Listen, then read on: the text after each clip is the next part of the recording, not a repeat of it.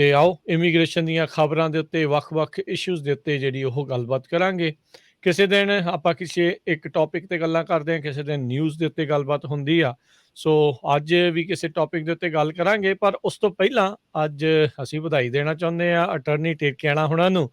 New York ਬਾਰ ਦੇ ਵਿੱਚ ਤਾਂ ਇਹ ਐਡਮਿਟ ਸੀਗੇ, ਹੁਣ ਕੈਲੀਫੋਰਨੀਆ ਦੀ ਬਾਰ ਦੇ ਵਿੱਚ ਵੀ ਐਡਮਿਟ ਹੋ ਚੁੱਕੇ ਨੇ। ਸੋ ਅਟਾਰਨੀ ਟਿਰਕੇਣਾ ਜੀ, ਬਹੁਤ-ਬਹੁਤ ਵਧਾਈਆਂ ਤੇ ਇਸ ਦਾ ਮਤਲਬ ਵੀ ਸਮਝਾ ਦਿਓ ਨਾਲੇ। ਜੀ ਥੈਂਕ ਯੂ ਜੀ। ਸੋ ਜੀ ਜਿਹੜਾ ਅਮਰੀਕਾ ਦੇ ਵਿੱਚ ਅਲੱਗ-ਅਲੱਗ ਸਟੇਟਸ ਹੁੰਦੀਆਂ, ਹਰੇਕ ਸਟੇਟ ਦੀ ਆਪਣੀ ਆਪਣੀ ਲਾਇਸੈਂਸਿੰਗ ਹੁੰਦੀ ਹੈ। ਪਹਿਲਾਂ ਮੈਂ ਨਿਊਯਾਰਕ ਰਹਿੰਦਾ ਸੀਗਾ, ਸੋ ਮੈਂ ਨਿਊਯਾਰਕ ਅਟਰਨੀ ਸੀਗਾ। ਜਿਹੜੀ ਇਮੀਗ੍ਰੇਸ਼ਨ ਆ ਉਹ ਫੈਡਰਲ ਆ, ਤੁਸੀਂ ਕਿਸੇ ਵੀ ਸਟੇਟ ਦੇ ਲਾਇਸੈਂਸ ਦੇ ਨਾਲ ਕਿਤੇ ਵੀ ਪ੍ਰੈਕਟਿਸ ਕਰ ਸਕਦੇ ਹੋ। ਤੇ ਫਿਰ ਹੁਣ ਆਪਾਂ ਜਿੱਦਾਂ ਡੇਰਾ 2014 ਤੋਂ ਪੱਕਾ ਕੈਲੀਫੋਰਨੀਆ ਜਮਾ ਲਿਆ ਸੀਗਾ, ਜੀ।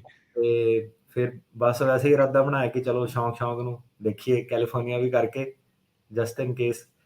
ਤੇ ਫਿਰ ਕੈਲੀਫੋਰਨੀਆ ਉਦਾਂ ਕਰਤਾ 2019 ਚ ਲਿਆ ਸੀਗਾ, ਪਰ ਇਹਨਾਂ ਦੇ ਤੁਹਾਨੂੰ ਪਤਾ ਹੀ ਹੈ ਕੈਲੀਫੋਰਨੀਆ ਸਟੇਟ ਸਾਡੀ ਮਸ਼ਹੂਰ ਆ ਕਾਫੀ ਡਿਲੇ ਕਰਨ ਲਈ ਚੀਜ਼ਾਂ। 2 ਸਾਲਾਂ ਤੋਂ ਕਦੀ ਇੰਡੀਆ ਤੋਂ ਆਪਣੇ ਲਾਇਸੈਂਸ ਦੇ ਰੈਕਡ ਮੰਗਾ, ਫਿਰ ਉਹ ਭੇਜੇ, ਉਹ ਗਵਾਤੇ, ਫਿਰ ਦੁਬਾਰਾ ਨਵੇਂ ਮੰਗਾ, 2 ਸਾਲ ਲਾਤੇ ਉਹ ਕਰਦੇ ਕਰਦੇ। ਸੋ ਬਸ ਜੀ, ਵੈਸੇ ਹੀ ਸ਼ੌਂਕ ਸੀਗਾ ਜੀ। ਕੈਲੀਫੋਰਨੀਆ ਵੀ ਹੁਣ ਦੋਨੋਂ, ਨਿਊਯਾਰਕ ਤੇ ਕੈਲੀਫੋਰਨੀਆ ਦੋਨੋਂ ਆ ਗਏ ਆਪਣੇ ਕੋਲ। ਚਲੋ ਜੀ, ਬਹੁਤ ਵਧੀਆ, ਬਹੁਤ-ਬਹੁਤ ਵਧਾਈਆਂ। ਤੇ ਜਿਹੜੇ ਜੀ ਫਿਊਚਰ ਲਾਇਰਸ ਆ ਉਹਨਾਂ ਨੂੰ, ਲਾਇਰਸ ਨੂੰ ਤੁਸੀਂ ਕੀ ਮਾੜੀ ਜੀ ਜੇ ਕੋਈ ਸਲਾਹ ਦੇਣੀ ਚਾਹੁੰਦੇ ਆ? ਇਹ ਕਿੰਨਾ ਕੁ ਔਖਾ, ਕਿੰਨਾ ਕੁ ਸੌਖਾ ਆ? ਜ਼ਿਆਦਾ ਹਊਆ ਬਣਾਇਆ ਜਾਂਦਾ ਜਾਂ ਵਾਕਿਆ ਠੀਕ ਹੀ ਹੈ ਕੰਮ? ਨਹੀਂ, ਥੋੜਾ ਜਿਹਾ ਔਖਾ। ਜਦੋਂ ਆਪਾਂ ਜਿਹੜਾ ਹੁਣ 2019 ਚ ਕੀਤਾ ਸੀਗਾ, ਉਦੋਂ ਮੇਰੇ ਖਿਆਲ 25% ਪਾਸ ਰੇਟ ਸੀਗਾ, ਜੀ। 75% ਰੇਟ ਸੀਗਾ। ਹੁਣ ਪਤਾ ਨਹੀਂ ਕੀ ਹੈ ਲੇਟੈਸਟ ਇਸ ਵੇਲੇ। ਤੇ ਕਾਫੀ, ਸੋ ਇਦਾਂ ਹੈ ਕਿ ਜਿਹੜੇ ਸਲਾਹ ਤਾਂ ਉਹਨਾਂ ਨੂੰ ਕੋਈ ਨਹੀਂ, ਜਿਹੜੇ ਹੁਣ ਇੱਕ ਵਾਰੀ ਲਾਅ ਸਕੂਲ ਚੱਲ ਗਏ ਉਹਨੂੰ ਪਤਾ ਹੀ ਹੈ ਕਿੱਦਾਂ ਕਰਨਾ। ਸੋ ਜੀ। ਮਹੀਨੇ ਕੁ ਦੀਆਂ ਛੁੱਟੀਆਂ ਜਿੱਦਾਂ ਲੈਣੀਆਂ ਪੈਂਦੀਆਂ, ਤੁਹਾਨੂੰ ਬਹਿਣਾ ਪੈਂਦਾ, ਫੋਕਸ ਕਰਨਾ ਪੈਂਦਾ। ਕੋਈ ਵੀ ਐਗਜ਼ਾਮ ਹੈ ਜਿੱਦਾਂ, ਸੋ ਵੀ ਉੱਦਾਂ ਦਾ ਹੀ ਐਗਜ਼ਾਮ ਹੈ। ਕਾਫੀ ਰਾਈਟਿੰਗ ਵਗੈਰਾ, ਕਾਫੀ ਇਹਦੇ ਵਿੱਚ ਲਾਅ, ਹਰੇਕ ਇਹ ਨਹੀਂ ਕਿ ਇਕੱਲੇ ਇਮੀਗ੍ਰੇਸ਼ਨ ਲਾਅ ਤੇ ਉਹਨਾਂ ਨੇ ਤੁਹਾਨੂੰ ਟੈਸਟ ਕਰਨਾ, ਸਾਰਾ ਹੀ ਓਵਰਆਲ ਜਿਹੜਾ ਜਿੰਨਾ ਵੀ ਲਾਅ ਉਹਨਾਂ ਨੇ ਦੇਖਣਾ ਕਿ ਬੰਦਾ ਸੂਟੇਬਲ ਹੈਗਾ ਲਾਇਰ ਬਣਨ ਲਈ ਕਿ ਨਹੀਂ। ਜੀ। ਸੋ ਨਿਊਯਾਰਕ ਆਫਿਸ ਦੀ ਅਪਡੇਟ ਦੱਸ ਦਿਓ, ਉੱਥੇ ਕੀ ਪਲਾਨ ਆ, ਕਦੋਂ ਜਿਹੜਾ ਫੁੱਲੀ ਫਲੈਜ ਓਪਨ ਹੋਣ ਜਾ ਰਿਹਾ? ਨਿਊਯਾਰਕ ਦਾ ਆਫਿਸ ਜੀ ਸਾਡਾ ਆਲਮੋਸਟ ਜਨਵਰੀ ਦੇ ਮਿਡ ਤੱਕ ਓਪਨ ਹੋ ਜਾਊਗਾ। ਉੱਥੇ ਹੁਣ ਠੀਕ ਹੈ। ਆਪਾਂ ਲੀਜ਼ ਵਗੈਰਾ ਦੀ ਨੈਗੋਸੀਏਸ਼ਨ ਤੇ ਆਪਣਾ ਜੋ ਵੀ ਕੰਸਟਰਕਸ਼ਨ ਵਗੈਰਾ ਅੰਦਰੋਂ ਤੁਹਾਨੂੰ ਪਤਾ ਨਿਊਯਾਰਕ ਦੇ ਵਿੱਚ ਕਰਨੀਆਂ ਪੈਂਦੀਆਂ, ਉਹ ਚੱਲ ਰਹੀਆਂ। ਚਲੋ ਜੀ। ਸੋ ਆਉਂਦੇ ਨਵੇਂ ਸਾਲ ਦੇ ਵਿੱਚ ਇੱਕ ਨਵੀਂ ਵਧਾਈ ਜਿਹੜੀ ਉਹ ਹੋ ਜਾਊਗੀ, ਆਫਿਸ ਜੀ ਜਿਹੜਾ ਉਹ ਸ਼ੁਰੂ ਹੋ ਜਾਊਗਾ। ਜੀ। ਤੇ ਆਓ, ਅਤੇ ਅੱਜ ਆਪਾਂ ਕਿਹੜੇ ਟੌਪਿਕਸ ਦੇ ਉੱਤੇ ਵਿਸ਼ੇਸ਼ ਗੱਲ ਕਰਨੀ ਹੈ ਜਾਂ ਖਬਰਾਂ ਦੇ ਉੱਤੇ ਨਜ਼ਰ ਰਹਿਣੀ ਹੈ ਜੀ ਅੱਜ ਆਪਣੀ? ਅੱਜ ਤਾਂ ਜੀ ਖਬਰਾਂ ਤੇ ਨਜ਼ਰ ਰਹਿਣੀ ਹੈ, ਕੋਈ ਨਵਾਂ ਐਸਾ ਟੌਪਿਕ ਨਹੀਂ ਆਇਆ। ਤੇ ਕੋਰਟਸ ਵਗੈਰਾ ਵੀ ਸਲੋ ਨੇ, ਕੋਈ ਨਵਾਂ ਡਿਸੀਜਨ ਨਹੀਂ ਆਇਆ। ਸੋ ਖਬਰਾਂ ਦੇ ਬਾਰੇ ਗੱਲ ਕਰਾਂਗੇ, 2 ਮੇਜਰ ਖਬਰਾਂ ਹੈਗੀਆਂ ਜੀ। ਸੋ ਜੇ ਪਹਿਲੀ ਖਬਰ ਦੇ ਉੱਤੇ ਨਜ਼ਰ ਮਾਰੀਏ ਤਾਂ ਇਹ ਕਾਫੀ ਵਿਵਾਦਿਤ ਮਸਲਾ ਜਿਹੜਾ ਉਹ ਰਿਹਾ ਸੀਗਾ। ਅਸਾਈਲਮ ਸੀਕਰਸ ਨੂੰ ਮੈਕਸੀਕੋ ਦੇ ਵਿੱਚ ਇੰਤਜ਼ਾਰ ਕਰਨ ਦੇ ਲਈ ਜਿਹੜਾ ਪਿਛਲੇ ਪ੍ਰਸ਼ਾਸਨ ਨੇ ਕੰਮ ਇਹ ਚਾਲੂ ਕੀਤਾ ਸੀਗਾ। ਫਿਰ ਨਵੇਂ ਪ੍ਰਸ਼ਾਸਨ ਆਇਆ, ਰਾਸ਼ਟਰਪਤੀ ਨੇ ਕਿਹਾ ਵੀ ਅਸੀਂ ਇਹ ਪਾਲਿਸੀ ਸਕ੍ਰੈਪ ਕਰਦੇ ਹਾਂ। ਫਿਰ ਉਸ ਚੀਜ਼ ਦੇ ਉਲਟ ਲਾ ਸੂਟ ਜਿਹੜੇ ਉਹ ਕੀਤੇ ਗਏ। ਆਲਦੋ ਕਈ ਜਣੇ ਇਹ ਕਹਿ ਰਹੇ ਆ ਵੀ ਇਸ ਪ੍ਰਸ਼ਾਸਨ ਦੀ ਵੀ ਇਸ ਚੀਜ਼ ਦੇ ਵਿੱਚ ਗਲਤੀ ਆ, ਇਹ ਕਹਿੰਦੇ ਹੋਰ ਸੀਗੇ, ਇਹਨਾਂ ਤੋਂ ਹੋਇਆ ਨਹੀਂ ਆ। ਕੀ ਇਹ ਸਿਰਫ ਲਾ ਸੂਟਸ ਕਰਕੇ ਇਹਨਾਂ ਦੇ ਹੱਥ ਵੱਜੇ ਸੀ ਜਾਂ ਵਾਕਿਆ ਇਸ ਪਾਲਿਸੀ ਨੂੰ ਇਹ ਹਟਾ ਸਕਦੇ ਸੀ? ਇਹਨਾਂ ਨੇ ਤਾਂ ਹੁਣ ਜਿਹੜਾ ਜਦੋਂ ਪ੍ਰੈਜ਼ੀਡੈਂਟ ਜੋ ਬਾਈਡਨ ਬਣੇ, ਆਪਾਂ ਦੱਸਿਆ ਕਿ ਪਹਿਲਾਂ ਹੀ ਉਹਨਾਂ ਨੇ ਆਂਦੇ ਸਾਰੀ ਅਨਾਉਂਸ ਕੀਤਾ ਸੀਗਾ ਕਿ ਇਮੀਗ੍ਰੇਸ਼ਨ ਦਾ ਸਿਸਟਮ ਇਦਾਂ ਦਾ ਬਣਾਉਣਾ ਕਿ ਲੋਕਾਂ ਨੂੰ ਥੋੜਾ ਯਕੀਨ ਹੋਵੇ ਯੂਐਸ ਦੀ ਇਮੀਗ੍ਰੇਸ਼ਨ ਦੇ ਉੱਤੇ। ਤੇ ਉਹਨਾਂ ਨੇ ਜਿਹੜਾ ਆਂਦੇ ਪਹਿਲਾਂ ਜਿਹੜਾ ਇਹ ਸੀਗਾ ਰਿਮੇਨ ਇਨ ਮੈਕਸੀਕੋ ਪਾਲਿਸੀ ਨੂੰ ਇਹਦੇ ਨਾਂ ਨਾਲ ਜਾਣਿਆ ਜਾਂਦਾ ਸੀਗਾ। ਕਈ ਵਾਰੀ ਆਪਾਂ ਡਿਸਕਸ਼ਨ ਕੀਤੀ ਇਹਦੇ ਉੱਤੇ, ਜੀ। ਤੇ ਬੜਾ ਟਾਈਮ ਨਹੀਂ ਲਵਾਂਗੇ ਆਡੀਅנס ਦਾ ਕਿ ਇਹ ਪ੍ਰੋਗਰਾਮ ਕੀ ਹੈ। ਇਨ ਸ਼ਾਰਟ ਇਹ ਪ੍ਰੋਗਰਾਮ ਇਹ ਸੀਗਾ ਕਿ ਉਹ ਕਹਿੰਦੇ ਸੀਗੇ ਕਿ ਟਰੰਪ ਨੇ ਇਦਾਂ ਦਾ ਤਰੀਕਾ ਬਣਾਇਆ ਸੀਗਾ ਕਿ ਲੋਕੀ ਇੱਥੇ ਸਿੱਧੇ ਆ ਨਾ ਸਕਣ, ਉਹਨਾਂ ਨੂੰ ਮੈਕਸੀਕੋ ਦੇ ਵਿੱਚ ਹੀ ਵੇਟ ਕਰਨਾ ਪਵੇ। ਤੇ ਉੱਥੇ ਜਿਹੜੇ ਮੋਬਾਈਲ ਕੋਰਟਸ ਕਹਿ ਲਓ ਉਹਨਾਂ ਨੇ ਬਣਾਤੇ ਸੀਗੇ ਕਿ ਕਾਫੀ ਸਾਰੇ ਜੱਜ, ਜਿੱਦਾਂ 15-20 ਜੱਜ ਉੱਥੇ ਹੀ ਜਿਹੜੇ ਫੈਸਲੇ ਕਰਨ ਲੋਕਾਂ ਦੇ। ਪ੍ਰੋਬਲਮ ਇਹ ਪੈਂਦੀ ਸੀ ਕਿ ਲਾਇਰਸ ਉੱਥੇ ਹੁੰਦੇ ਨਹੀਂ ਸੀਗੇ ਜਿਹੜੇ ਸਹੀ ਇਮੀਗ੍ਰੇਸ਼ਨ ਲਾਇਰ ਆ। ਤੇ ਕਾਫੀ ਸਾਰੇ ਜਿਹੜੇ ਸੀਨੀਅਰ ਇਮੀਗ੍ਰੇਸ਼ਨ ਲਾਇਰ ਸੀਗੇ, ਕਾਫੀ ਸਾਰੇ ਸਾਡੇ ਕੋਲੀਗ, ਕੋਵਰਕਰਸ ਵੀ ਜਿਹੜੇ ਸੀਗੇ, ਉਹ ਉੱਥੇ ਬਾਰਡਰ ਤੇ ਜਾਂਦੇ ਸੀਗੇ ਫ੍ਰੀ ਦੇ ਵਿੱਚ ਜਾ ਕੇ, ਲੋਕਾਂ ਨੂੰ ਉੱਥੇ ਕੈਂਪ ਕੁੰਪ ਲਾ ਕੇ ਉਹਨਾਂ ਦੀ ਹੈਲਪ ਕਰਦੇ ਸੀਗੇ। ਪਰ ਇਹ ਲਾਇਰਸ ਇੱਦਾਂ ਦੇ ਘੱਟ ਹੀ ਹੁੰਦੇ ਨੇ ਜਿਹੜੇ ਕਹਿ ਲਓ ਕਿ ਆਪਣਾ ਪ੍ਰੈਕਟਿਸ ਛੱਡ ਕੇ ਜਾਂਦੇ ਨੇ, ਹਨਾ। ਤੇ ਇਹਨਾਂ ਫਿਰ ਉੱਥੇ ਕਹਿ ਲਓ ਰੈਪਰੈਜ਼ੈਂਟੇਸ਼ਨ ਨਹੀਂ ਸੀਗੀ। ਸੋ ਬਾਈਡਨ ਨੇ ਆਂਦੇ ਹੀ ਜਿਹੜੇ ਇਹ ਪ੍ਰੋਗਰਾਮ ਸੀਗਾ ਸਕ੍ਰੈਪ ਕਰਤਾ। ਪਰ ਆਪਾਂ ਦੇਖਿਆ ਕਿ ਜਿਹੜੀ ਸਟੇਟ ਆਫ ਟੈਕਸਸ ਹੈਗੀ ਆ, ਉੱਥੇ ਓਬਵੀਅਸਲੀ ਪੋਲੀਟਿਕਸ ਦਾ ਗਾੜਾ, ਸਭ ਤੋਂ ਜ਼ਿਆਦਾ ਸੀਟਾਂ ਰਿਪਬਲਿਕਨ ਦੀਆਂ ਉੱਥੇ ਆ। ਸੋ ਟੈਕਸਸ ਤੇ ਮਿਸੂਰੀ ਨੇ, ਸਟੇਟ ਆਫ ਮਿਸੂਰੀ ਨੇ ਇੱਕ ਲਾਅ ਸੂਟ ਫਾਈਲ ਕੀਤਾ ਕਿ ਇਹ ਜਿਹੜਾ ਬਾਈਡਨ ਨੇ ਜਿਹੜੀ ਇਹ ਪਾਲਿਸੀ ਕੈਂਸਲ ਕੀਤੀ ਹੈ, ਇਹ ਸਹੀ ਤਰੀਕੇ ਨਾਲ ਕੀਤੀ ਨਹੀਂ, ਇੱਦਾਂ ਇਹ ਕਰ ਨਹੀਂ ਸਕਦਾ। ਤੇ ਉਹ ਜਿਹੜੀ ਸਟੇਟ ਆਫ ਟੈਕਸਸ ਆ, ਉਹ ਲਾਸੂਟ ਜਿੱਤ ਵੀ ਗਈ ਹੈ। ਤੇ ਉਹਨਾਂ ਨੂੰ ਫਿਰ ਜਿਹੜਾ ਬਾਈਡਨ ਐਡਮਿਨਿਸਟ੍ਰੇਸ਼ਨ ਕਹਿ ਲਓ, ਇੱਕ ਤਰ੍ਹਾਂ ਉਹਨਾਂ ਨੂੰ ਫੋਰਸਫੁਲੀ ਇਹ ਜਿਹੜਾ ਪ੍ਰੋਗਰਾਮ ਆ ਇਹ ਅੱਗੇ ਵਧਾਉਣਾ ਪਿਆ, ਕਿਉਂਕਿ ਕੋਰਟ ਦੀ ਗੱਲ ਸਾਰਿਆਂ ਨੂੰ ਮੰਨਣੀ ਪੈਂਦੀ ਆ। ਸੋ ਕੋਰਟ ਤੋਂ ਵੱਡਾ ਕੋਈ ਨਹੀਂ ਹੈਗਾ। ਸੋ ਬਾਈਡਨ ਹੋਣਾ ਨੇ ਫਿਰ ਰਿਲੈਕਟੈਂਟਲੀ ਕਹਿ ਲਓ ਤੁਸੀਂ, ਉਹਨਾਂ ਨੂੰ ਪਾਲਿਸੀ ਨਾਲ ਐਗਰੀ ਕਰਨਾ ਪਿਆ। ਤੇ ਇਹਦੇ ਵਿੱਚ ਫਿਰ ਇਹ ਵੀ ਇੱਕ ਰਿਕੁਆਇਰਮੈਂਟ ਸੀ ਕਿ ਮੈਕਸੀਕੋ ਦੀਆਂ ਜਿਹੜੀਆਂ ਕੰਡੀਸ਼ਨਸ ਹੈਗੀਆਂ ਉਹਨਾਂ ਤੇ ਵੀ ਇਹਨਾਂ ਨੂੰ ਐਗਰੀ ਕਰਨਾ ਪਊਗਾ। ਠੀਕ ਹੈ। ਬਾਈਡਨ ਐਡਮਿਨਿਸਟ੍ਰੇਸ਼ਨ ਕਹਿੰਦੀ ਹੈ ਕਿ ਆਪਾਂ ਸਾਨੂੰ ਐਗਰੀ ਤੇ ਕਰਨਾ ਪੈਣਾ, ਪਰ ਆਪਾਂ ਉਸ ਤਰੀਕੇ ਨਾਲ ਐਗਰੀ ਕਰਾਂਗੇ ਜਿਹਦੇ ਵਿੱਚ ਕਿ ਜ਼ਿਆਦਾ ਇਮੀਗ੍ਰੈਂਟਸ ਨੂੰ ਵੀ ਨੁਕਸਾਨ ਨਾ ਹੋਵੇ। ਪਰ ਨੁਕਸਾਨ ਇਹਦੇ ਵਿੱਚ ਇਮੀਗ੍ਰੈਂਟਸ ਨੂੰ ਕਾਫੀ ਹੋਇਆ, ਆਲਰੇਡੀ ਹੋਣਾ ਵੀ ਆ। 70,000 ਜਿਹੜੇ 70,000 ਦੇਖ ਲਓ ਕਿੱਡਾ ਵੱਡਾ ਨੰਬਰ, 70,000 ਜਿਹੜੇ ਅਸਾਈਲਮ ਸੀਕਰ ਸੀਗੇ, ਟਰੰਪ ਨੇ ਉਹਨਾਂ ਨੂੰ ਟੰਗੀ ਰੱਖਿਆ। ਤੇ ਜਦੋਂ ਦਾ ਇਹ ਪ੍ਰੋਗਰਾਮ ਬਣਿਆ, ਕਾਫੀ ਜਿਹੜਾ ਕਹਿ ਲਓ ਕਿ ਨੰਬਰ ਆਫ ਇਲੀਗਲ ਜਿਹੜੀ ਬਾਰਡਰ ਕ੍ਰਾਸਿੰਗ ਸੀਗੀਆਂ ਉਹਦੇ ਵਿੱਚ ਬਹੁਤ ਜ਼ਿਆਦਾ ਡਿਕਲਾਈਨ ਆਇਆ, ਕਿਉਂਕਿ ਲੋਕਾਂ ਨੂੰ ਜਦੋਂ ਅੰਦਰ ਨਹੀਂ ਆਉਣ ਦਿੱਤਾ ਜਾਂਦਾ, ਮੈਕਸੀਕੋ ਦੇ ਵਿੱਚ ਹੀ ਰੱਖਣਾ, ਉੱਥੇ ਹੀ ਕਰਨਾ, ਤਾਂ ਉਹਨਾਂ ਦਾ ਮਕਸਦ ਜਿਹੜਾ ਉਹ ਹੱਲ ਨਹੀਂ ਹੁੰਦਾ, ਕਿਉਂਕਿ ਮੈਕਸੀਕੋ ਦੇ ਵਿੱਚ ਆਲਰੇਡੀ ਕਾਫੀ ਜ਼ਿਆਦਾ ਵਾਇਲੈਂਸ ਸੀਗਾ, ਕ੍ਰਾਈਮ ਸੀਗਾ, ਉੱਥੇ ਲੀਗਲ ਆਬਸਟੈਕਲ ਬਹੁਤ ਜ਼ਿਆਦਾ ਸੀਗੇ, ਲਾਇਰਸ ਨੂੰ ਐਕਸੈਸ ਨਹੀਂ ਸੀਗਾ ਕਲਾਇੰਟਸ ਨੂੰ, ਤੇ ਕਾਫੀ ਸਾਰੇ ਕੇਸ ਕਾਲੋਂ ਥੱਲੇ ਹੀ ਖਰਾਬ ਹੋ ਜਾਂਦੇ ਸੀਗੇ। ਸੋ ਉਹਦੇ ਕਰਕੇ ਕੇਸ ਡਿਨਾਈ ਵੀ ਕਾਫੀ ਜ਼ਿਆਦਾ ਹੋਏ। ਤੇ ਹੁਣ ਜਿਹੜਾ ਇਹ ਨਵਾਂ ਫਿਰ ਜਿਹੜਾ ਹੁਣ ਲਾਸੂਟ ਜਿੱਤੀ ਹੈ ਟੈਕਸਸ, ਇਹਦੇ ਕਰਕੇ ਜਿਹੜੇ ਹੁਣ 7 ਜਗ੍ਹਾਵਾਂ ਯੂਐਸ ਦੇ ਵਿੱਚ ਹੈਗੀਆਂ, ਸੈਨ ਡਿਏਗੋ ਵਾਲੀ ਜਿਹੜੀ ਡਿਟੈਂਸ਼ਨ ਫੈਸਿਲਿਟੀ ਹੈ, ਕਲੈਕਸੀਕੋ ਵਾਲੀ, ਨੋਗੈਲਸ ਵਾਲੀ, ਐਰੀਜ਼ੋਨਾ ਵਾਲੀ, ਤੇ ਟੈਕਸਸ ਦੇ ਵਿੱਚ ਜਿਹੜੀ ਈਗਲ ਪਾਸ, ਐਲ ਪਾਸੋ, ਲਰੇਡੋ ਤੇ ਬਰਾਊਨਸਵਿਲ, ਇਹ ਜਿਹੜੇ ਸ਼ਹਿਰ ਦੇ ਜਿੰਨੇ ਵੀ ਜਿਹੜੇ ਕੈਂਪ ਹੈਗੇ ਨੇ ਜਿੱਥੇ ਲੋਕੀ ਆਉਂਦੇ ਨੇ, ਇਹ ਜਿਹੜੇ 7 ਡਿਟੈਂਸ਼ਨ ਫੈਸਿਲਿਟੀਆਂ 'ਚ ਉਹਨਾਂ ਨੇ ਹੁਣ ਲੋਕਾਂ ਨੂੰ ਕਹਿੰਦੇ ਦੁਬਾਰਾ ਵਾਪਸ ਜਿਹੜਾ ਹੈਗਾ ਮੈਕਸੀਕੋ ਲੈ ਕੇ ਜਾਣਾ ਤੇ ਉੱਥੇ ਰੱਖਣਾ, ਤੇ ਉੱਥੋਂ ਦੀ ਉਹਨਾਂ ਨੂੰ ਕੇਸ ਕਰਨੇ ਪੈਣੇ ਆ। ਸੋ ਇਹ ਆંકੜਾ ਜਿਹੜਾ ਤੁਸੀਂ ਇਹ 70,000 ਸਾਰੇ ਜਾਣੇ ਰਾਈਟ ਨਾਓ ਇੱਧਰ ਆ ਗਏ ਸੀ, ਇਹਨਾਂ ਨੂੰ ਹੁਣ ਵਾਪਸ ਉੱਥੇ ਘੱਲਿਆ ਜਾਊਗਾ ਜਾਂ ਆਲਰੇਡੀ 70,000 ਉੱਧਰ ਇੰਤਜ਼ਾਰ ਕਰ ਹੀ ਰਹੇ ਹੈਗੇ ਆ? 70,000 ਆਲਰੇਡੀ ਵਿੱਚੋਂ ਇੰਤਜ਼ਾਰ ਕਰ ਹੀ ਰਹੇ ਨੇ, ਤੇ ਕਈ ਜਿਹੜੇ ਹੋਰ ਉਹਨਾਂ ਨੇ ਸ਼ਾਰਟ ਲਿਸਟ ਕੀਤੇ ਨੇ ਕਿ ਇਹ ਭੇਜਣੇ ਨੇ। ਸੋ 70,000 ਜਿਹੜੇ ਕਹਿ ਲਓ ਕੁੱਲ ਮਿਲਾ ਕੇ ਪਾਲਿਸੀ ਨਾਲ ਲੋਕ ਜਿਹੜੇ ਆ ਅਫੈਕਟ ਹੋ ਗਏ। ਸੋ ਮੈਕਸੀਕੋ ਦੇ ਉੱਤੇ ਵੀ ਕਾਈਂਡ ਆਫ ਚਲੋ ਇਹ ਭਾਰ ਉਹਨਾਂ ਲਈ ਵੀ ਹੈਗਾ ਆ, ਸੋ ਤਾਂ ਹੀ ਉਹਨਾਂ ਨੇ ਰਿਕੁਆਇਰਮੈਂਟਾਂ ਵੀ ਰੱਖੀਆਂ ਹੋਣੀਆਂ ਵੀ ਆਹ ਚੀਜ਼ਾਂ ਤੁਹਾਨੂੰ ਜਿਹੜੀਆਂ ਕਰਨੀਆਂ ਪੈਣਗੀਆਂ। ਸੋ ਉਹਨਾਂ ਨੇ ਕੀ ਰਿਕੁਆਇਰਮੈਂਟ ਕਹੀਆਂ ਹੈ ਜਿਹੜੇ ਅਸਾਈਲਮ ਸੀਕਰਸ ਆ ਉਹਨਾਂ ਦੇ ਲਈ? ਜੀ, ਸਭ ਤੋਂ ਪਹਿਲਾਂ ਤਾਂ ਉਹਦੀ ਰਿਕੁਆਇਰਮੈਂਟ ਹੈ ਕਿ ਉਹਨਾਂ ਨੇ ਪੈਸੇ ਮੰਗੇ ਆ, ਕਿ ਇਹ ਸਾਰਾ ਪ੍ਰੋਗਰਾਮ ਇਹਨੂੰ ਕਰਨ ਲਈ ਪੈਸੇ ਚਾਹੀਦੇ ਨੇ, ਪੈਸੇ ਫੰਡਿੰਗ ਚਾਹੀਦੀ ਹੈ ਉਹਨਾਂ ਨੂੰ। ਸੋ ਜਿਹੜੀ ਮੈਕਸੀਕੋ ਦੀ ਫੋਰਨ ਰਿਲੇਸ਼ਨ ਸੈਕਟਰੀ ਆ, ਉਹਨਾਂ ਨੇ ਇਹ ਕਿਹਾ ਕਿ ਹਿਊਮੈਨਿਟੇਰੀਅਨ ਰੀਜ਼ਨ ਕਰਕੇ ਸਾਨੂੰ ਜਿਹੜੀ ਇਹ ਟੈਂਪਰੇਰੀ ਸਟੇ ਦੇਣੀ ਪੈਣੀ ਹੈ, ਤੇ ਸ਼ਰਤਾਂ ਉਹਨਾਂ ਨੇ ਇਹ ਰੱਖੀਆਂ ਕਿ ਸਾਰਿਆਂ ਨੂੰ ਜਿਹੜੀ COVID-19 ਵੈਕਸੀਨੇਸ਼ਨ ਲੱਗਣੀ ਜ਼ਰੂਰੀ ਹੈ, ਕਿ ਆਪਾਂ ਨਹੀਂ ਚਾਹੁੰਦੇ ਕਿ ਬਿਨਾਂ ਕੋਵਿਡ ਵੈਕਸੀਨ ਦੇ ਤੁਸੀਂ ਸਾਡੇ ਦੇਸ਼ 'ਚ ਭੇਜ ਦਿਓ। ਤੇ ਫਿਰ ਉਹਨਾਂ ਨੇ ਇਹ ਕਿਹਾ ਕਿ ਅਮਰੀਕਾ ਨੂੰ ਕੋਈ ਨਾ ਕੋਈ ਇੱਦਾਂ ਦਾ ਹੀਲਾ ਵਸੀਲਾ ਕਰਨਾ ਪੈਣਾ ਜਿਹਦੇ ਵਿੱਚ ਕਿ ਲਾਇਰ ਦੀ ਫੈਸਿਲਿਟੀਜ਼ ਉਹਨਾਂ ਨੂੰ ਪ੍ਰੋਵਾਈਡ ਕੀਤੀਆਂ ਜਾਣ ਉੱਥੇ ਲੋਕਾਂ ਨੂੰ, ਕਿਉਂਕਿ ਮੈਕਸੀਕੋ ਦੇ ਜਿਹੜੇ ਲਾਇਰ ਆ ਉਹ ਤਾਂ ਅਸਾਈਲਮ ਹੁਣ ਕਰ ਨਹੀਂ ਸਕਦੇ, ਹੈ ਨਾ। ਤੇ ਦੂਜੀ ਉਹਨਾਂ ਨੇ ਸ਼ਰਤ ਇਹ ਰੱਖੀ ਹੈ ਕਿ ਜਿਹੜਾ ਕੇਸ ਇਹਨਾਂ ਨੂੰ ਲਟਕਾਉਣਾ ਨਹੀਂ ਤੁਸੀਂ, ਇਹਨਾਂ ਨੂੰ ਛੇਤੀ ਇਹਨਾਂ ਦੇ ਫੈਸਲੇ ਕਰਨੇ ਨੇ। ਤੇ ਜ਼ਿਆਦਾਤਰ ਸੋ ਇਹਦੇ ਵਿੱਚ ਜਿਹੜੇ ਮੈਕਸੀਕੋ ਦੇ ਲੋਕ ਆ ਉਹ ਐਗਜ਼ੈਂਪਟ ਆ, ਮਤਲਬ ਇਹ ਨਹੀਂ ਕਿ ਮੈਕਸੀਕੋ ਵਾਲਿਆਂ ਨੇ ਅਸਾਈਲਮ ਕੀਤਾ ਉਹਨੂੰ ਵੀ ਫੜ ਲੈਣਾ, ਸਿਰਫ ਜਿਹੜੇ ਮੈਕਸੀਕਨ ਸਿਟੀਜ਼ਨ ਆ ਉਹ ਆ ਸਕਦੇ ਆ। ਬਾਕੀ ਸਾਰੇ ਜਿਹੜੇ ਲੋਕ ਆ ਇਨਕਲੂਡਿੰਗ ਆਪਣੇ ਇੰਡੀਆ ਤੋਂ ਵੀ ਜਿਹੜੇ ਲੋਕੀ ਆਉਂਦੇ ਆ, ਉਹਨਾਂ ਨੂੰ ਵੀ ਫੋਰਸ ਕੀਤਾ ਜਾ ਸਕਦਾ ਕਿ ਉਹ ਮੈਕਸੀਕੋ ਬਹਿ ਕੇ ਹੀ ਉਹਨਾਂ ਨੂੰ ਆਪਣਾ ਅਸਾਈਲਮ ਜਿਹੜਾ ਉਹ ਕੇਸ ਫਾਈਟ ਕਰਨਾ ਪੈ ਸਕਦਾ। ਸੋ ਇਹਦੀ ਵੇਟ ਕਰੋ। ਹੁਣ ਜਿੱਦਾਂ ਆਪਾਂ ਪਹਿਲਾਂ ਵੀ ਕਈ ਵਾਰੀ ਗੱਲ ਕੀਤੀ ਹੈ ਕਿ ਇੰਡੀਆ ਦੇ ਵਿੱਚ ਏਜੰਟਸ ਵਗੈਰਾ ਝੂਠ ਸੱਚ ਬਹੁਤ ਬੋਲ ਦਿੰਦੇ ਨੇ, ਬਾਰਡਰ ਖੁੱਲ ਗਿਆ, ਇੱਦਾਂ ਹੋ ਗਿਆ, ਉੱਦਾਂ ਹੋ ਗਿਆ। ਸੋ ਇਹ ਹੁਣ ਜਿਹੜੀ ਸਿਚੁਏਸ਼ਨ ਆ ਥੋੜੀ ਜਿਹੀ ਕੰਪਲੈਕਸ ਬਣ ਸਕਦੀ ਆ। ਅਜੇ ਇਹ ਤਾਂ ਸੋਮਵਾਰ ਤੋਂ ਉਹਨਾਂ ਨੇ ਸ਼ੁਰੂ ਕਰਨਾ, ਸੋ ਸਾਨੂੰ ਪੂਰੀ ਇਹਦੇ ਬਾਰੇ ਇਨਫੋਰਮੇਸ਼ਨ ਨਹੀਂ ਆ। ਅਗੇਨ ਉਹੀ ਜਿਹੜੀ ਟਿਕਟੌਕ ਵਗੈਰਾ ਵੀਡੀਓ ਥੋੜਾ ਬਚ ਕੇ ਦੇਖੋ, ਜੋ ਵੀ ਡਿਵੈਲਪਮੈਂਟ ਹੋਊਗੀ ਆਪਾਂ ਤੁਹਾਨੂੰ ਦੱਸਾਂਗੇ।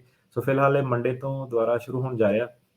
ਤੇ ਮੈਕਸੀਕੋ ਨੇ ਕਿਹਾ ਕਿ ਹਰੇਕ ਜਿਹੜਾ ਤੁਸੀਂ ਕਲਾਇੰਟ ਉੱਥੇ ਹੈਗਾ ਉਹਨੂੰ ਇੱਕ ਅਟਰਨੀ ਦੀ ਹੀਅਰਿੰਗ ਇੱਕ ਜ਼ਰੂਰ ਦੇਣੀ ਹੈ, ਤੇ ਵੀਡੀਓ ਤੇ ਫੋਨ ਰਾਹੀਂ ਉਹਨਾਂ ਨੂੰ ਤੁਹਾਨੂੰ ਐਕਸੈਸ ਜਿਹੜਾ ਉਹ ਦੇਣਾ ਪੈਣਾ। ਤੇ ਇਹਦੇ ਵਿੱਚ ਹੁਣ ਆਪਾਂ ਪਹਿਲਾਂ ਵੀ ਦੱਸਿਆ ਸੀਗਾ ਕਿ ਐਕਸੈਪਸ਼ਨ ਉਹਨਾਂ ਨੇ ਕਾਫੀ ਜ਼ਿਆਦਾ ਕ੍ਰੀਏਟ ਕੀਤੀਆਂ ਸੀਗੀਆਂ ਪਹਿਲਾਂ ਵੀ, ਟਰੰਪ ਆਉਂਦੇ ਨਹੀਂ ਸੀ, ਪਰ ਬਾਈਡਨ ਹੁਣਾਂ ਨੇ ਸਪੈਸ਼ਲੀ ਕਿਹਾ ਸੀਗਾ ਕਿ ਜਿਹੜੇ ਵੀ ਅਨਕੰਪਨੀਡ ਬੱਚੇ ਆਉਂਦੇ ਆ, ਮਾਈਨਰ ਆਉਂਦੇ ਆ, ਪ੍ਰੈਗਨੈਂਟ ਵੂਮਨ ਜਿਹੜੀਆਂ ਆਉਂਦੀਆਂ, ਜਾਂ ਕਿਸੇ ਨੂੰ ਕੋਈ ਫਿਜ਼ੀਕਲ ਡਿਸੇਬਿਲਿਟੀ ਆ ਜਾਂ ਮੈਂਟਲੀ ਲੋਕੀ ਆ, ਜਾਂ ਜਿਹੜੇ ਜ਼ਿਆਦਾ ਉਮਰ ਵਾਲੇ ਆ, ਇਹਨਾਂ ਨੇ ਡਿਫਾਈਨ ਨਹੀਂ ਕੀਤਾ ਬਜ਼ੁਰਗ ਬੰਦਾ ਕੋਈ ਜਾਂ ਕੋਈ ਨੇਟਿਵ ਬੰਦਾ ਆ, LGBTQ ਕਮਿਊਨਿਟੀ ਜਿਹੜੇ ਉਹ ਵਾਲੇ ਉਹਨਾਂ ਦੇ ਅਸਾਈਲਮ ਆ, ਉਹ ਜਿਹੜੇ ਲੋਕੀ ਹੈਗੇ ਉਹਨਾਂ ਨੂੰ ਉਹ ਕਹਿੰਦੇ ਕਿ ਆਪਾਂ ਮੈਕਸੀਕੋ 'ਚ ਨਹੀਂ ਰੱਖਣਾ ਉਹਨਾਂ ਨੂੰ, ਕਿਉਂਕਿ ਆਲਰੇਡੀ ਬਹੁਤ ਪ੍ਰੋਬਲਮ, ਆਲਰੇਡੀ ਬਹੁਤ ਜ਼ਿਆਦਾ ਟਰਾਮਾ, ਤੇ ਉਹਨਾਂ ਨੂੰ ਆਪਾਂ US ਦੇ ਵਿੱਚ ਆਉਣ ਦੇਣਾ। ਤੇ ਇਹਦੀ ਹੋਰ ਫਿਰ ਸ਼ਰਤ ਇਹ ਹੈ ਕਿ ਜਿਹੜੇ ਅਡਲਟਸ ਹੈਗੇ ਆ, ਕਿਉਂਕਿ ਹੁਣ ਇੰਨਾ ਇਨਫਰਾਸਟ੍ਰਕਚਰ ਤਾਂ ਉੱਥੇ ਹੈ ਨਹੀਂ ਹਸਪਤਾਲ ਕੀ 2-2 ਵਾਰੀ ਵੈਕਸੀਨ 3-3 ਵਾਰੀ ਦਿਓ। ਸੋ ਜਿੰਨੇ ਵੀ ਅਡਲਟ ਬੰਦੇ ਆ ਉਹਨਾਂ ਨੇ Johnson and Johnson the vaccine ਲਾਣੀ ਆ। ਤੇ ਜਿਹੜੇ ਵੀ ਆਪਣੇ ਬੱਚੇ ਆਉਂਦੇ ਆ, ਜਿਹਨਾਂ ਨੂੰ ਉਹ ਇਹ ਡਿਸਾਈਡ ਕਰਦੇ ਆ ਕਿ ਇਹਨਾਂ ਨੂੰ ਆਪਾਂ ਬਾਅਦ 'ਚ ਛੱਡ ਦੇਣਾ, ਪਹਿਲਾਂ ਉਹਨਾਂ ਨੂੰ ਇੱਕ ਸਿੰਗਲ ਫਾਈਜ਼ਰ ਦਾ ਸ਼ਾਟ ਉੱਥੇ ਮੈਕਸੀਕੋ ਦੇ ਵਿੱਚ ਮਿਲੂਗਾ, ਤੇ ਦੂਜਾ ਸ਼ਾਟ ਉਹਨਾਂ ਨੂੰ ਜਦੋਂ ਉਹ ਯੂਐਸ ਦੇ ਵਿੱਚ ਰਿਲੀਜ਼ ਕਰ ਦਿੰਦੇ ਆ ਉੱਥੇ ਆ ਕੇ ਲੱਗੂਗਾ। ਤੇ ਮੈਕਸੀਕੋ ਨੇ ਕਿਹਾ ਕਿ ਤੁਸੀਂ ਜਿਹੜਾ 180 ਦਿਨਾਂ 6 ਮਹੀਨਿਆਂ ਦੇ ਵਿੱਚ ਇਹ ਜਿਹੜੇ ਕੇਸ ਆ ਉਹ ਡਿਸਾਈਡ ਕਰਨੇ ਆ। ਇਹ ਮੁਸ਼ਕਿਲ ਲੱਗਦਾ 6 ਮਹੀਨਿਆਂ 'ਚ, ਤੇ ਇੱਥੇ ਇਹਨਾਂ ਦੀ ਮਾਸਟਰ ਨਹੀਂ ਪੈਂਦੀ ਹੈ, ਇਹਨਾਂ ਕੋਲ ਆਪ ਨਹੀਂ ਇੱਥੇ ਕਰ ਹੁੰਦਾ, ਉੱਥੇ ਤਾਂ ਪਤਾ ਨਹੀਂ ਜੀ, ਇਹਨਾਂ ਨੇ ਕਿੱਦਾਂ ਕਰਨੇ ਆ। ਜੀ, ਤੇ ਬਾਕੀ ਜਿਹੜੇ 22 ਇਮੀਗ੍ਰੇਸ਼ਨ ਜੱਜ ਇਹਨਾਂ ਨੇ 22 ਇਮੀਗ੍ਰੇਸ਼ਨ ਜੱਜ ਉੱਥੇ ਤੈਨਾਤ ਕੀਤੇ, ਜਿਹੜੇ ਆਹ ਰਿਮੇਨ ਇਨ ਮੈਕਸੀਕੋ ਪਾਲਿਸੀ ਨੂੰ ਇਨਫੋਰਸ ਕਰੂਗੇ, ਤੇ ਉੱਥੇ ਜਿਹੜੇ ਮੋਬਾਈਲ ਟੈਂਟਾਂ ਟੂਟਾਂ 'ਚ ਜਿਹੜੇ ਕੋਰਟ ਲੱਗਦੇ ਆ ਉਹਦੇ ਵਿੱਚ ਇਹ ਜਿਹੜੇ ਫਟਾਫਟ ਕਹਿ ਲਓ ਫੈਸਲੇ ਲਊਗੇ। ਤੇ ਜੀ। ਇਹਦੇ ਵਿੱਚ ਇੱਕ ਉਹਨਾਂ ਨੇ ਹੋਰ ਚੀਜ਼ ਉਹਨਾਂ ਨੇ ਐਡ ਕੀਤੀ ਹੈ ਕਿ ਉਹ ਹੁਣ ਸਪੈਸ਼ਲੀ ਜਿਹੜੇ, ਇਹ ਗੱਲ ਧਿਆਨ ਨਾਲ ਸੁਣਿਓ, ਹੁਣ ਪਤਾ ਨਹੀਂ ਇਹ ਕਿੱਧਰ ਨੂੰ ਗੱਲ ਜਾਣੀ ਆ, ਪਰ ਉਹਨਾਂ ਨੇ ਇਹ ਕਿਹਾ ਕਿ ਉਹਨਾਂ ਨੇ ਜਿਹੜੇ ਵੀ ਇਮੀਗ੍ਰੈਂਟ ਆ ਉਹਨਾਂ ਨੂੰ ਇਹ ਜ਼ਰੂਰ ਪੁੱਛਣਾ ਕਿ ਤੁਹਾਨੂੰ ਮੈਕਸੀਕੋ ਦੇ ਵਿੱਚ ਰੁਕਣ ਤੇ ਕੋਈ ਖਤਰਾ ਤਾਂ ਨਹੀਂ ਹੈਗਾ। ਸੋ ਜੇ ਤੁਹਾਨੂੰ ਮੈਕਸੀਕੋ ਦੇ ਵਿੱਚ ਖਤਰਾ, ਜੇ ਤੁਹਾਡੇ ਨਾਲ ਉੱਥੇ ਕੁਝ ਹੋਇਆ, ਤੁਹਾਨੂੰ ਕੋਈ ਤੰਗੀ ਆਈ ਆ, ਤੁਹਾਨੂੰ ਕਿਸੇ ਗੈਂਗ ਨੇ ਧਮਕੀ ਲਾਈ ਆ, ਕਿਸੇ ਏਜੰਟ ਨੇ ਧਮਕੀ ਲਾਈ ਆ, ਤਾਂ ਹੂੰ, ਤੁਹਾਨੂੰ ਉਹ ਜਿਹੜੀ ਆਪਣੀ ਇਹ ਨਹੀਂ ਹੁਣ ਮੈਂ ਕਹਿ ਰਿਹਾ ਕਿ ਤੁਸੀਂ ਝੂਠ ਬੋਲੋ, ਪਰ ਜੇ ਤੁਹਾਡੇ ਨਾਲ ਕੋਈ ਇਦਾਂ ਦਾ ਕੁਝ ਹੋਇਆ, ਤੁਸੀਂ ਉਹ ਆਪਣਾ ਪੁਆਇੰਟ ਉੱਥੇ ਰੱਖ ਸਕਦੇ ਆ ਕਿ ਕਿੱਥੋਂ ਤੁਹਾਨੂੰ ਖਤਰਾ, ਕਿਉਂ ਖਤਰਾ, ਕੀ ਧਮਕੀ ਆ, ਕਿਉਂ ਤੁਸੀਂ ਮੈਕਸੀਕੋ ਦੇ ਵਿੱਚ ਨਹੀਂ ਰੁਕ ਸਕਦੇ, ਤੇ ਕਿਉਂ ਤੁਹਾਨੂੰ ਅਮਰੀਕਾ ਭੇਜਿਆ ਜਾਵੇ। ਤੇ ਫਿਰ ਜਿਹੜਾ ਆ ਜਿਹੜੀ ਐਕਸੈਪਸ਼ਨ ਆ, ਜੇ ਤੁਸੀਂ ਆਹ ਵਾਲੀ ਐਕਸੈਪਸ਼ਨ ਕਲੇਮ ਕਰਦੇ ਆ, ਤੇ ਤੁਹਾਨੂੰ ਉਹ ਸਕਰੀਨ ਕਰਕੇ 24 ਘੰਟੇ 24 ਘੰਟੇ ਤੁਹਾਨੂੰ ਦੇਊਗੇ ਕਿ ਆਪਣਾ ਅਟਰਨੀ ਤੇ ਰਿਪਰੈਜ਼ੈਂਟੇਟਿਵ ਲੱਭੋ ਯੂਐਸ ਦੇ ਵਿੱਚ, ਤੇ ਫਿਰ ਮੋਬਾਈਲ ਫੋਨ ਰਾਹੀਂ ਜਾਂ ਆਪਣਾ ਵੀਡੀਓ ਦੇ ਰਾਹੀਂ ਹੀਅਰਿੰਗ ਤੁਹਾਡੀ ਹੋ ਸਕਦੀ ਹੈ, ਤੇ ਪੋਸੀਬਿਲਿਟੀ ਹੈਗੀ ਹੈ ਕਿ ਉਹ ਤੁਹਾਨੂੰ ਮੈਕਸੀਕੋ ਦੇ ਵਿੱਚ ਡੱਕਣ ਦੀ ਬਜਾਏ ਅਮਰੀਕਾ ਦੇ ਵਿੱਚ ਡਿਟੈਂਸ਼ਨ ਸੈਂਟਰ ਦੇ ਵਿੱਚ ਭੇਜ ਦੇਣ। ਓਕੇ। ਸੋ ਇਹ ਇੱਕ ਬਹੁਤ ਵੱਡੀ ਇੱਕ ਹਿਸਾਬ ਦੇ ਨਾਲ ਐਕਸੈਪਸ਼ਨ ਜਿਹੜੀ ਹੋਊਗੀ, ਜਿੱਦਾਂ ਤੁਸੀਂ ਕਿਹਾ ਵੀ ਇਹ ਸੋਮਵਾਰ ਤੋਂ ਚਾਲੂ ਹੋਣੀ, ਉਸ ਤੋਂ ਬਾਅਦ ਦੇ ਵਿੱਚ ਹੀ ਆਪਾਂ ਨੂੰ ਥੋੜ੍ਹੀ ਕਲੈਰਿਟੀ ਜਿਹੜੀ ਉਹ ਰਹੂਗੀ ਵੀ ਕਿਸ ਤਰੀਕੇ ਦੇ ਨਾਲ ਆ। ਹੁਣ ਜਿਹੜੇ ਮੰਨ ਲਓ ਆਲਰੇਡੀ ਇੱਥੇ ਹੈਗੇ ਆ, ਹੁਣ ਰਿਮੇਨ ਇਨ ਮੈਕਸੀਕੋ ਪਾਲਿਸੀ ਆ, ਜਦੋਂ ਕੁਛ ਕਿਹਾ ਵੀ ਜਿਹੜੇ 70,000 ਦੇ ਵਿੱਚੋਂ ਕੁਛ ਲੋਕਾਂ ਨੂੰ ਇਹਨਾਂ ਨੇ ਵਾਪਸ ਉੱਧਰ ਨੂੰ ਵੀ ਜਿਹੜਾ ਉਹ ਘੱਲ ਦੇਣਾ।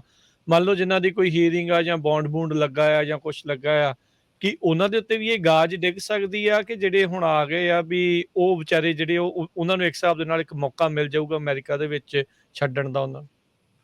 ਨਹੀਂ, ਜਿਹੜੇ ਇੱਕ ਵਾਰੀ ਰਿਲੀਜ਼ ਕਰਤੇ ਉਹ ਤਾਂ ਰਿਲੀਜ਼ ਕਰਤੇ, ਉਹ ਤਾਂ ਆਲਰੇਡੀ ਯੂਐਸ ਸੋਇਲ 'ਚ ਆ। ਇਹ ਪ੍ਰੋਗਰਾਮ ਦਾ ਠੀਕ ਇਹਨਾਂ ਹੈ। ਦਾ ਮਕਸਦ ਆਪਣਾ ਇਹ ਸੀਗਾ ਕਿ ਇਹਨਾਂ ਨੇ ਹੈਲਥ ਕੰਸਰਨ ਸਾਈਟ ਕੀਤੇ ਸੀਗੇ ਕੋਵਿਡ ਵਾਲੇ, ਫਿਰ ਇਹਨਾਂ ਨੇ ਕਿਹਾ ਸੀ ਸਾਡੇ ਰਸ਼ ਬਹੁਤ, ਆਪਾਂ ਪ੍ਰੋਸੈਸ ਨਹੀਂ ਕਰ ਸਕਦੇ, ਸਾਡੇ ਇਨਫ ਸਟਾਫਿੰਗ ਨਹੀਂ ਹੈਗੀ ਆ, ਸਾਡੇ ਕੋਲ ਇਨਫ ਰਿਸੋਰਸਿਸ ਨਹੀਂ ਹੈਗੇ।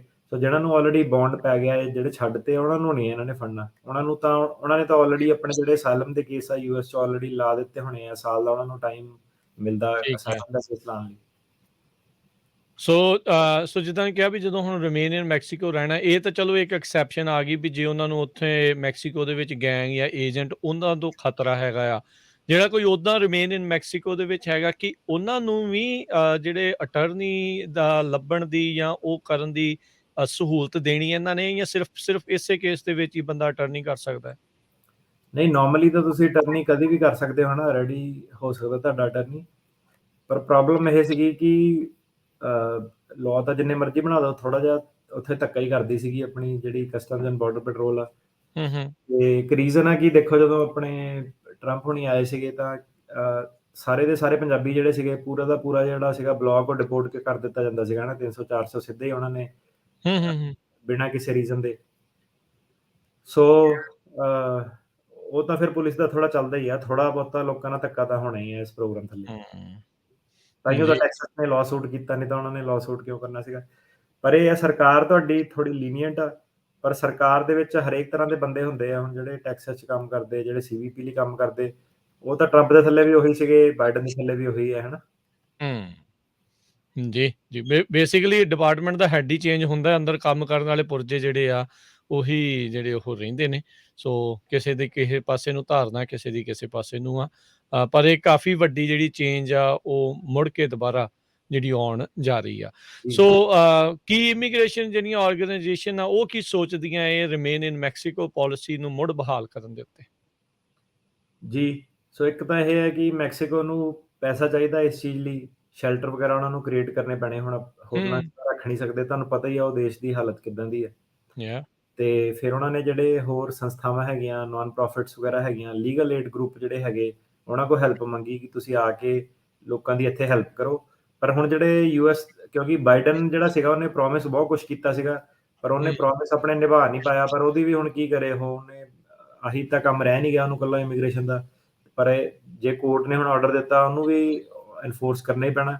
ਪਰ ਇਹ ਜਿਹੜੇ ਸਾਰੇ ਜਿਹੜੇ US based legal aid group ਸੀਗੇ ਇਹ ਆਲਰੇਡੀ ਨਾਰਾਜ਼ ਆ ਤੋਂ ਕਿ ਇਹ ਸਹੀ ਤਰੀਕੇ ਨਾਲ ਕੰਮ ਨਹੀਂ ਕਰ ਰਹੇ ਨੇ। ਵਾਅਦੇ ਬਹੁਤ ਕੀਤੇ ਸੀ ਇਮੀਗ੍ਰੇਸ਼ਨ ਇੱਦਾਂ ਹੋ ਜਾਊ, ਉੱਦਾਂ ਹੋ ਜਾਊ, ਫਾਰਮ ਬਿੱਲ ਆ ਜਾਊ, ਪਰ ਆਇਆ ਨਹੀਂ ਕੁਛ। ਤੇ ਉਹਨਾਂ ਨੇ ਹੁਣ ਬੇਸਿਕਲੀ ਇਹ ਕਿਹਾ ਕਿ ਆਪਾਂ ਨਹੀਂ ਮੈਕਸੀਕੋ ਜਾਣਾ, ਸਾਡੇ ਕੋਲ ਨਾ ਐਕਸਪੈਕਟ ਕਰੋ ਕਿ ਹੁਣ ਆਪਾਂ ਜਾ ਕੇ ਜਿਹੜਾ ਤੁਹਾਡਾ ਗੰਦ ਆ ਉੱਥੇ ਟੇਕ ਕੇਅਰ ਕਰੀਏ। ਇਹ ਤੁਹਾਡੀ ਜ਼ਿੰਮੇਵਾਰੀ ਬਣਦੀ ਸੀਗੀ ਕਿ ਤੁਸੀਂ ਇਮੀਗ੍ਰੈਂਟਸ ਨੂੰ ਪ੍ਰੋਟੈਕਸ਼ਨ ਦੇਣੀ ਆ, ਆਪਣੀਆਂ ਜ਼ਿੰਮੇਵਾਰੀਆਂ ਤੁਸੀਂ ਸਾਡੇ ਉੱਤੇ ਨਹੀਂ ਸੁੱਟ ਸਕਦੇ। ਤੇ ਉਹਨਾਂ ਨੇ ਆਲਰੇਡੀ ਆਪਣਾ ਕੰਸਰਨ, ਹੁਣ ਮੈਕਸੀਕੋ ਨੇ ਆਲਰੇਡੀ ਕਿਹਾ ਕਿ ਜੇ ਤੁਹਾਡੇ ਜਿਹੜੇ ਲੀਗਲ ਗਰੁੱਪ ਆ ਪਹਿਲਾਂ ਹੀ ਉਹਨਾਂ ਨੇ ਕਹਿਣਾ ਸ਼ੁਰੂ ਕਰਤਾ ਕਿ ਆਪਾਂ ਨਹੀਂ ਹੈਲਪ ਕਰਨੀ ਆ, ਤੇ ਜਿਹੜੀ ਸਾਡੀ ਪਹਿਲੀ ਸ਼ਰਤ ਸੀਗੀ ਕਿ ਇਹਨਾਂ ਨੂੰ ਅਟਰਨੀ ਮਿਲਣੇ ਚਾਹੀਦੇ ਲੋਕਾਂ ਨੂੰ, ਉਹ ਤੇ ਤੁਹਾਡੀ ਪਹਿਲਾਂ ਹੀ ਸ਼ਰਤ ਨਾਮਨਜ਼ੂਰ ਹੋ ਗਈ। ਕਿਉਂਕਿ ਹੁਣ ਜਿਹੜੇ ਲਾਇਰ ਆ ਉਹ ਇੱਥੇ ਵੀ ਬੜੇ ਬਿਜ਼ੀ ਆ। ਸੋ ਉਹਨਾਂ ਨੇ ਇਹ ਕਿਹਾ ਕਿ ਜੇ ਹੁਣ ਅਟਰਨੀ ਹੋਊਗੇ ਨਹੀਂ ਤਾਂ ਉੱਥੇ ਮੈਕਸੀਕੋ ਦੇ ਵਿੱਚ ਕਿਹੜਾ ਲਾਇਰ, ਕਿੱਥੋਂ ਦੀ ਲਾਇਰ ਲੈ ਕੇ ਆਊਗਾ, ਕੌਣ ਹੈਲਪ ਕਰੂਗਾ। ਤੇ ਕਾਫੀ ਸਾਰੇ ਜਿਹੜੇ ਇਮੀਗ੍ਰੇਸ਼ਨ ਲਾਇਰ ਆ ਉਹ ਕਹਿੰਦੇ ਆ ਕਿ ਇਹ ਜਿਹੜੀ ਪਾਲਿਸੀ ਹੈਗੀ ਆ ਇਹ ਰਿਪੇਅਰ ਨਹੀਂ ਹੋ ਸਕਦੀ। ਇਹ ਪਾਲਿਸੀ ਟੂ ਬਿਗਨ ਵਿਦ ਇਹ ਪਾਲਿਸੀ ਖਰਾਬ ਸੀਗੀ, ਇਦਾਂ ਦੀ ਰਿਮੇਨ ਇਨ ਮੈਕਸੀਕੋ ਪਾਲਿਸੀ ਹੋਣੀ ਨਹੀਂ ਚਾਹੀਦੀ। ਤੇ ਡਿਪਾਰਟਮੈਂਟ ਆਫ ਹੋਮਲੈਂਡ ਸਿਕਿਉਰਿਟੀ ਜਿਹੜੀ ਬਾਈਡਨ ਦੇ ਥੱਲੇ ਆ, ਉਹਨਾਂ ਨੇ ਬੇਸਿਕਲੀ ਇਹੀ ਕਿਹਾ ਕਿ ਉਹ ਆਪ ਮੰਨਦੇ ਆ ਕਿ ਜਿਹੜੀ ਪਾਲਿਸੀ ਆ ਚੰਗੀ ਨਹੀਂ ਹੈਗੀ, ਇਹਦੇ ਵਿੱਚ ਕਾਫੀ ਫਲॉज ਨੇ ਤੇ ਇਹਦੇ ਵਿੱਚ ਕਾਫੀ ਜ਼ਿਆਦਾ ਬਰਡਨ ਪੈ ਜਾਂਦਾ ਸਾਰੇ ਰਿਸੋਰਸਿਸ ਦੇ ਉੱਤੇ, ਸਪੈਸ਼ਲੀ ਜਿਹੜੇ ਇਮੀਗ੍ਰੈਂਟਸ ਆ ਉਹਨਾਂ ਦੇ ਉੱਤੇ। ਤੇ ਜਿਹੜੀ ਇਹ ਪਾਲਿਸੀ ਆ ਇਹ ਜਿਹੜੀ ਰੂਟ ਕਾਜ਼ ਆਫ ਇਮੀਗ੍ਰੇਸ਼ਨ ਹੈਗੀ, ਗਰੀਬੀ, ਕ੍ਰਾਈਮ, ਸਾਰਾ ਉਹਨੂੰ ਐਡਰੈਸ ਨਹੀਂ ਕਰਦੀ, ਬਲਕਿ ਇਹ ਇੱਕ ਛੋਟਾ ਜਿਹਾ ਕਹਿ ਲਓ ਉਹਨਾਂ ਨੇ ਗੇਟਕੀਪਰ ਪਾਲਿਸੀ ਹੈ ਕਿ ਲੋਕਾਂ ਨੂੰ ਇਹ ਧੱਕੇ ਨਾਲ ਉੱਥੇ ਰੋਕ ਕੇ ਰੱਖਦੀ ਹੈ। ਤੇ ਹੋਮਲੈਂਡ ਸਿਕਿਉਰਿਟੀ ਕਹਿੰਦੇ ਆ ਕਿ ਆਪਾਂ ਵੀ ਇਸ ਪਾਲਿਸੀ ਨਾਲ ਐਗਰੀ ਨਹੀਂ ਕਰਦੇ। ਵਾਈਟ ਹਾਊਸ ਦੇ ਜਿਹੜੇ ਪ੍ਰੈਸ ਸੈਕਟਰੀ ਆ ਜੈਨ ਪੈਸਕੀ, ਉਹ ਵੀ ਇਹੀ ਕਹਿੰਦੇ ਆ ਕਿ ਇਹ ਜਿਹੜੀ ਪਾਲਿਸੀ ਹੈ ਡੀਪਲੀ ਫਲॉड ਹੈ ਤੇ ਸਾਡੇ ਕੋਲ ਕੋਈ ਚੋਇਸ ਨਹੀਂ, ਸਾਨੂੰ ਕੋਰਟ ਦੇ ਆਰਡਰ ਦੇ ਥੱਲੇ ਕੰਮ ਕਰਨਾ ਪੈ ਰਿਹਾ। ਤੇ ਹਿਊਮਨ ਰਾਈਟ ਫਸਟ ਜਿਹੜੀ ਇੱਕ ਨਾਨ ਪ੍ਰੋਫਿਟ ਸੰਸਥਾ ਰਿਫਿਊਜੀਆਂ ਨੂੰ ਪ੍ਰੋਟੈਕਸ਼ਨ ਦਿੰਦੀ ਆ, ਸਪੈਸ਼ਲੀ ਉਹ ਜਿਹੜੀ ਹਿਊਮਨ ਰਾਈਟ ਫਸਟ ਸੀਗੀ ਉਹਦਾ ਕੰਮ ਇਹ ਸੀਗਾ ਕਿ ਮੈਕਸੀਕੋ ਦੇ ਵਿੱਚ ਅਸਾਈਲਮ ਸੀਕਰਾਂ ਨਾਲ ਕੀ ਵਾਇਲੈਂਸ ਹੁੰਦਾ ਉਹਨੂੰ ਉਹਨਾਂ ਨੇ ਕਾਫੀ ਵੱਡੇ ਤਰੀਕੇ ਨਾਲ ਡਾਕੂਮੈਂਟ ਕੀਤਾ ਸੀਗਾ ਪਿਛਲੇ ਕੁਝ ਸਾਲਾਂ ਤੋਂ। ਸੋ ਉਹਨਾਂ ਨੇ ਇਹ ਕਿਹਾ ਕਿ ਇਹ ਜਿਹੜੀ ਪਾਲਿਸੀ ਹੈ ਰਿਮੇਨ ਇਨ ਮੈਕਸੀਕੋ ਇੱਕ ਹਿਊਮੈਨਿਟੇਰੀਅਨ ਡਿਜ਼ਾਸਟਰ ਆ। ਇਹ ਉਦੋਂ ਵੀ ਇੱਕ ਡਿਜ਼ਾਸਟਰ ਸੀਗਾ ਜਦੋਂ ਇਹ ਪਹਿਲਾਂ ਇੰਪਲੀਮੈਂਟ ਕੀਤੀ ਗਈ ਸੀ, ਤੇ ਇਹ ਫਿਊਚਰ ਦੇ ਵਿੱਚ ਵੀ ਡਿਜ਼ਾਸਟਰ ਹੀ ਰਹਿਣਾ। ਇਹ ਡੂਮਡ ਹੈਗੀ ਫੇਲ ਹੋਣ ਲਈ, ਇਹਦਾ ਕੁਝ ਨਹੀਂ ਹੋ ਸਕਦਾ। ਫਿਰ ਜਿਹੜੀ ਜੀ ਯੂਐਨ ਦੀ ਰਿਫਿਊਜੀ ਏਜੰਸੀ ਹੈ, UN high commissioner for refugee ਹੈਗਾ, ਉਹ ਕਹਿੰਦੇ ਕਿ ਇਹ ਜਿਹੜੀ ਪਾਲਿਸੀ ਹੈਗੀ ਹੈ ਇਹਦੇ ਵਿੱਚ ਬਹੁਤ ਜ਼ਿਆਦਾ ਸਾਨੂੰ ਕੰਸਰਨ ਹੈਗਾ ਕਿ ਜਿਹੜਾ ਆਲਰੇਡੀ ਇੱਕ ਅਸਾਈਲਮ ਵਾਲਾ ਬੰਦਾ ਐਡੀ ਦੂਰੋਂ ਦੀ ਆਉਂਦਾ ਵਾ, ਤੇ ਜਿੱਦਾਂ ਦੇ ਮੈਕਸੀਕੋ ਦੇ ਹਾਲਾਤ ਆ, ਜਦੋਂ ਉਹਨਾਂ ਨੂੰ ਪਤਾ ਕਿ ਇਹ ਇਮੀਗ੍ਰੈਂਟਾਂ ਨੇ ਹੁਣ ਇੱਥੇ ਰੁਕਣਾ 6-6 ਮਹੀਨੇ, ਤੇ ਲੁੱਟ ਖੋਹ, ਰੇਪ, ਕਿਡਨੈਪਿੰਗ ਇੱਦਾਂ ਦੀਆਂ ਚੀਜ਼ਾਂ ਬਹੁਤ ਜ਼ਿਆਦਾ ਹੋਈਆਂ। ਇੱਕ ਆਲਰੇਡੀ ਅਸਾਈਲਮ ਸੀਕਰ ਆ, ਕਈ ਵਾਰੀ ਉਹਨਾਂ ਨੂੰ ਆਪਣੀ ਕੰਟਰੀ 'ਚ ਨਹੀਂ ਇੰਨਾ ਮਾੜਾ ਹੁੰਦਾ ਜਿੰਨਾ ਮੈਕਸੀਕੋ ਦੇ ਵਿੱਚ ਰੁਕ ਕੇ ਉਹਨਾਂ ਨਾਲ ਮਾੜਾ ਹੋਣਾ ਵਾ, ਹੈ ਨਾ, ਕਿਉਂਕਿ ਗੈਂਗ ਪ੍ਰੋਬਲਮ ਬਹੁਤ ਜ਼ਿਆਦਾ, ਕਰਪਸ਼ਨ ਬਹੁਤ ਜ਼ਿਆਦਾ। ਤੇ ਫਿਰ ਜਿਹੜੇ ਟੈਕਸਸ ਦੇ ਅਟਰਨੀ ਜਨਰਲ ਆ ਕੈਨ ਪੈਕਸਟਨ, ਉਹਨਾਂ ਨੇ ਤਾਂ ਆਬਵੀਅਸਲੀ ਇਹੀ ਕਿਹਾ ਕਿ ਇਹ ਸਾਡੇ ਲਈ ਬਹੁਤ ਵੱਡੀ ਜਿੱਤ ਆ ਤੇ ਆਪਾਂ ਅੱਗੇ ਜਿਹੜੀ ਆਪਣੀ ਫਾਈਟ ਆ ਉਹ ਜਾਰੀ ਰੱਖਾਂਗੇ। ਜਿਹੜੇ ਆਪਣੇ ਬਾਰਡਰ ਆਪਾਂ ਪ੍ਰੋਟੈਕਟ ਕਰਾਂਗੇ ਤਾਂ ਕਿ ਸਾਡੀ ਜਿਹੜੀ ਲੋਕਲ ਕਮਿਊਨਿਟੀਜ਼ ਆ ਉਹ ਸੇਫ ਰਵੇ। ਤੇ ਟੈਕਸਸ ਦੇ ਅਟਰਨੀ ਜਨਰਲ ਨੇ ਇਹ ਵੀ ਕਿਹਾ ਕਿ ਇਹ ਨਹੀਂ ਕਿ ਮੈਂ ਬਾਈਡਨ ਐਡਮਿਨਿਸਟ੍ਰੇਸ਼ਨ ਖਾਨਾ ਪੂਰਤੀ ਸਿਰਫ ਕਰੀ ਜਾਊਗੀ, ਮੈਂ ਵੀ ਦੇਖੂੰਗਾ ਕਿ ਜਿਹੜੀ ਬਾਈਡਨ ਐਡਮਿਨਿਸਟ੍ਰੇਸ਼ਨ ਆ ਉਹ ਪੂਰੀ ਤਰ੍ਹਾਂ ਜਿਹੜਾ ਕੋਰਟ ਦਾ ਆਰਡਰ ਆ ਉਹਨਾਂ ਕੰਪਲਾਈ ਕਰਦੀ ਹੈ ਕਿ ਨਹੀਂ ਕਰਦੀ ਆ। ਤੇ ਸੇਮ ਥਿੰਗ ਜਿੱਦਾਂ ਮਾਰਕ ਮੋਰਗਨ ਜਿਹੜੇ ਕਸਟਮਜ਼ ਐਂਡ ਬਾਰਡਰ ਸੀਬੀਪੀ ਦੇ ਟਰੰਪ ਦੇ ਥੱਲੇ ਅਪਾਇੰਟੀ ਸੀਗੇ ਉੱਥੇ ਟੈਕਸਸ ਦੇ ਵਿੱਚ, ਉਹਨਾਂ ਨੇ ਵੀ ਇਹੀ ਕਿਹਾ ਕਿ ਬਹੁਤ ਵਧੀਆ ਹੋਇਆ, ਇਹ ਪਾਲਿਸੀ ਇੰਪਲੀਮੈਂਟ ਹੋਣੀ ਚਾਹੀਦੀ ਸੀਗੀ ਤੇ ਆਪਾਂ ਇਹਨੂੰ ਵੈਲਕਮ ਕਰਦੇ ਹਾਂ ਕਿਉਂਕਿ ਸਾਡੇ ਰਸ਼ ਬਹੁਤ ਪੈ ਰਿਹਾ ਸੀਗਾ ਤੇ ਇਦਾਂ ਦੀਆਂ ਹੋਰ ਵੀ ਪਾਲਿਸੀ ਜਿਹੜੀਆਂ ਉਹ ਸਰਕਾਰ ਨੂੰ ਚਲਾਉਣੀਆਂ ਚਾਹੀਦੀਆਂ। ਜੀ। ਸੋ ਬਿਲਕੁਲ ਇਹ ਜਿੱਦਾਂ ਆਪਾਂ ਹੁਣ ਇੱਥੋਂ ਇਹ ਸਪਸ਼ਟ ਹੀ ਆ ਵੀ ਦੋ ਪੱਖ ਹੁੰਦੇ ਹੀ ਆ ਹਰ ਇੱਕ ਮਸਲੇ ਦੇ ਉੱਤੇ। ਸੋ ਆਪਾਂ ਨੂੰ ਦੋਨੋਂ ਤਰਫੋਂ ਦੀਆਂ ਗੱਲਾਂ ਜਿਹੜੀਆਂ ਉਹ ਸੁਣਨ ਦੇ ਲਈ ਇਸ ਦੇ ਪ੍ਰਤੀ ਜਿਹੜੀਆਂ ਮਿਲੀਆਂ ਆ।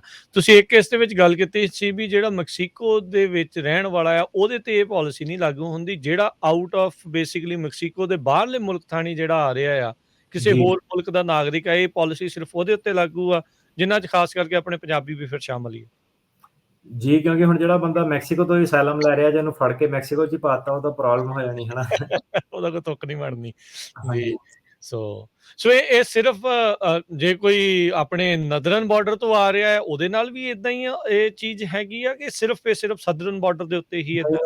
ਇਹ ਸਦਰਨ ਬਾਰਡਰ ਤੋਂ ਹੀ ਆ ਤੇ ਜ਼ਿਆਦਾਤਰ ਜਿਹੜੇ ਲੋਕੀ ਆ ਸਦਰਨ ਬਾਰਡਰ ਤੇ ਆਉਂਦੇ ਆ। ਹੁਣ ਜਿਹਦਾ ਤਾਂ ਕੈਨੇਡਾ ਦਾ ਵੀਜ਼ਾ ਲੱਗਾ ਉਹ ਤਾਂ ਆਪਣੀ ਉੱਥੇ ਆਪਸ਼ਨ ਲੱਭ ਲੈਂਦਾ ਕੈਨੇਡਾ ਦੇ ਵਿੱਚ, ਉਹਨੇ ਉੱਥੇ ਛੇਤੀ ਪੱਕੇ ਹੋ ਜਾਂਦੇ ਆ 2-4 ਸਾਲ 'ਚ। ਉਹਨੇ ਅਮਰੀਕਾ ਧੱਕੇ ਖਾ ਕੇ ਕੀ ਕਰਨਾ, ਨਾਲੇ ਉੱਥੇ ਜਾਣਾ ਵੀ ਮੁਸ਼ਕਿਲ ਹੈ ਨਾ। ਉਹ ਜਿਹੜੀ ਜੋਗ੍ਰਾਫਿਕਲੀ ਕੈਨੇਡਾ ਦੇ ਵਿੱਚ ਤੁਹਾਨੂੰ ਵੀਜ਼ਾ ਚਾਹੀਦਾ ਜਾਣ ਲਈ, ਜਿਹੜਾ ਸਦਰਨ ਬਾਰਡਰ ਆ ਕੰਟਰੀਜ਼ ਵਗੈਰਾ ਛੋਟੀਆਂ-ਛੋਟੀਆਂ ਨਾਲ ਲੱਗਦੀਆਂ, ਪੈਦਲ ਬੰਦਾ ਕੋਈ ਸਕੂਮ ਪਾ ਕੇ ਆ ਜਾਂਦਾ।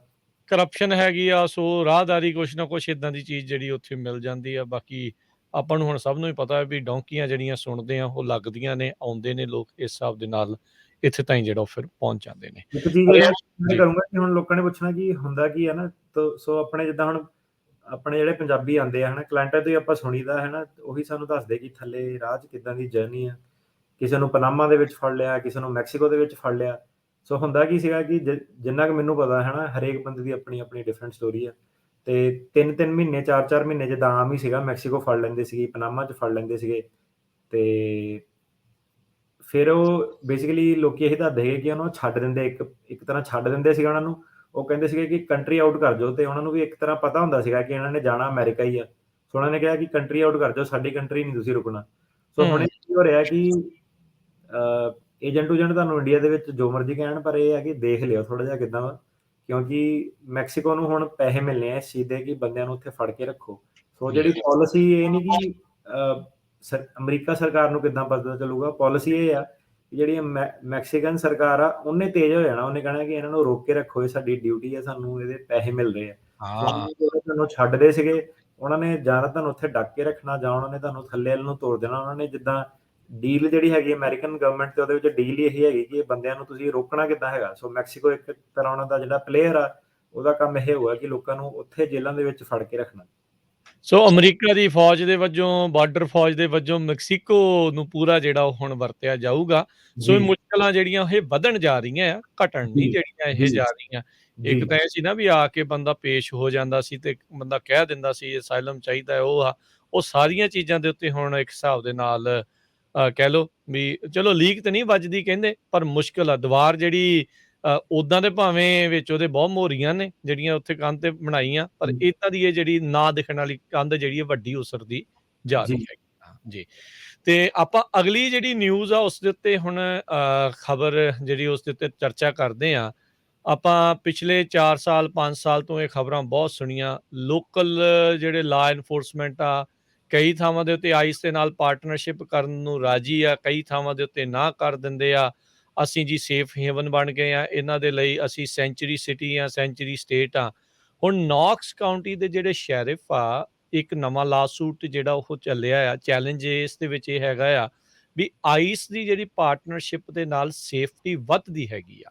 ਸੋ ਜੀ। ਕੀ ਹੈਗਾ ਇਹ ਮਸਲਾ, ਕੀ ਆ ਕੇਸ? ਇਹ ਹੁਣ ਆਪਾਂ ਨੂੰ ਪਿਛਲੇ 4-5 ਸਾਲਾਂ ਤੋਂ ਇਹ ਚਰਚਾ ਬਹੁਤ ਸੁਣਨ ਨੂੰ ਮਿਲੀ ਆ। ਆਈਸ ਵਾਲਿਆਂ ਨੇ ਛਾਪੇਮਾਰੀ ਕਰਨੀ, ਪੁਲਿਸ ਦੀ ਨਾਲ ਸਾਥ ਲੈ ਕੇ ਕਈ ਥਾਵਾਂ ਤੇ ਸਾਥ ਨਹੀਂ ਦਿੰਦਾ। ਸੋ ਕੀ ਆ ਜੀ ਇਹ ਪੂਰਾ ਮਸਲਾ ਹੁਣ?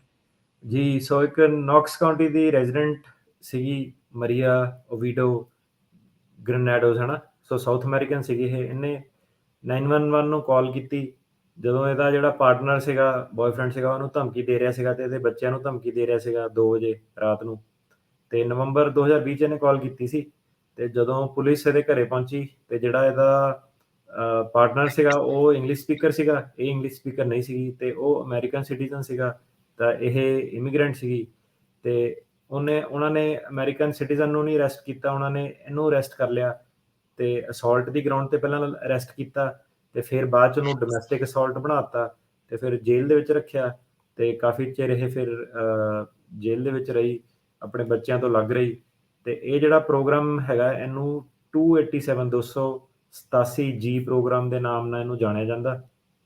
ਤੇ ਇਹ ਜਿਹੜਾ ਪ੍ਰੋਗਰਾਮ ਆ, ਜਿਹੜਾ ਲਾਸੂਟ ਆ, ਬੇਸਿਕਲੀ ਉਸੇ ਬਾਰੇ ਹੈ ਕਿ ਇਹ ਜਿਹੜਾ ਪ੍ਰੋਗਰਾਮ ਆ ਇਹ ਲੀਗਲ ਹੈਗਾ, ਕਿ ਜਿਹੜੀਆਂ ਇਹ ਕਾਉਂਟੀਜ਼ ਜਾਂ ਹੋਰ ਸਿਟੀ ਸ਼ਹਿਰ ਸ਼ੂਰ ਇਹ ਵਾਲੇ ਪ੍ਰੋਗਰਾਮ ਦੇ ਥੱਲੇ ਆਪਣੀ ਪੁਲਿਸ ਦੇ ਤਹਿਤ ਇਹਨਾਂ ਨੂੰ ਲੋਕਾਂ ਨੂੰ ਅਰੈਸਟ ਕਰਕੇ ਇਮੀਗ੍ਰੇਸ਼ਨ ਨੂੰ ਰਿਪੋਰਟ ਕਰ ਸਕਦੇ ਆ। ਸੋ ਇਸ ਬਾਰੇ ਇਹ ਜਿਹੜਾ ਹੈਗਾ ਉਹ ਕੇਸ ਆ।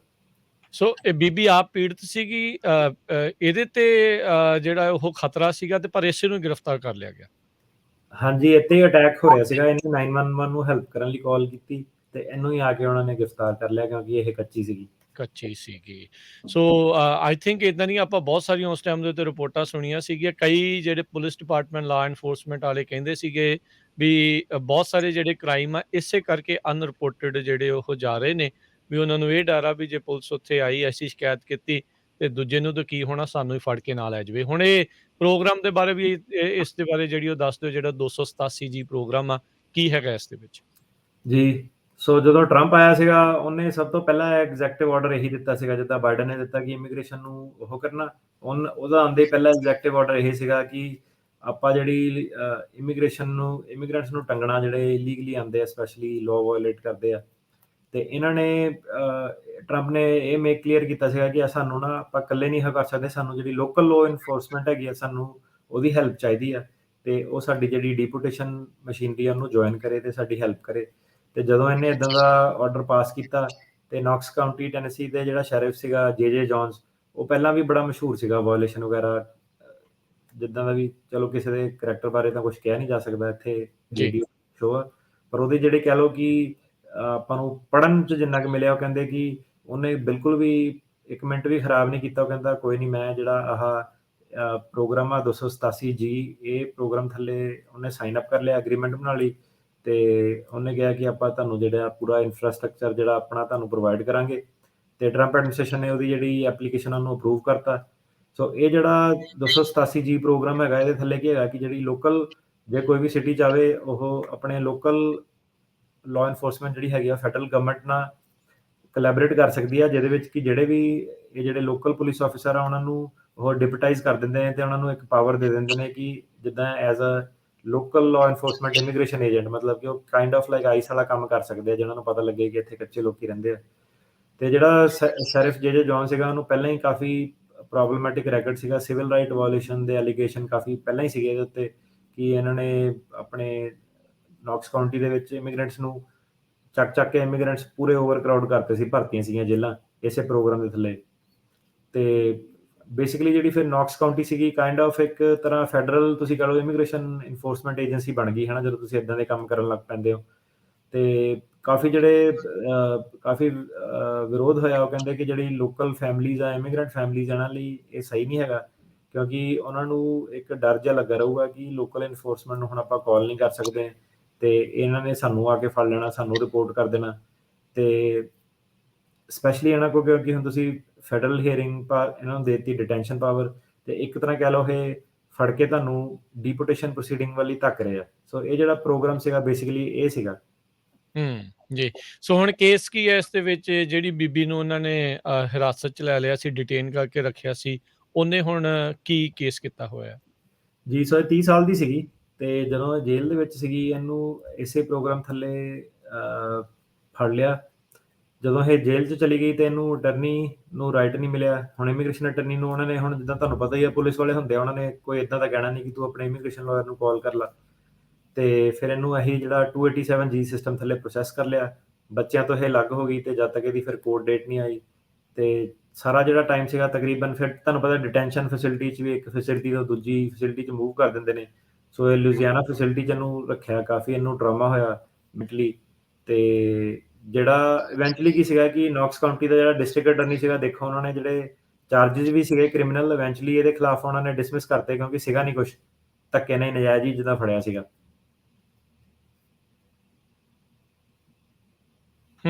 ਜੀ। ਸੋ ਸ਼ੈਰਿਫ ਕੀ ਆਖਦੇ ਆ ਇਸ ਪ੍ਰੋਗਰਾਮ ਦੇ ਬਾਰੇ? ਉਹਨਾਂ ਦਾ ਕੀ ਮੰਨਣਾ ਹੈ ਇਸ ਚੀਜ਼ ਨੂੰ ਲੈ ਕੇ?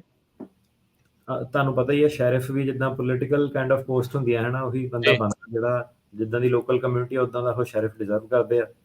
ਜਿਹੜਾ ਸ਼ੈਰਿਫ ਟਾਮ ਸਪੈਂਗਲਰ, ਉਹਨਾਂ ਨੇ ਇਹੀ ਕਿਹਾ ਕਿ ਜਿਹੜੇ ਆਪਣਾ ਬਿਆਨ ਦਿੰਦੇ ਆ ਕਿ ਨਹੀਂ, ਇਮੀਗ੍ਰੈਂਟਾਂ ਨੂੰ ਇੱਥੋਂ ਡਰਨ ਦੀ ਕੋਈ ਲੋੜ ਨਹੀਂ ਹੈਗੀ। ਜਿਹੜੀ ਸਾਡੀ ਏਜੰਸੀ ਆ, ਉਹਨੇ ਇਮੀਗ੍ਰੇਸ਼ਨ ਆਈਸ ਜਿਹੜੀ ਹੈਗੀ, ਉਹਨਾਂ ਇੱਕ ਬੜੀ ਪੋਜ਼ਿਟਿਵ ਇਨਫੋਰਸਮੈਂਟ ਕੀਤੀ ਆ। ਤਾਂ ਪਹਿਲੀ ਗੱਲ ਆ, ਐਜ਼ ਅ ਲਾਇਰ ਸਾਨੂੰ ਤਾਂ ਆਈਸ ਵੀ ਪਸੰਦ ਨਹੀਂ ਹੈਗੀ, ਹੈ ਨਾ। ਉਹ ਵੀ ਸਾਡੇ ਅਗੇਂਸਟ ਹੀ ਕੰਮ ਕਰਦੇ ਆ, ਸਾਡੇ ਕਲਾਇੰਟਾਂ ਦੇ ਅਗੇਂਸਟ ਕੰਮ ਕਰਦੇ ਆ, ਬੰਦਿਆਂ ਨੂੰ ਡਿਪੋਰਟ ਕਰਦੇ ਆ। ਤੇ ਕਈ ਲਾਇਰ ਤਾਂ ਇਹ ਵੀ ਕਹਿੰਦੇ ਕਿ ਇਹ ਤੁਸੀਂ ਏਜੰਸੀਆਂ ਨੂੰ, ਸੰਸਥਾਵਾਂ ਨੂੰ ਅਬੋਲਿਸ਼ ਹੀ ਕਰ ਦਿਓ, ਇਹ ਕਿਹੜਾ ਕੋਈ ਫਾਇਦਾ ਕਰਦੇ ਆ ਕਿਸੇ ਨੂੰ। ਤੇ ਸ਼ੈਰਿਫ ਕਹਿੰਦਾ ਕਿ ਆਪਾਂ ਕਿਸੇ ਦੇ ਦਰਵਾਜ਼ੇ ਤੇ ਨੌਕ ਨਹੀਂ ਕਰ ਰਹੇ, ਆਪਾਂ ਨਾ ਹੀ ਲੋਕਾਂ ਨੂੰ ਜਾ ਕੇ ਲੱਭ ਰਹੇ ਹਾਂ ਕਿ ਕੌਣ ਉੱਥੇ ਕੱਚਾ ਜਾਂ ਕੌਣ ਕੋਈ ਡਿਫਰੈਂਟ ਲੱਗਦਾ, ਤੇ ਤਾਂ ਕਰਕੇ ਆਪਾਂ ਉਹਨੂੰ ਫੜ ਲਈਏ। ਸੋ ਆਪਾਂ ਉਹੀ ਲੋਕਾਂ ਨੂੰ ਲੱਭਦੇ ਹਾਂ ਜਿਹਨਾਂ ਨੇ ਕੋਈ ਲਾਅ ਤੋੜਿਆ। ਤੇ ਉਹਨੇ ਇਹ ਕਿਹਾ ਕਿ ਤੁਸੀਂ ਕੋਈ ਲਾਅ ਨਾ ਤੋੜੋ, ਤੇ ਤੁਹਾਨੂੰ ਸਾਡੇ ਬਾਰੇ ਵਰੀ ਕਰਨ ਦੀ ਲੋੜ ਨਹੀਂ ਹੈਗੀ, ਕਿਉਂਕਿ ਆਪਾਂ ਇਮੀਗ੍ਰੈਂਟਸ ਨੂੰ ਲੱਭ ਨਹੀਂ ਰਹੇ। ਪਰ ਗੱਲ ਇਹ ਸੱਚ ਨਹੀਂ ਹੈਗੀ। ਜਿੱਦਾਂ ਹੁਣ ਆਹ ਲੇਡੀ ਦਾ ਜਿਹੜਾ ਕੇਸ ਆ, ਆਪਾਂ ਦੇਖਿਆ ਹੀ ਆ ਕੀ ਹੋਇਆ। ਹੁਣ ਉਹਨੇ ਕਿਹੜਾ ਕੋਈ ਲਾਅ ਤੋੜਿਆ ਸੀਗਾ, ਤੇ ਬਾਅਦ ਚ ਉਹਨੂੰ ਜਿਹੜਾ ਕੋਰਟ ਸਿਸਟਮ ਨੇ ਛੱਡ ਵੀ ਦਿੱਤਾ, ਤਾਂ ਵੀ ਉਹਨੂੰ ਪਰ ਅਰੈਸਟ ਕਰ ਲਿਆ ਉਹਨੇ। ਸੋ ਸ਼ੈਰਿਫ ਤਾਂ ਇਹ ਚੀਜ਼ ਜਿਹੜੀ ਉਹ ਕਹਿ ਰਹੇ ਆ, ਤਾਂ ਫਿਰ ਇਹ ਲਾਸੂਟ ਕਿਉਂ ਵੀ ਜੇ ਕਾਨੂੰਨ ਨਾ ਤੋੜੋ, ਤੁਹਾਨੂੰ ਅਸੀਂ ਕੁਝ ਫੜਾਂਗੇ ਨਹੀਂ। ਇਹਨੇ ਤਾਂ ਮਦਦ ਮੰਗੀ ਸੀ, ਇਹਨੂੰ ਫਿਰ ਫੜ ਲਿਆ ਸੀ। ਜੀ, ਹੁਣ ਸ਼ੈਰਿਫ ਤਾਂ ਕਹਿੰਦਾ ਜੀ ਆਪਾਂ ਕਾਊਬॉय ਵਾਂਗੂ ਐਕਟ ਨਹੀਂ ਕਰਦੇ, ਪਰ ਐਕਚੁਅਲੀ ਇਹ ਐਗਜ਼ੈਕਟਲੀ ਕਾਊਬॉय ਵਾਂਗੂ ਹੀ ਐਕਟ ਕਰਦੇ ਆ। ਜਿਹੜੀ ਇਹ ਲੇਡੀ ਸੀਗੀ, ਇਹ 2 ਚੀਜ਼ਾਂ ਇਹਦੇ ਅਗੇਂਸਟ ਗਈਆਂ। ਬੇਸਿਕਲੀ ਪਹਿਲਾਂ ਤਾਂ ਇਹ ਸੀਗਾ ਕਿ ਇਹਨੂੰ ਆਲਰੇਡੀ ਸੈਕਸ਼ੂਅਲ ਅਬਿਊਜ਼ ਕੀਤਾ ਸੀਗਾ ਇਹਦੇ ਪਾਰਟਨਰ ਨੇ, ਜਿਹੜਾ ਕਿ ਇੱਕ ਇਹਦੇ ਬੱਚੇ ਦਾ ਪਿਓ ਵੀ ਸੀਗਾ, ਹੈ ਨਾ?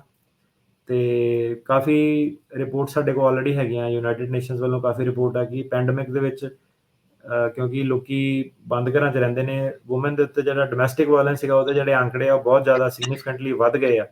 ਸੋ ਪਹਿਲਾਂ ਤਾਂ ਇਹ ਸੀਗਾ ਕਿ ਹੁਣ ਆਲਰੇਡੀ ਸੈਕਸ਼ੂਅਲ ਅਬਿਊਜ਼ ਇੰਨਾ ਹੋਇਆ ਤੇ ਹੁਣ ਹੁਣ ਨਾ ਕਾਲ ਕਰੇ ਤਾਂ ਪ੍ਰੋਬਲਮ ਆ, ਕਾਲ ਕਰੇ ਤਾਂ ਪ੍ਰੋਬਲਮ ਆ। ਦੂਜਾ ਇਹ ਸੀਗਾ ਕਿ ਇਹ ਇੱਕ ਇਮੀਗ੍ਰੈਂਟ ਸੀਗੀ ਹੋਂਡੂਰਸ ਤੋਂ, 2014 ਤੋਂ ਇਹ ਇੱਥੇ ਆਈ ਹੋਈ ਆ ਤੇ ਇਹਨੇ ਆਲਰੇਡੀ ਅਸਾਈਲਮ ਵਗੈਰਾ ਫਾਈਲ ਕੀਤਾ ਹੋਇਆ ਸੀਗਾ। ਤੇ ਸਾਰੇ ਲੋਕਾਂ ਵਾਂਗੂ ਇਹਦੀ ਵੀ ਜਿਹੜੀ ਤਰੀਕ ਆ ਕਹਿ ਲਓ ਪੋਸਟਪੋਨ ਹੁੰਦੀ ਗਈ, ਤਰੀਕ ਨਹੀਂ ਆਈ ਤੇ ਉਦੋਂ ਦੀ ਇਹ 2014 ਦੀ ਆਲਰੇਡੀ ਵੇਟ ਕਰ ਰਹੀ ਹੈ। ਇਹਨੇ ਆਲਰੇਡੀ ਅਸਾਈਲਮ ਜਿਹੜਾ ਉਹ ਫਾਈਲ ਕਰਤਾ ਸੀਗਾ ਤੇ ਜਿੱਦਣ ਇਹ ਤੇ ਹਮਲਾ ਹੋਇਆ ਤੇ ਇਹਦੇ ਪਾਰਟਨਰ ਨੇ ਆਲਰੇਡੀ ਇੱਕ ਹੋਰ ਬੰਦੇ ਨੂੰ ਕੁੱਟਿਆ ਸੀਗਾ। ਉਹਨੂੰ ਲੱਗਿਆ ਕਿ ਉਹ ਬੰਦੇ ਨਾਲ ਇਹਦਾ ਅਫੇਅਰ ਆ ਤੇ ਉਹਨੇ ਉਹ ਸਸਪੀਸ਼ਨ ਤੇ ਉਹ ਬੰਦੇ ਨੂੰ ਕੁੱਟਿਆ। ਇਹਨੇ ਕਾਲ ਨਹੀਂ ਕੀਤੀ, ਇਹਨੂੰ ਲੱਗਿਆ ਕਿ ਇਹਦੇ ਇਮੀਗ੍ਰੇਸ਼ਨ ਸਟੇਟਸ ਨੂੰ ਪ੍ਰੋਬਲਮ ਆ ਤੇ ਇਸ ਲਈ ਇਹਨੂੰ ਕਾਲ ਨਹੀਂ ਕਰਨਾ ਚਾਹੀਦਾ। ਪਰ ਉੱਥੇ ਉਹ ਰੁਕਿਆ ਨਹੀਂ, ਪਹਿਲਾਂ ਉਹਨੇ ਉਹਨੂੰ ਕੁੱਟਿਆ, ਫਿਰ ਇਹਦੇ ਦੁਆਲੇ ਹੋ ਗਿਆ। ਤੇ ਇਹਦੇ ਵਿੱਚ ਹੁਣ ਜਿਹੜੀ ਮਾਈਗ੍ਰੇਸ਼ਨ ਪਾਲਿਸੀ ਦੇ ਡਾਇਰੈਕਟਰ ਵਗੈਰਾ ਹੈਗੇ ਨਿਊਯਾਰਕ ਯੂਨੀਵਰਸਿਟੀ ਦੇ, ਉਹਨੇ ਇਹ ਕਿਹਾ ਕਿ ਜਿਹੜੀ ਵੂਮਨ ਹੈਗੀਆਂ ਨਾ, ਸਪੈਸ਼ਲੀ ਡੋਮੈਸਟਿਕ ਵਾਇਲੈਂਸ ਦੀਆਂ, ਪਹਿਲਾਂ ਤਾਂ ਉਹ ਇੱਕ ਆਲਰੇਡੀ ਵਲਨਰੇਬਲ ਕਲਾਸ ਹੈ। ਮਤਲਬ ਜਿਹੜੇ ਮੇਲ ਹੁੰਦੇ ਨੇ ਉਹ ਚਲੋ ਫਿਰ ਵੀ ਥੋੜਾ ਦਲੇਰੀ ਕਰਕੇ ਕਾਲ ਵਗੈਰਾ ਕਰ ਦਿੰਦੇ ਨੇ। ਵੂਮਨ ਜਿਹੜੀਆਂ ਹੈਗੀਆਂ ਤਕਰੀਬਨ ਉਹਨਾਂ ਨੂੰ ਨਾ ਇਹ ਲੱਗਦਾ ਕਿ ਮੈਂ ਤਾਂ ਪੈਸੇ ਨਹੀਂ ਕਮਾਨੀ, ਹੈ ਜਿਹੜਾ ਮੇਲ ਬੰਦਾ ਇਹ ਜ਼ਿਆਦਾ ਪੈਸੇ ਕਮਾਉਂਦਾ ਹੈ, ਇਨਕਮ ਬ੍ਰੈਡ ਵਿਨਰ ਆ, ਇਹ ਕਰਤਾ ਘਰ ਦਾ। ਤੇ ਉਹਨਾਂ ਨੂੰ ਇੱਕ ਤਾਂ ਇਹੀ ਰਹਿੰਦਾ ਕਿ ਜੇ ਆਪਾਂ ਕਾਲ ਕੀਤੀ ਤੇ ਇਹਨਾਂ ਨੇ ਸਾਡੀ ਫੈਮਿਲੀ ਤੋੜ ਦੇਣੀ, ਮੈਨੂੰ ਪੈਸੇ ਕੌਣ ਦਊਗਾ, ਫੂਡ ਕੌਣ ਲੈ ਕੇ ਆਊਗਾ ਟੇਬਲ ਤੇ। ਦੂਜਾ ਫਿਰ ਵੂਮਨ ਨੂੰ ਇਹ ਵੀ ਕੰਸਰਨ ਹੁੰਦਾ ਕਿ ਜੇ ਸਪੈਸ਼ਲੀ ਜੇ ਬੱਚੀਆਂ, ਕਿ ਜੇ ਉਹਨਾਂ ਨੇ ਕਾਲ ਕੀਤੀ ਕਿਤੇ ਉਹ ਆਪ ਹੀ ਨਾ ਡਿਪੋਰਟ ਹੋ ਜਾਣ। ਤੇ ਫਿਰ ਇਹ ਆ ਕਿ ਬੱਚਿਆਂ ਵਗੈਰਾ ਦਾ ਵੀ ਦੇਖਣਾ ਪੈਂਦਾ ਉਹਨਾਂ ਨੂੰ ਕਿ ਜਿਹੜਾ ਹੁਣ ਅਬਿਊਜ਼ ਕਰ ਰਿਹਾ ਉਹਨਾਂ ਨੂੰ, ਕਿ ਕਾਲ ਕਰਕੇ ਕੋਈ ਫਾਇਦਾ ਹੈਗਾ ਕਿ ਨਹੀਂ ਹੈਗਾ। ਤੇ ਕਾਫੀ ਸਾਰੀਆਂ ਜਿਹੜੀਆਂ ਵੂਮਨ ਉਹ ਆਪਣੀ ਜਿਹੜੀ ਕਿਸਮਤ ਆ ਉਹਨੂੰ ਏਦਾਂ ਹੀ ਐਕਸੈਪਟ ਕਰ ਲੈਂਦੀਆਂ, ਈਵਨ ਅਮਰੀਕਾ 'ਚ ਰਹਿੰਦੇ ਹੋਏ ਵੀ, ਕਿਉਂਕਿ ਇਹੀ ਜਿਹੜੀ ਸੋਚ ਆ ਪਿੱਛੇ ਚੱਲਦੀ ਹੈ ਇੰਡੀਆ ਦੇ ਵਿੱਚ, ਇਹੀ ਸੋਚ ਬਾਕੀ ਹੋਰ ਕਾਫੀ ਜਿਹੜੇ ਪਿਛੜੇ ਮੁਲਕ ਆ ਉਹਨਾਂ ਦੇ ਵਿੱਚ ਚੱਲਦੀ ਹੈ। ਤੇ ਕਾਫੀ ਸਾਰੀ ਜਿੱਦਾਂ ਉਹਨਾਂ ਕੋਲ ਆਂਕੜੇ ਆ ਕਿ ਵੂਮਨ ਇੱਕ ਤਾਂ ਨਾਰਮਲੀ ਵੀ ਕਾਲ ਨਹੀਂ ਕਰਦੀਆਂ, ਤੇ ਜੇ ਤੁਸੀਂ ਇਦਾਂ ਦੇ ਉੱਤੋਂ ਦੀ ਪ੍ਰੋਗਰਾਮ ਜਿਹੜੇ ਲਾ ਦੋਗੇ ਫਿਰ ਤਾਂ ਉਹਨਾਂ ਦਾ ਜਿਹੜਾ ਬਿਲਕੁਲ ਹੀ ਟਰਸਟ, ਜਿਹੜਾ ਕੌਨਫੀਡੈਂਸ ਆ ਉਹ ਟੁੱਟ ਜਾਊਗਾ। ਤੇ ਜਿਹੜਾ American immigration lawyers association Ella ਜਿਹੜੀ ਹੈਗੀ ਆ, ਤੇ ਉਹਨੇ ਵੀ ਇਹੀ ਕਿਹਾ ਕਿ ਜੇ ਤੁਸੀਂ ਕਮਿਊਨਿਟੀ ਦੇ ਵਿੱਚ ਟਰਸਟ ਬਣਾਉਣਾ, ਵੂਮਨ ਇੰਪਾਵਰਮੈਂਟ ਕਰਨੀ ਆ, ਤੁਹਾਨੂੰ ਇਦਾਂ ਦੇ ਜਿਹੜੇ ਪ੍ਰੋਗਰਾਮ ਆ ਉਹ ਕੈਂਸਲ ਕਰਨੇ ਪੈਣੇ ਆ, ਕਿਉਂਕਿ ਇਹ ਟਰਸਟ ਇਰੋਡ ਕਰਦੇ ਆ। ਸੋ ਪਹਿਲਾਂ ਤਾਂ ਇਹ ਦੱਸੀਏ, ਕੋਈ ਇਹ ਨਹੀਂ ਕਿ ਸਾਡੀ ਆਹ ਖਬਰ ਸੁਣ ਕੇ ਤੁਸੀਂ ਡਰ ਜਾਓ, ਤੁਸੀਂ ਬਿਲਕੁਲ ਕਾਲ ਕਰੋ। ਯੂ ਵੀਜ਼ਾ ਵਗੈਰਾ ਸਾਰੀਆਂ ਵਾਵਾ ਦੀਆਂ ਆਪਸ਼ਨਸ ਤੁਹਾਡੇ ਕੋਲ ਹੈਗੀਆਂ, ਕੋਈ ਡਰਨ ਦੀ ਲੋੜ ਨਹੀਂ ਤੁਹਾਨੂੰ। ਇਹ ਸਿਰਫ ਟੈਕਸਸ ਦੀ ਗੱਲ ਹੈਗੀ ਆ ਤੇ ਇੱਕ ਇਹਨਾਂ ਦਾ ਪ੍ਰੋਗਰਾਮ ਜਿਹੜਾ ਹੈਗਾ ਤਾਈਓ ਇਹ ਹੈਗਾ ਕਿਉਂਕਿ ਇਹ ਜਿਹੜਾ ਪ੍ਰੋਗਰਾਮ ਹੈਗਾ ਇਹਨਾਂ ਦਾ ਇਹ ਲਾਅ ਸੂਟ ਇਹਦੇ ਤੇ ਇਸੇ ਗੱਲੋਂ ਹੋਇਆ। ਸੋ ਲਾਅ ਸੂਟ ਦਾ ਮਕਸਦ ਇਹੀ ਸੀਗਾ ਕਿ ਜਿਹੜੇ ਨਾਨ ਸਿਟੀਜ਼ਨ ਹੈਗੇ ਆ, ਜਿਹਨਾਂ ਕੋਲ ਪੇਪਰ ਵਗੈਰਾ ਨਹੀਂ ਹੈਗੇ ਆ, ਉਹ ਉਹ ਇਦਾਂ ਦੀਆਂ ਸੰਸਥਾਵਾਂ ਤੋਂ ਡਰਨ ਨਾ ਤੇ ਅੱਗੇ ਆ ਕੇ ਕੰਫਰਟੇਬਲ ਹੋ ਕੇ ਆਪਣਾ ਕ੍ਰਾਈਮ ਰਿਪੋਰਟ ਕਰਨ ਜਾਂ ਕਿੱਥੇ ਉਹ ਵਿਕਟਿਮ ਹੋਇਆ ਉਹਦੇ ਬਾਰੇ ਦੱਸਣ ਜਾਂ ਵਿਟਨੈਸ ਬਣਨ। ਤਾਈਓ ਜਿਹੜੇ ਯੂ ਵੀਜ਼ਾ ਇਹ ਸਾਰੀਆਂ ਚੀਜ਼ਾਂ ਬਣੀਆਂ। ਤੇ ਜਿਹੜੀਆਂ ਸੰਸਥਾਵਾਂ ਇਹ ਸੋਚਦੇ ਆ ਕਿ ਜੇ ਲੋਕੀ ਅੱਗੇ ਨਹੀਂ ਆ ਸਕਦੇ ਤੇ ਪੁਲਿਸ ਵੀ ਜਿਹੜੀ ਆਪਣੀ ਜੌਬ ਆ ਉਹ ਸਹੀ ਤਰੀਕੇ ਨਾਲ ਕਰ ਨਹੀਂ ਸਕਦੀ। ਤੇ ਜਿਹੜੇ ਇਦਾਂ ਦੇ ਯੂਐਸ ਸਿਟੀਜ਼ਨ ਹੁੰਦੇ ਆ, ਜਿਹੜੇ ਲੋਕੀ ਇਮੀਗ੍ਰੈਂਟਸ ਦਾ ਫਾਇਦਾ ਚੱਕਦੇ ਆ, ਹਨਾ, ਸਾਡੀ ਵੀ ਗਈ ਆ, ਉਹਨਾਂ ਨੇ ਫਿਰ ਹੋਰ ਜ਼ਿਆਦਾ ਕ੍ਰਾਈਮ ਆ ਜਿਹੜੇ, ਜਦੋਂ ਉਹਨਾਂ ਨੂੰ ਪਤਾ ਲੱਗ ਗਿਆ ਕਿ ਪੁਲਿਸ ਇਹਨਾਂ ਦੀ ਹੈਲਪ ਨਹੀਂ ਕਰਦੀ, ਉਹਨਾਂ ਨੇ ਹੋਰ ਜ਼ਿਆਦਾ ਭੂਏ ਚੜ ਜਾਣਾ, ਹੋਰ ਜ਼ਿਆਦਾ ਤੰਗ ਕਰਨਾ ਇਮੀਗ੍ਰੈਂਟਸ ਨੂੰ, ਆਪਣੇ ਘਰ ਵਾਲੀਆਂ ਨੂੰ।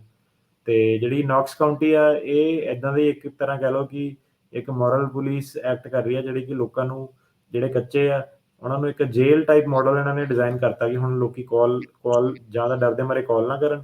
ਜੇ ਉਹਨਾਂ ਨੂੰ ਕਾਲ ਕਰਨ ਤੇ ਉਹਨਾਂ ਨੂੰ ਕੋਈ ਗਰੰਟੀ ਨਹੀਂ ਕਿ ਉਹਨਾਂ ਨੂੰ ਫੜ ਕੇ ਜੇਲ੍ਹ ਦੇ ਵਿੱਚ ਪਾ ਦਿੱਤਾ ਜਾਊਗਾ। ਤੇ ਪ੍ਰੋਬਲਮ ਦੀ ਰਾਜਕਰਨ ਜੀ ਇਸ ਕੇਸ ਦੇ ਵਿੱਚ ਇਹ ਸੀਗੀ ਕਿ ਜਦੋਂ ਇਹਨੇ ਕਾਲ ਕੀਤੀ, ਸੋ ਪਹਿਲਾਂ ਤਾਂ ਇਹ ਸੀਗਾ ਕਿ ਜਦੋਂ ਇਹਨੂੰ ਫੜ ਲਿਆ, ਇਹਨੂੰ ਇੰਟਰਪ੍ਰੀਟਰ ਨਹੀਂ ਦਿੱਤਾ ਉਹਨਾਂ ਨੇ। ਹੁਣ ਜਦੋਂ ਇੱਕ ਬੰਦਾ ਸਾਹਮਣੇ ਉਹਦੀ ਇੰਗਲਿਸ਼ ਬੋਲੀ ਜਾਵੇ, ਅਮਰੀਕਨ ਹੋਵੇ ਤੇ ਦੂਜੇ ਦੇ ਭਾਸ਼ਾ ਨਾਲ ਸਮਝ ਆਵੇ, ਤਾਂ ਉਹਨਾਂ ਨੇ ਜਿਹੜਾ ਇੰਗਲਿਸ਼ ਬੋਲ ਰਿਹਾ ਉਹਦੀ ਗੱਲ ਸੁਣ ਕੇ ਤੁਹਾਨੂੰ ਗ੍ਰਿਫਤਾਰ ਕਰ ਲਿਆ, ਹਨਾ, ਉਹ ਵੀ ਮਾੜੀ ਗੱਲ ਆ। ਤੇ ਇਹਦਾ ਮਤਲਬ ਇਹ ਹੈ ਕਿ ਜਿਹੜਾ ਅਬਿਊਜ਼ਿੰਗ ਪਾਰਟਨਰ ਆ ਉਹਨੂੰ ਜ਼ਿਆਦਾ ਪਾਵਰ ਹੋ ਗਈ ਕਿਉਂਕਿ ਉਹ ਇੰਗਲਿਸ਼ ਬੋਲਦਾ ਸੀਗਾ। ਸੋ ਇਹਦੇ ਲਾਇਰ ਨੇ ਕੀ ਕੀਤਾ ਕਿ ਇਹਦੇ ਲਾਇਰ ਨੇ ਆਪਣੇ ਟਰਾਂਸਕ੍ਰਿਪਟਸ ਕਢਾ ਲਈਆਂ ਸਾਰੀਆਂ 911 ਦੀਆਂ, ਇੰਟਰਪ੍ਰੀਟਰ ਦੀਆਂ, ਕਿ ਜਿਹੜਾ ਡਿਸਪੈਚਰ ਸੀਗਾ 911 ਦਾ, ਕਿ ਕੀ ਇਹਨਾਂ ਦੇ ਵਿੱਚ ਗੱਲ ਹੋਈ ਹੈ।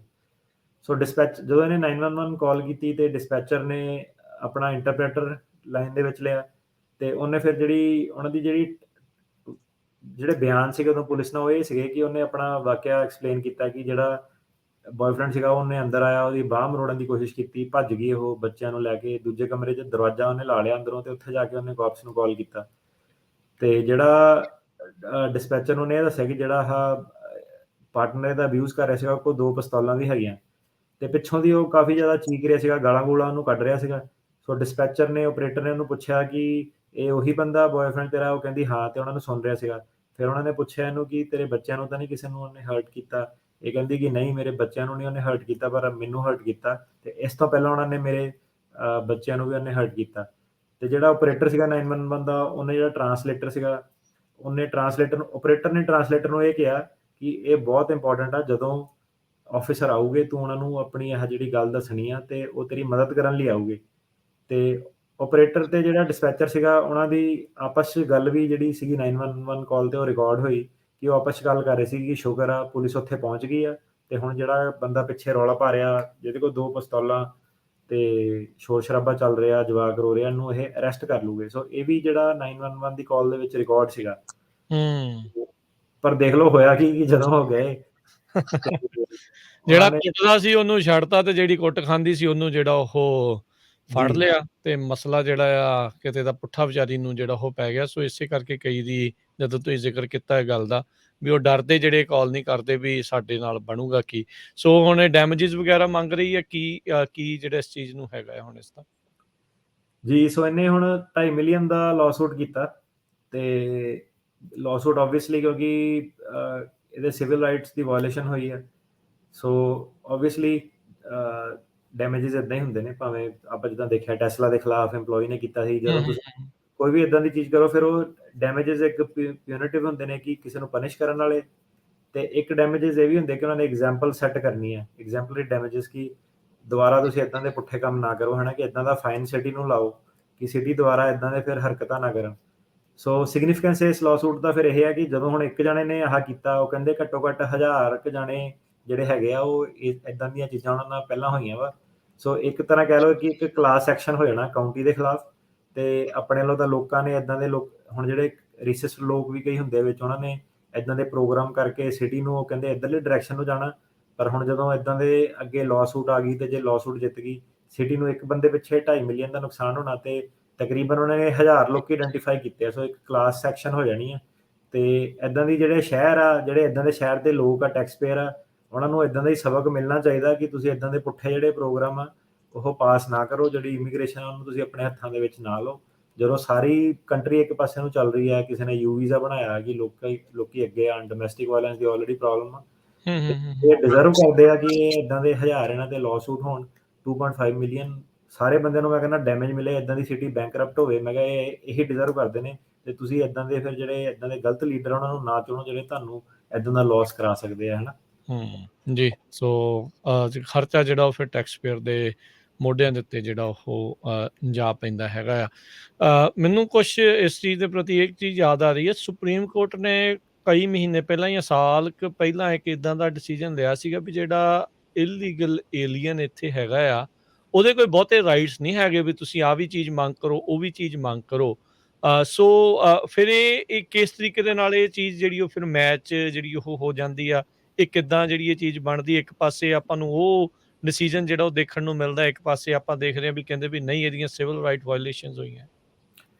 ਦੇਖੋ ਜੀ, ਸਾਰਾ ਕੁਝ ਨਾ ਪਹਿਲਾਂ ਵੀ ਕਈ ਵਾਰੀ ਕਿਹਾ ਕਿ ਕੇਸ ਹੁਣ ਇੱਕ ਸੋਚਦਾ ਕਿ ਸਾਰੇ ਕੇਸ ਇੱਕ ਵਰਗੇ ਹੁੰਦੇ ਆ। ਸੋ ਜਿਹੜਾ ਵਕੀਲ ਹੁੰਦਾ ਨਾ, ਉਹਦੇ ਹੱਥ ਕਾਫੀ ਜਿਹੜੀ ਮੇਨ ਚੀਜ਼ ਹੁੰਦੀ ਹੈ ਕਿ ਜਿਹੜੇ ਇਸ਼ੂਜ਼ ਹੈਗੇ ਆ, ਉਹਨੂੰ ਕਿੱਡੀ ਬਰੀਕੀ ਨਾਲ ਪ੍ਰੈਜ਼ੈਂਟ ਕਿੱਦਾਂ ਕਰਨਾ ਹੈਗਾ। ਸੋ ਹੂੰ, ਇਹਨਾਂ ਦੇ ਵਿੱਚ ਉਹਨਾਂ ਨੇ ਜਿਹੜਾ ਬੇਸਿਕਲੀ ਅਟੈਕ ਉਹ ਇਹ ਕੀਤਾ ਕਿ ਜਿਹੜਾ ਟੈਨੇਸੀ ਦੇ ਜਿਹੜੇ ਲੋਕਲ ਲਾਅ ਆ, ਉਹ ਕਹਿੰਦੇ ਆ ਕਿ ਜਿਹੜੇ ਲੋਕਲ ਪੁਲਿਸ ਤੇ ਸ਼ੈਰਿਫ ਡਿਪਾਰਟਮੈਂਟ ਆ, ਉਹ ਜਿਹੜੀ ਐਗਰੀਮੈਂਟ ਦੇ ਵਿੱਚ ਐਂਟਰ ਕਰ ਸਕਦੇ ਆ, ਜੇ ਲੋਕਲ ਜਿਹੜੀ ਟੈਨੇਸੀ ਦੀ ਜਿਹੜੇ ਲੋਕਲ ਲੈਜਿਸਲੇਚਰ ਆ, ਗਵਰਨਿੰਗ ਬੋਡੀਜ਼ ਜਿਹੜੀਆਂ ਹੈਗੀਆਂ, ਉਹ ਉਹਨੂੰ ਅਪਰੂਵ ਕਰਨ। ਤੇ ਇਹਦੇ ਵਿੱਚ ਇਹ ਆਂਦਾ ਕਿ ਨੌਕਸ ਕਾਉਂਟੀ ਕਮਿਸ਼ਨ ਜਿਹੜਾ ਸੀਗਾ, ਉਹਨੂੰ ਇਹ ਪ੍ਰੋਗਰਾਮ ਅਪਰੂਵ ਕਰਨਾ ਪੈਣਾ ਸੀਗਾ। ਪਰ ਜਦੋਂ ਇਦਾਂ ਦੀਆਂ ਚੀਜ਼ਾਂ ਹੁੰਦੀਆਂ, ਟਰੰਪ ਇਨਵੋਲਵ ਹੋ ਗਿਆ, ਐਗਜ਼ੈਕਟਿਵ ਆਰਡਰ ਆ ਗਏ, ਉਹ ਜਿਹੜੇ ਇਦਾਂ ਦੀਆਂ ਚੀਜ਼ਾਂ ਨੂੰ ਕਈ ਵਾਰੀ ਨਾ, ਉਹ ਜਿਹੜੇ ਖਾਨਾ ਪੂਰਤੀਆਂ ਜਿਹੜੀਆਂ ਕਰਨੀਆਂ ਹੁੰਦੀਆਂ ਦੋਨੋਂ ਪਾਰਟੀਆਂ, ਡੈਮੋਕ੍ਰੈਟਸ ਰਿਪਬਲਿਕਨ ਨੇ, ਇਸ ਕੇਸ 'ਚ ਨੌਕਸ ਕਾਉਂਟੀ, ਉਹ ਕੁਛ ਨਾ ਕੁਛ ਇਦਾਂ ਦੀ ਚੀਜ਼ ਛੱਡ ਦਿੰਦੇ ਜਿਹੜੀ ਕਿ ਲੀਗਲ ਜਿਹੜੀ ਰਿਕੁਆਇਰਮੈਂਟ ਮੀਟ ਨਹੀਂ ਹੁੰਦੀ। ਸੋ ਪਹਿਲਾਂ ਤਾਂ ਇਹ ਹੈ ਕਿ ਇਹ ਜਿਹੜਾ ਪ੍ਰੋਗਰਾਮ ਆ ਇਹ ਇਲੀਗਲ ਹੋ ਜਾਣਾ। ਫਿਰ ਦੂਜਾ, ਹੂੰ, ਉਹਨਾਂ ਨੇ ਜਿਹੜਾ ਉਹਦੇ ਵਕੀਲ ਨੇ ਡਿਸਪੈਚਰ ਦੀਆਂ ਕਾਲਸ ਵਗੈਰਾ ਜਿਹੜੀਆਂ ਸਾਰੀਆਂ ਕੀਤੀਆਂ, ਤੇ ਡਿਸਪੈਚਰ ਤੇ ਆਪਰੇਟਰ ਦਾ ਆਪਸ 'ਚ ਉਹਨਾਂ ਦੀ ਗੱਲ ਰਿਕਾਰਡ ਹੋਈ ਹੈ ਕਿ ਸ਼ੁਕਰ ਹੈ ਇਹ ਪਹੁੰਚ ਗਏ, ਹੁਣ ਇਹ ਉਹਨੂੰ ਫੜ ਲੂਗੇ। ਮਤਲਬ ਉਹਨਾਂ ਦਾ ਨਤੀਜਾ ਇਹ ਸੀਗਾ ਕਿ ਇਹ ਬੰਦਾ ਰੌਲਾ ਪਾ ਰਿਹਾ। ਤੀਜੀ ਗੱਲ ਆ ਗਈ ਕਿ ਉਹ ਲੈਂਗੁਏਜ ਨਹੀਂ ਬੋਲਦੀ ਸੀਗੀ, ਉਹ ਇੰਗਲਿਸ਼ ਬੋਲਦਾ ਸੀਗਾ, ਉਹਦੀ ਗੱਲ ਸੁਣ ਕੇ ਪੁਲਿਸ ਨੇ ਉਹਨੂੰ ਕਰ ਲਿਆ। ਸੋ ਰੇਸਿਜ਼ਮ ਦੀ ਇੰਡੀਕੇਸ਼ਨ ਆ ਗਈ ਉਹਦੇ ਵਿੱਚ, ਹੈ ਨਾ। ਸੋ ਹੂੰ, ਹਰੇਕ ਕੇਸ ਲੱਗਾ। ਸੋ ਇਸ ਕੇਸ ਦੇ ਵਿੱਚ ਇਹ ਹੈ ਕਿ ਉਹ ਜਿਹੜਾ ਸੁਪਰੀਮ ਕੋਰਟ ਦਾ ਕੇਸ ਸੀਗਾ, ਉਹਨਾਂ ਨੇ ਕਿਸੇ ਹੋਰ ਸੈਟਿੰਗ ਦੇ ਵਿੱਚ ਕਿਹਾ ਸੀਗਾ ਕਿ ਇਮੀਗ੍ਰੈਂਟ ਨੂੰ ਓਕੇ। ਜਿਹੜੇ ਹੱਕ ਨਹੀਂ ਹੈਗੇ। ਸੋ ਇਹ ਤਾਂ ਜੀ ਚੱਲਦਾ ਹੀ ਰਹਿਣਾ, ਕੇਸ ਤਾਂ ਜਿਹੜੇ ਹੈਗੇ ਆ ਜਾਂਦੇ ਰਹਿਣੇ ਆ। ਸੋ ਇਹਦੇ ਵਿੱਚ ਸਾਰਾ ਇਹ ਕਰਦਾ ਕਿ ਕਈ ਵਾਰੀ ਵਕੀਲ ਹੁੰਦਾ, ਉਹਨੂੰ ਪਤਾ ਨਹੀਂ ਹੁੰਦਾ ਇੰਨਾ, ਉਹ ਵੈਸੇ ਹੀ ਆਪਣਾ ਨਾਮ ਬਣਾਉਣ ਲਈ ਕਿ ਚੱਲ ਕੇਸ ਦੇ ਵਿੱਚ ਮੈਂ ਆਪਣਾ ਨਾਮ ਪਾ ਕੇ ਦੇਖਦਾ ਕਿੱਦਾਂ ਵਾ। ਤੇ ਕਈ ਵਾਰੀ ਕੇਸ ਦੇ ਵਿੱਚ ਪੰਗਾ ਲੈ ਲੈਂਦੇ ਆਪਣੇ ਨਾਲੋਂ ਵੱਡੇ, ਫਿਰ ਉਹਨਾਂ ਕੋਲ ਸਾਂਭ ਨਹੀਂ ਹੁੰਦੇ, ਹਨਾ। ਪਰ ਇਹ ਹੈ ਕਿ ਕਾਫੀ ਸਾਰੇ, ਜਿੱਦਾਂ ਤੁਸੀਂ ਦੇਖੋ ਸੁਪਰੀਮ ਕੋਰਟ ਉਸ ਲੈਵਲ ਤੱਕ ਜਾਂਦੇ ਨੇ, ACLU ਜੀ, ਵਗੈਰਾ ਇਨਵੋਲਵ ਹੁੰਦਾ, ਵੱਡੀਆਂ ਵੱਡੀਆਂ ਲਾਅ ਫਰਮਸ ਇਨਵੋਲਵ ਹੁੰਦੀਆਂ। ਤੇ ਇਹਦੇ ਵਿੱਚ ਇਹ ਹੈ ਕਿ ਇਹ ਜਿਹੜੇ ਕਾਫੀ ਇਹਦੇ ਵਿੱਚ ਦਾ ਪੇਚ, ਕਾਫੀ ਜਿਹੜਾ ਲਾਅ ਦੀ ਜਿਹੜੀ ਫੀਲਡ ਆ, ਕਾਫੀ ਟੈਕਨੀਕਲ ਫੀਲਡ ਆ। ਉਹ ਤਾਂ ਮੈਂ ਕਿਹਾ ਹੁਣ ਜਿੱਦਾਂ ਆਪਣਾ ਸ਼ੋਅ ਜਿੱਦਾਂ ਕਰਦੇ ਆਪਾਂ, ਦੇਖ ਲਓ, ਇਹ ਤਾਂ ਜੀ। ਆਪਾਂ ਟੈਕਨੀਕਲ ਦੇ ਵਿੱਚ ਨਹੀਂ ਜਾਈਦਾ, ਉੱਪਰੋਂ ਗੱਲਾਂ ਦੱਸੀ ਦੀਆਂ। ਪਰ ਇਹਦੇ ਵਿੱਚ ਇਹ ਹੈ ਕਿ ਕਾਫੀ ਡਾਇਨਾਮਿਕ ਫੀਲਡ ਆ, ਕੁਛ ਨਾ ਕੁਛ ਚੱਲਦਾ ਰਹਿਣਾ। So to answer your question, ਹਾਂਜੀ, ਸੁਪਰੀਮ ਕੋਰਟ ਨੇ ਇੱਕ ਹੋਰ ਨੈਰੋ ਮੁੱਦੇ ਦੇ ਦਿੱਤਾ ਸੀਗਾ। ਇਹ ਜਿਹੜੇ ਮੁੱਦੇ ਆ ਇਹ ਹੋਰ ਆ। ਜੀ।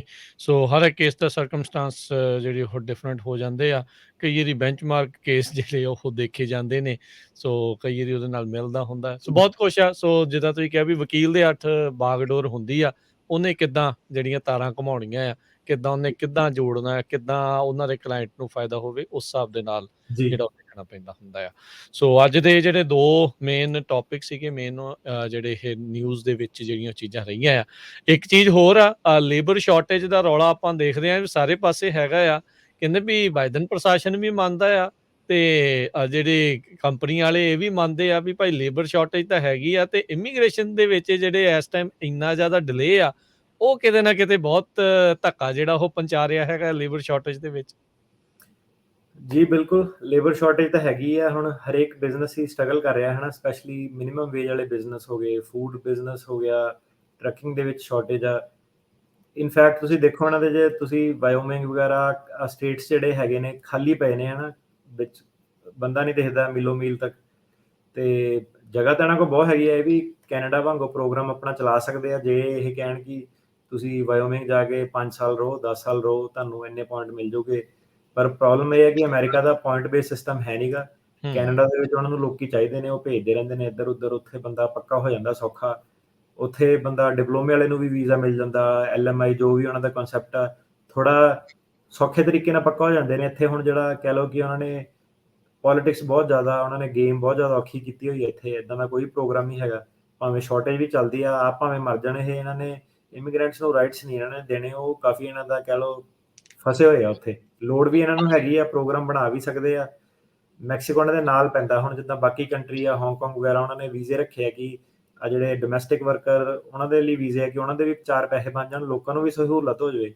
ਸੋ ਇਦਾਂ ਦਾ ਮੈਕਸੀਕੋ ਦਾ ਬਣਾ ਸਕਦੇ, ਨੈਨੀਆਂ ਦੇ, ਇਹ ਉਹ ਕਾਫੀ ਵੀਜ਼ਿਆਂ ਦੇ ਪ੍ਰੋਗਰਾਮ ਬਣਾ ਸਕਦੇ ਆ। ਪਰ ਇਹਨਾਂ ਨੇ ਕਰਨਾ ਨਹੀਂ ਇਦਾਂ ਦਾ ਕੁਝ, ਕਿਉਂਕਿ ਪੋਲਿਟਿਕਸ ਇੱਥੇ ਦੀ ਬਹੁਤ ਮਾੜੀ ਆ ਇਮੀਗ੍ਰੇਸ਼ਨ ਦੇ ਰਿਲੇਟਡ। ਉਹਦੇ ਹਿਸਾਬ ਦੇ ਨਾਲ ਹੀ ਜਿਹੜੇ ਆ ਦੋਨੋਂ ਪਾਰਟੀਆਂ ਵਾਲੇ ਜਿਹੜੇ ਉਹ ਚੱਲਦੇ ਰਹਿੰਦੇ ਆ। ਇੱਕ ਜਣਾ ਰੌਲਾ ਪਾਉਂਦਾ ਰਹਿੰਦਾ, ਇੱਕ ਜਣਾ ਉਹਦੇ ਖਿਲਾਫ ਰੌਲਾ ਪਾਉਂਦਾ ਰਹਿੰਦਾ ਆ।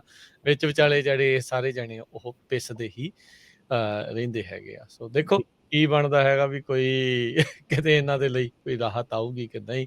ਨਹੀਂ ਤਾਂ ਗੱਲਾਂ ਹੀ ਸੁਣਦੇ ਆ, ਫਾਰਮ ਬਿੱਲ ਵੀ ਆ ਗਏ, ਸਾਰਿਆਂ ਨੂੰ 5000 ਦੇ ਵਿੱਚ ਇਹਨਾਂ ਨੇ ਉਹ ਵੀ ਦੇਤਾ। ਇਹ ਗੱਲਾਂ ਦੇ ਵਿੱਚ ਆ।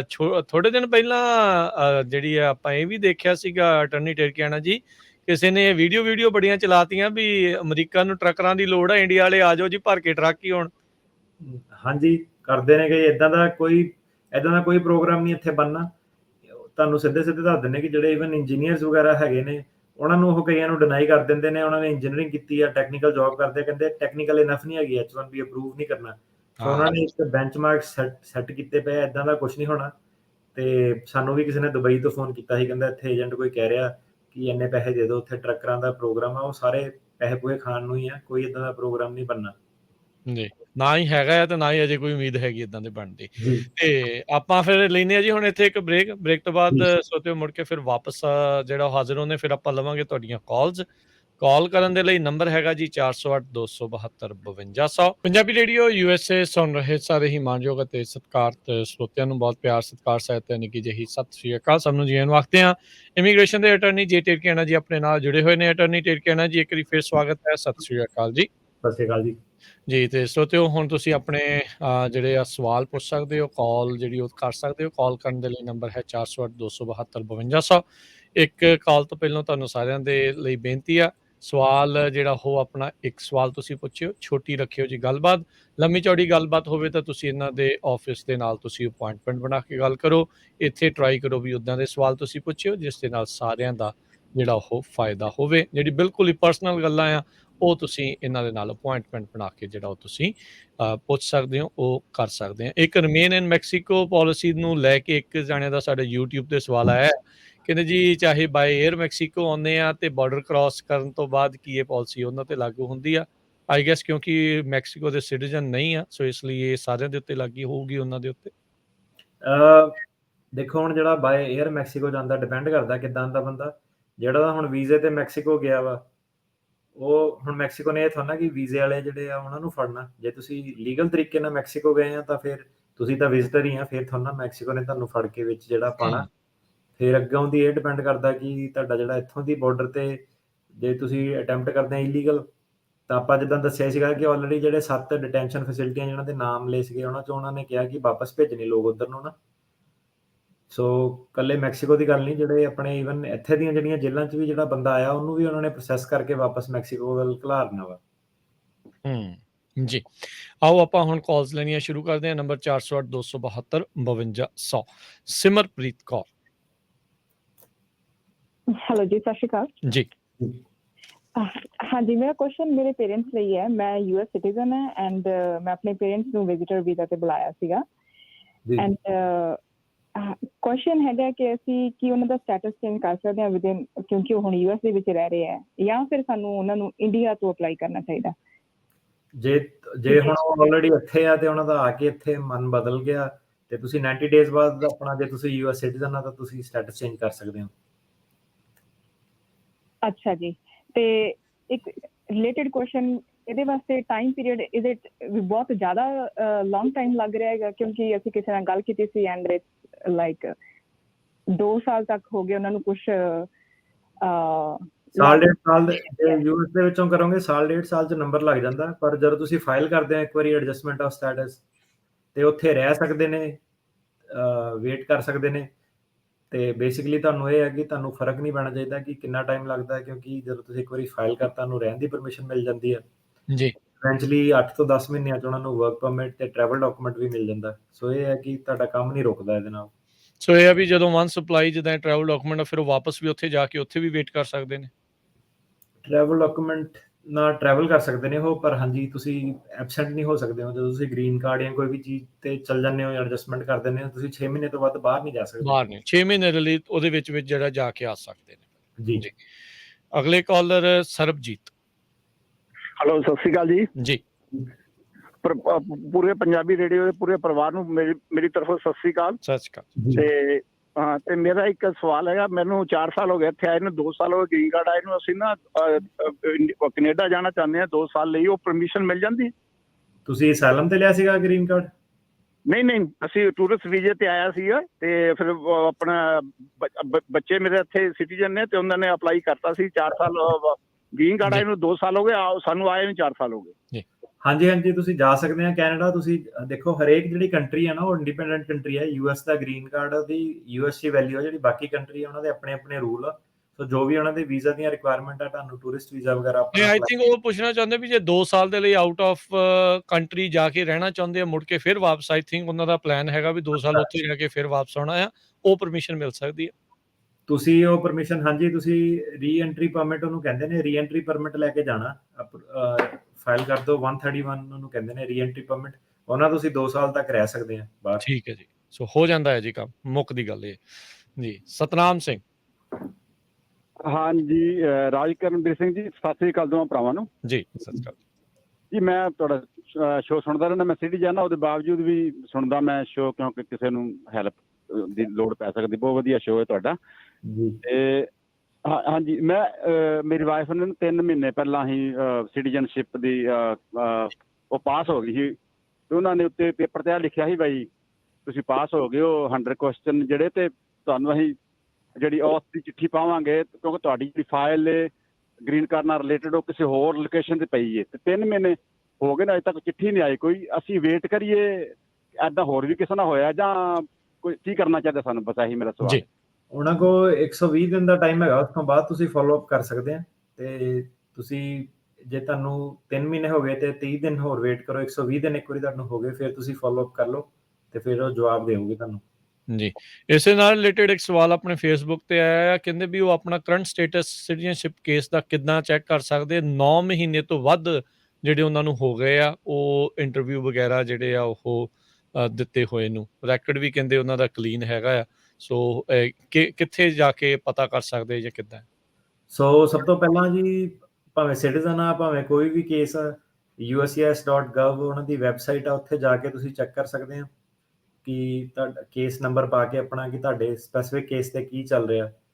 ਤੇ ਦੂਜਾ ਇਹ ਹੈ ਕਿ ਇਨ ਜਨਰਲ ਤੁਸੀਂ ਜਿਹੜੀ ਪ੍ਰੋਸੈਸਿੰਗ ਟਾਈਮ ਹੈ ਕੇਸ ਦੀ, ਉਹ ਚੈੱਕ ਕਰ ਸਕਦੇ ਆ। ਜੇ ਤੁਹਾਡਾ ਪ੍ਰੋਸੈਸਿੰਗ ਟਾਈਮ ਤੋਂ ਬਾਹਰ ਹੋ ਗਿਆ, ਜਿੱਦਾਂ ਹੁਣੇ ਦੱਸਦੇ ਆ ਕਿ ਇੰਟਰਵਿਊ ਤੋਂ ਬਾਅਦ 9 ਮਹੀਨੇ ਵੇਟ ਕਰ ਰਹੇ ਆ, ਤੁਸੀਂ ਉਹਨਾਂ ਨੂੰ ਕਾਲ ਕਰਕੇ ਸਰਵਿਸ ਰਿਕੁਐਸਟ ਪਲੇਸ ਕਰ ਸਕਦੇ ਹੋ। ਤੇ ਜੇ ਸਰਵਿਸ ਰਿਕੁਐਸਟ ਤੁਸੀਂ ਪਲੇਸ ਕਰਦੇ ਹੋ ਤੇ ਉਹ ਤੁਹਾਨੂੰ 30 ਦਿਨ ਤੋਂ 45 ਦਿਨ ਦੇ ਵਿੱਚ ਜਵਾਬ ਦੇਊਗੇ ਤੇ ਇੱਕ ਟਰੈਕਿੰਗ ਨੰਬਰ ਦੇਊਗੇ, ਸਰਵਿਸ ਰਿਕੁਐਸਟ ਨੰਬਰ। ਉਹ ਰਿਕੁਐਸਟ ਨੰਬਰ ਨੋਟ ਕਰ ਲਓ। ਫਿਰ ਤੁਸੀਂ ਜਦੋਂ ਅਗਲੀ ਵਾਰੀ ਕਾਲ ਕਰਦੇ ਹੋ, ਜੇ ਤੁਹਾਨੂੰ ਕਰਨੀ ਪੈ ਜਾਵੇ, ਤੇ ਫਿਰ ਤੁਸੀਂ ਉਹਨਾਂ ਨੂੰ ਪੁਰਾਣੇ ਵਾਲਾ ਟਰੈਕਿੰਗ ਨੰਬਰ ਦਿਓ ਕਿ ਮੈਂ ਪਹਿਲਾਂ ਵੀ ਕਾਲ ਕੀਤੀ ਸੀ, ਮੈਂ ਦੂਜੀ ਵਾਰੀ ਵੀ ਕਾਲ ਕਰ ਰਿਹਾ। ਸੋ ਇਹ ਜਿਹੜਾ ਉਹ ਮੈਥਡ, ਪਰ ਇਹ ਹੈ ਕਿ ਜਿਹੜੇ ਸਿਟੀਜ਼ਨਸ਼ਿਪ, ਜਿਹੜੇ ਬੈਕਗਰਾਉਂਡ ਕੇਸ, ਜੇ ਬੈਕਗਰਾਉਂਡ ਵੈਰੀਫਿਕੇਸ਼ਨ ਦਾ ਬਹਾਨਾ ਲਾਤਾ ਉਹਨਾਂ ਨੇ ਕਿ ਆਪਾਂ ਬੈਕਗਰਾਉਂਡ ਵੈਰੀਫਿਕੇਸ਼ਨ ਕਰ ਰਹੇ ਹਾਂ, ਐਡਮਿਨਿਸਟ੍ਰੇਟਿਵ ਪ੍ਰੋਸੈਸਿੰਗ ਆ, ਉਹਦੇ ਵਿੱਚ ਕੋਈ ਉਹਨਾਂ ਦੀ ਟਾਈਮ ਲਾਈਨ ਨਹੀਂ ਹੈਗੀ। ਉਹ ਜਿੰਨਾ ਮਰਜ਼ੀ ਟਾਈਮ ਲੈ ਸਕਦੇ ਆ ਸਿਕਿਉਰਿਟੀ ਕੰਸਰਨ ਕਰਕੇ। ਜੀ ਇਹ ਇੱਕ ਵੱਡੀ ਆ। ਇੱਕ ਹੋਰ ਜਾਣੇ ਦਾ ਇਹੀ ਸਵਾਲ ਸੀ, ਕਹਿੰਦੇ 300 ਦਿਨ ਤੋਂ ਵੱਧ ਹੋ ਗਏ ਆ ਸਿਟੀਜ਼ਨਸ਼ਿਪ ਅਪਲਾਈ ਕੀਤਿਆਂ ਨੂੰ, ਕਿੰਨਾ ਟਾਈਮ ਹੋਰ ਜਿਹੜਾ ਉਹ ਲੱਗੇਗਾ? ਹੁਣ ਇਹ ਨਹੀਂ ਉਹਨਾਂ ਨੇ ਦੱਸਿਆ ਵੀ ਉਹਨਾਂ ਦੀ ਇੰਟਰਵਿਊ ਵੀ ਜਿਹੜੀ ਆ ਉਹ ਹੋਈ ਆ ਜਾਂ ਨਹੀਂ, ਆ ਕੱਲੀ ਓਥ ਸੈਰੇਮਨੀ ਦੀ ਵੇਟ ਕਰਦੇ ਜਾਂ ਕਿੱਦਾਂ ਆ। ਪਰ ਸੋ ਮਸਲਾ ਉਹੀ ਜਿੱਦਾਂ ਬ੍ਰੇਕ ਤੋਂ ਪਹਿਲਾਂ ਕਿਤੇ ਸੀਗੇ ਵੀ ਜਾਣਦੇ ਆ, ਬਾਈਡਨ ਪ੍ਰਸ਼ਾਸਨ ਵੀ ਜਾਣਦਾ, ਸਾਰੇ ਜਣੇ ਜਾਣਦੇ ਵੀ ਇਮੀਗ੍ਰੇਸ਼ਨ ਦਾ ਕੰਮ ਸਲੋ ਡਾਊਨ ਬਹੁਤ ਜਿਹੜਾ ਹੋਇਆ ਪਿਆ ਆ। ਇਹ ਚਾਹੇ ਜਿਹੜੇ ਸਿਟੀਜ਼ਨਸ਼ਿਪ ਵਾਲਾ ਕੰਮ ਆ ਉਹਦੇ ਵਿੱਚ ਵੀ ਬਹੁਤ ਸਲੋ ਡਾਊਨ ਹੋਇਆ ਪਿਆ ਆ। ਸੋ ਭਾਈ ਇੰਤਜ਼ਾਰ ਜਿਹੜਾ ਆ ਉਸ ਚੀਜ਼ ਦੇ ਵਿੱਚ ਹੁਣ ਕਰਨਾ ਪੈਣਾ ਆ। ਬਾਕੀ ਉਹਨਾਂ ਨੂੰ ਬਾਰ-ਬਾਰ ਜੇ ਆਊਟ ਆਫ ਨਾਰਮਲ ਟਾਈਮ ਹੋ ਚੁੱਕਾ ਤੇ ਫਿਰ ਪ੍ਰੋਸੈਸਿੰਗ ਟਾਈਮ ਤੋਂ ਬਾਹਰ ਆ, ਤਾਂ ਫਿਰ ਉਹਨਾਂ ਨੂੰ ਕੋਈ ਕਾਲ ਨਾ ਕਰੋ, ਬਾਰ-ਬਾਰ ਜਿਹੜਾ ਉਹਨਾਂ ਨੂੰ ਪੁੱਛਣਾ ਪੈਣਾ। ਹਰਦਿਆਲ ਜੀ। ਹੈਲੋ, ਸਤਿ ਸ਼੍ਰੀ ਅਕਾਲ ਜੀ। ਜੀ ਜੀ ਮੇਰਾ ਸਵਾਲ ਹੈ ਜੀ, ਮੈਂ ਨਾ ਜੀ ਆਪਣਾ ਇੰਡੀਆ ਦਾ ਵੀਜ਼ਾ ਲਵਾਇਆ ਸੀ ਆਪਣਾ 2 ਸਾਲ ਪਹਿਲਾਂ, ਤੇ ਜੀ ਉਹਨਾਂ ਮੈਨੂੰ 5 ਸਾਲ ਦਾ ਵੀਜ਼ਾ ਲਾ ਕੇ ਦਿੱਤਾ ਸੀ ਇੰਡੀਆ ਦਾ। ਤੇ ਮੈਂ ਪੁੱਛਣਾ ਚਾਹੁੰਦਾ ਜੀ, ਮੇਰਾ 3 ਸਾਲ ਰਹਿੰਦਾ, ਮੈਂ ਉਸੇ ਵੀਜ਼ੇ ਤੇ ਫਿਰ ਇੰਡੀਆ ਜਾ ਸਕਦਾ ਜਾਂ ਮੈਨੂੰ ਦੁਬਾਰਾ ਲਵਾਉਣਾ ਪਊਗਾ ਜੀ ਕਰੋਨਾ ਦੇ ਕਰਕੇ ਜੀ? ਇਹ ਤਾਂ ਮੈਂ ਦੱਸ ਦਿੰਦਾ। ਉੱਦਾਂ ਆਪਾਂ ਪਹਿਲਾਂ ਵੀ ਜਿਹੜਾ ਇਸ ਦੇ ਵਿੱਚ ਦੱਸਿਆ ਆ, ਆਪਾਂ ਇੱਥੇ ਯੂਐਸ ਇਮੀਗ੍ਰੇਸ਼ਨ ਦੇ ਜ਼ਿਆਦਾ ਜਿਹੜੇ ਆਪਾਂ ਸਵਾਲਾਂ ਦਾ ਕਰਦੇ ਹਾਂ। ਹਾਲ ਦੀ ਘੜੀ ਇੰਡੀਆ ਵਾਲਿਆਂ ਨੇ ਜਿਹੜੇ ਪੁਰਾਣੇ ਵੀਜ਼ੇ ਉਹ ਸਾਰਿਆਂ ਨੂੰ ਸਸਪੈਂਡ ਕੀਤਾ ਆ। ਜੇ ਤੁਸੀਂ ਦੱਸਿਆ ਵੀ 5 ਸਾਲ ਪੁਰਾਣਾ ਤੁਹਾਡਾ ਲੱਗਾ ਹੋਇਆ ਵੀਜ਼ਾ, ਸੋ ਉਸ ਨੂੰ ਤੁਸੀਂ ਸਸਪੈਂਡਡ ਸਮਝੋ। ਉਹ ਜੇ ਤੁਸੀਂ ਹੁਣ ਜਾਣਾ ਚਾਹੁੰਦੇ ਉਹਦੇ ਲਈ ਤੁਹਾਨੂੰ ਜਿਹੜਾ ਵੀਜ਼ਾ ਨਵਾਂ ਸਿਰ ਤੋਂ ਲਵਾਉਣਾ ਪੈਣਾ ਆ। ਸੋ ਪਰ ਅਸੀਂ ਬੇਨਤੀ ਕਰਦੇ ਆਪਣੇ ਸਾਰੇ ਹੀ ਜਿਹੜੇ ਸਰੋਤਿਆਂ ਨੂੰ ਵੀ ਇੱਥੇ ਆਪਾਂ ਯੂਐਸ ਦੀ ਇਮੀਗ੍ਰੇਸ਼ਨ ਦੇ ਬਾਰੇ ਜਿਹੜੀ ਉਹ ਸਵਾਲ ਪੁੱਛਦੇ ਹਾਂ। ਇੰਡੀਆ ਨੂੰ ਜਾਣ ਦੇ ਲਈ ਉਹ ਜਿਹੜੇ ਸਵਾਲ ਤੁਸੀਂ ਟਰਾਈ ਕਰੋ ਵੀ ਜਿਹੜੇ ਉਸ ਦੇ ਐਕਸਪਰਟ ਹੈਗੇ ਆ ਉਹਨਾਂ ਨੂੰ ਜਿਹੜਾ ਤੁਸੀਂ ਪੁੱਛਿਆ ਕਰੋ। ਬਾਕੀ ਇੱਕ ਚੀਜ਼ ਆਪਾਂ ਅਪਡੇਟ ਕਰ ਦਈਏ, ਜਿਹੜੇ ਜਿਨ੍ਹਾਂ ਨੇ ਅਮਰੀਕਾ ਨੂੰ ਹੁਣ ਆਉਣਾ ਹੈਗਾ ਆ, ਖਾਸ ਕਰਕੇ ਵਿਜ਼ਟਰ ਵੀਜ਼ੇ ਜਾਂ ਦੂਜਿਆਂ ਦੇ ਉੱਤੇ, ਇਹਨਾਂ ਨੇ ਆਉਂਦੇ ਸੋਮਵਾਰ ਤੋਂ 6 ਤਰੀਕ ਤੋਂ ਜਿਹੜੀ 24 ਘੰਟੇ ਵਾਲੀ ਨਵੀਂ ਪਾਲਿਸੀ ਸ਼ੁਰੂ ਕਰ ਦਿੱਤੀ ਆ।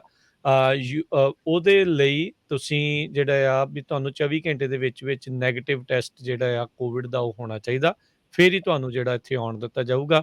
ਜਿਹੜੇ ਵੀ 에ਅਰਲਾਈਨ ਦੇ ਥਰੂ ਤੁਸੀਂ ਆਉਣਾ ਆ, 24 ਘੰਟੇ ਦੇ ਵਿੱਚ ਤੁਹਾਡਾ ਨੈਗੇਟਿਵ ਟੈਸਟ ਜਿਹੜਾ ਆ ਉਹ ਲੈ ਕੇ ਤੁਹਾਨੂੰ ਆਉਣਾ ਪਊਗਾ। ਅੱਗੇ 72 ਘੰਟੇ ਹੁੰਦਾ ਸੀ, ਉਸ ਨੂੰ ਘਟਾ ਕੇ ਇਹਨਾਂ ਨੇ 1 ਦਿਨ ਕਰ ਦਿੱਤਾ ਆ।